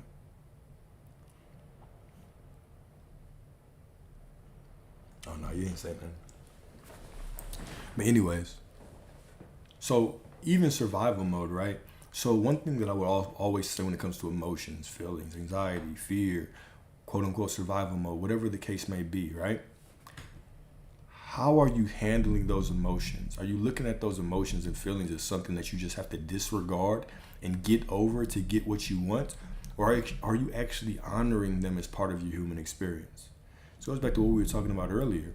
You have certain feelings of fear, doubt, or anxiety. And those emotions are your quote unquote spirit guides leading you into a better understanding of yourself. And then when you can actually flow into that understanding of yourself, now you can be a better person for everybody around you. How can I be intimate with other people if I can't be intimate enough to actually love myself through whatever situation I'm in? Close, but still a little bit off. Close, but still a little bit off. Right? So what can I do to switch how I am feeling about my emotions, right? Some of you go through heartbreak. And when you go through heartbreak, right, you have this period where you're like, oh, I want to manifest this person back. Should I doubt my emotions? Should I ignore my emotions? When really your emotions are just calling you to give yourself intimacy, to mourn that old version of you, to mourn that old version of them. You can still allow a new version of them to come forward. But if I can't even sit with my emotions and love myself through it, then how can I allow somebody else to love me through my emotions? How can I love someone else through their emotions? right? We want someone that will sit down and have difficult conversations with us, that will not run away in those situations, yet we are faced with our quote-unquote survival mode, our feelings of doubt and fear and anxiety, and we can't even sit through those with ourselves without wanting to bypass it, without trying to ignore it and suppress it, without getting on the phone and scrolling mindlessly, without being distracted in some other way. You are not your emotions. You are not. They're just flowing through you. You are not your emotions. They are just flowing through you. And the more that you can honor yourself, knowing that you are greater than your emotions, you're above the ego, you're above the feelings, you're above all of these quote-unquote negative feelings. They're just flowing through you and are temporary. The more that you can put yourself in a position to handle them correctly. Ask yourself the next time you're feeling this negative feeling, what do I have to believe to be true to feel this way? What do I have to believe to be true to feel this way? And don't just stop at the first answer. Ask yourself multiple times. What do I have to believe to be true to feel this anxiety? Well, I'm just nervous about the situation. Go deeper. Why are you nervous about the situation? Well, because, I'm just tired of being in this situation. Why? Because I feel depleted internally and mentally. Why? Because I don't believe God is showing up for me. Why? Because in my past, I've had situations where I wanted more and nothing happened. Start digging into these questions. At the core of it, what you'll find is you're realizing, or you're simply believing that source is not going to show up for you. Change the story in that moment. Well, I am source. I am going to show up for myself. I am within me. I've already made the promise. It's going to show up for myself. Does that mean you're going to automatically feel better? Maybe, maybe not.